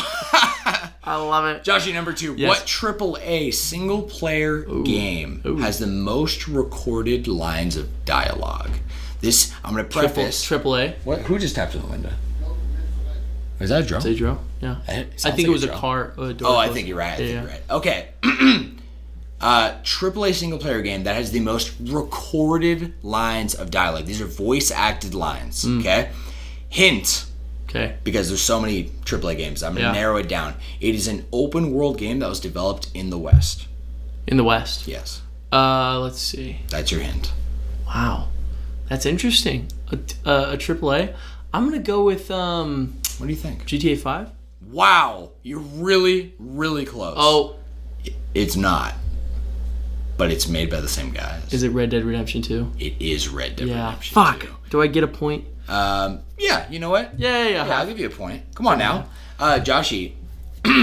It's Red Dead 2. There is over 500,000 lines of spoken dialogue. Wow. It's not even close. That's insane. It's like over twice as much as second place. I don't even remember the list. That's insane. I just remember I've already noticed how insane it is because do you know how it works? I'm playing it for the first time. No, I don't know how it works. So you can interact with someone, greet them, antagonize, or rob just by locking on to them, and you have all those options put up. So if you say hello twice, and then antagonize, it would be a different dialogue option. Or if you say hello twice, they would have a different, or you could say hello 3 times and it would have a different dialogue. So everyone feels real. I'm not kidding.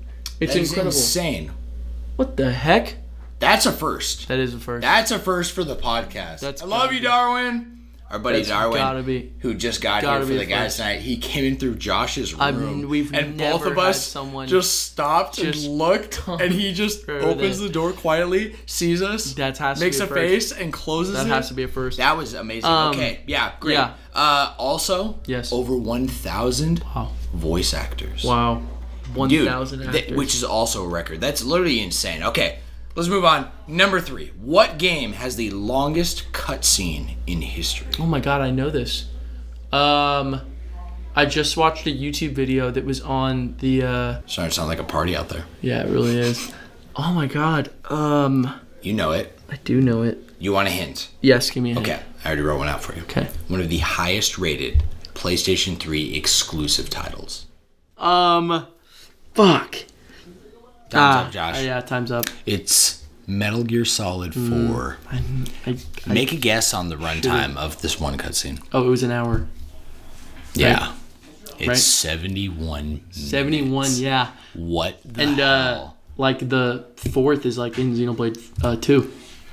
The 4th longest. It's 7th. Oh, is it really? It is. And Oh, how okay, long do yeah. you think Xenoblade's Xenoblade longest was cutscene? 42, right? It's 24. 24. Damn it, I'm dyslexic. You have the numbers, so you know what? You're doing stellar, Joshie. I'm gonna buddy. give you a point for the Xenoblade one. What? Because you said it before I even said it. I wrote it down to tell you, Really? but you brought it So up. I count one? Yeah, hell yeah. All right. Number 4, see. in which Legend of Zelda game Ooh. is Princess Zelda the oldest in terms of human age in the franchise? Holy shit. These are out there. Yeah, these are. Yeah. I'm gonna say Twilight Princess. You are correct. Yeah, You didn't even. Wow. She's what, that 27 in that one? She is What is she? 20. Jesus. How old do you think Link is? Bonus question. He's 17. He's not, but he's slightly older. He's 18. He's 19. He's 19? Yes, Oh my god. So, and- That's like the oldest Link. I think so. Wow. Yeah, so it's like the oldest. Link Actually, in no, Zelda. not anymore since Tears of the Kingdom. He's You're 20 right. He's 24. Yeah. Or he's 23. Oh, I thought.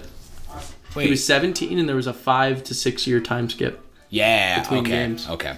Because in the original, just a fun little fact. Yeah. In Gerudo Town, there's a bar, and if you go in Breath of the Wild, you can't order anything because they say you're a kid, and you can order something in Tears of the Kingdom because you're old enough to drink. Wow. And you can get like a fruity elixir drink, and then you can drink it, and it says it makes you feel happy. So it's an alcoholic drink that you're old enough. That's to... so. Isn't that dope. such That a cool is detail? Such an attention to detail. Oh That's my God. crazy. It's All right. insane. Number 5, Joshie. Yes. What is the name of the language spoken by characters within the Sims universe? It's Simlish. Nailed it, brother. Yeah. Bonus question. Name the origin languages that make up Simlish. I'm gonna say English, Polish, and French. You have 2 of them. Okay. How many do you think there are? Last question. 4. There's 8. There's 8. Oh, I didn't know that. Simlish is based Wow. on Ukrainian, French, Latin, Finnish, English, Fijian, Cubano, and Tagalog. Scooby Doo. Looby Door. What? Glaba Blucha! I wrote down hello is Sulsul. Sul. Sulsul. See you later is Gilfrub. So Gilfrub. Gilfrub, Baron. Gilfrub Blue. Blabba knee. That was a reference for you, by the way. What was it? Gilfrub, Aaron. Gilfrub Aaron. See you later. Oh, that's a good one. Bonus question, Like that one, Joshie. yeah. What was the original name for Pac-Man? It was Puckman, That's correct. but they scratched out the P Yeah, do you know why? because people were gonna scratch out the P and write F. Yo, yeah. Do you know, Okay. But do you know what, like, Puckman, like, why Puckman? Because he's shaped like a hockey puck. No. Oh no! Because the sound for that he makes when he of opening and closing your mouth Yes. in Japanese is paku paku. You nailed it. Yeah. And that directly translates to chomp. To chomp. Yes. So is Paku-man. Paku-man. Yeah. Yeah. Yep. And then last bonus question. Yes. Do I get a point? Oh yeah. You actually got 2 in a row. So let's go. 5, making you have a perfect score. Wow. So you get another bonus question here. get it. Joshie, what was the original name for Rocket League? Holy shit. Car soccer? I have no idea. It was... Car soccer's a good guess because it's literally what the game is. Their original name for the game was Supersonic Acrobatic Rocket-Powered Battle Cars. Holy shit. Yes, sir. That's a hilarious name. Dude, I had They no should've kept idea. it. I They know. should've kept it. I know. Shit. Would have been great. Might be a segment for our podcast. Joshie, I have a Yes. Shonen Sentiment. Sentiment segment. The same word. Yeah. I have. Yeah. But the brain is frying, bro. It's fried at this yeah, point. it's a good thing we're wrapping up. It was All right. fried right before we Shonen started. Sentiment, Yes. my friend. I have a One Piece quote for you. Ooh. Yes, because One Piece has a ton of really good quotes. Yes, apparently. they really do. This. Don't tell me the character. See if you can tell me the character. I will, Yeah, it's I will. perfect. Actually, I didn't want to. Based on like when we first started the Shonen Sentiments, it was Yeah. like, do you want me to quiz you? Right. No, but if you know, let me know. Well, All right. We'll see. The quote is, "When do you think people die? Oh, I know. When they are shot through the heart by a bullet of a pistol? No. When they are ravaged by an incurable disease? No. When they drink a soup made from a poisonous mushroom? No. It's when they are forgotten." I've forgotten. Who was it? It was he was a quack doctor, and he was also Chopper's mentor, and it was Doctor You know it. Doctor Doc Ock. It was Doc Ock. It was Yeah, Doc Ock. he showed up in the cinematic universe. It was incredible. Let me tell you. Yeah, just tell me. It's Hiraluk. Hiraluk? Dr. Hiraluk? Yeah. Is that the name? Is that how you pronounce it? It's not pronounced like that, but It's Hiriluk. it is something like that. Yes. Yeah. Cool. That's it. You remember the character? Because character? I've heard Yes. you or Dorian say that quote before. That quote and that whole arc, Yeah. it's Chopper's arc. It's when he's introduced. Chopper's arc. It made me cry, I think, Really? harder than I had in One Piece, and it was one of the indicators, one of the big ones that was like, this is going to be like one of the best shows I've ever seen. Because obviously there was Arlong Park, and there was that whole arc, which made me cry like a baby, but everything that happened at the end, that quote, because technically that quote is in a flashback, Yeah, right? okay. And it's so, that whole idea and that moment and that emotional part, it's so incredible because of what is happening in the moment. He like sits down with some sake. I don't want to tell you all of it. 'Cause Yeah. maybe you'll watch One Piece That's one the day. dream. Hopefully. That's the dream, baby. But something happens, and he literally like holds up a cup of sake, and he's like yelling that to like the villain of the arc. Oh, and it's yes. so fucking beautiful. It's literally so incredible. I live for those moments. I'm not It's gonna literally lie. incredible. Joshie, I'm with it. let's wrap the it up. episode. It's the epilogue. Wrap it up. My friends, thank you so Wrap it up. much for joining us for Thank you, episode guys. 22 22. of the Flash Brothers podcast. That's my Seriously. lucky number. I didn't even notice. 22? Yeah. It's my lucky number. Based on... Based on the fact that I'm the king of twos. It's actually facts. Yeah. Hell yeah. And I was born on the 22nd too. So It's definitely your do lucky that. number. And I'm Rocky no. too. You're so right. I was Yeah, born in Rocky 2 is 2000. the first thing I... He's the second born son. Holy I'm a Gemini too, crap. which is twos. Yeah. All right. I'm Rocky number Thank 2. you. I Yeah. asked for evidence, and you gave me I gave you more enough. than enough. Guys, don't forget to write into 2. us. Check out our Discord. Check out our Patreon. Spotify Q&A. Yes. I would do all the plugs. I'm skipping that this week. We're going to wrap. We're gonna wrap Love you it. guys so much. Joshie, let's join the party. Let's join the party. Love you guys. Have see a you beautiful soon. week.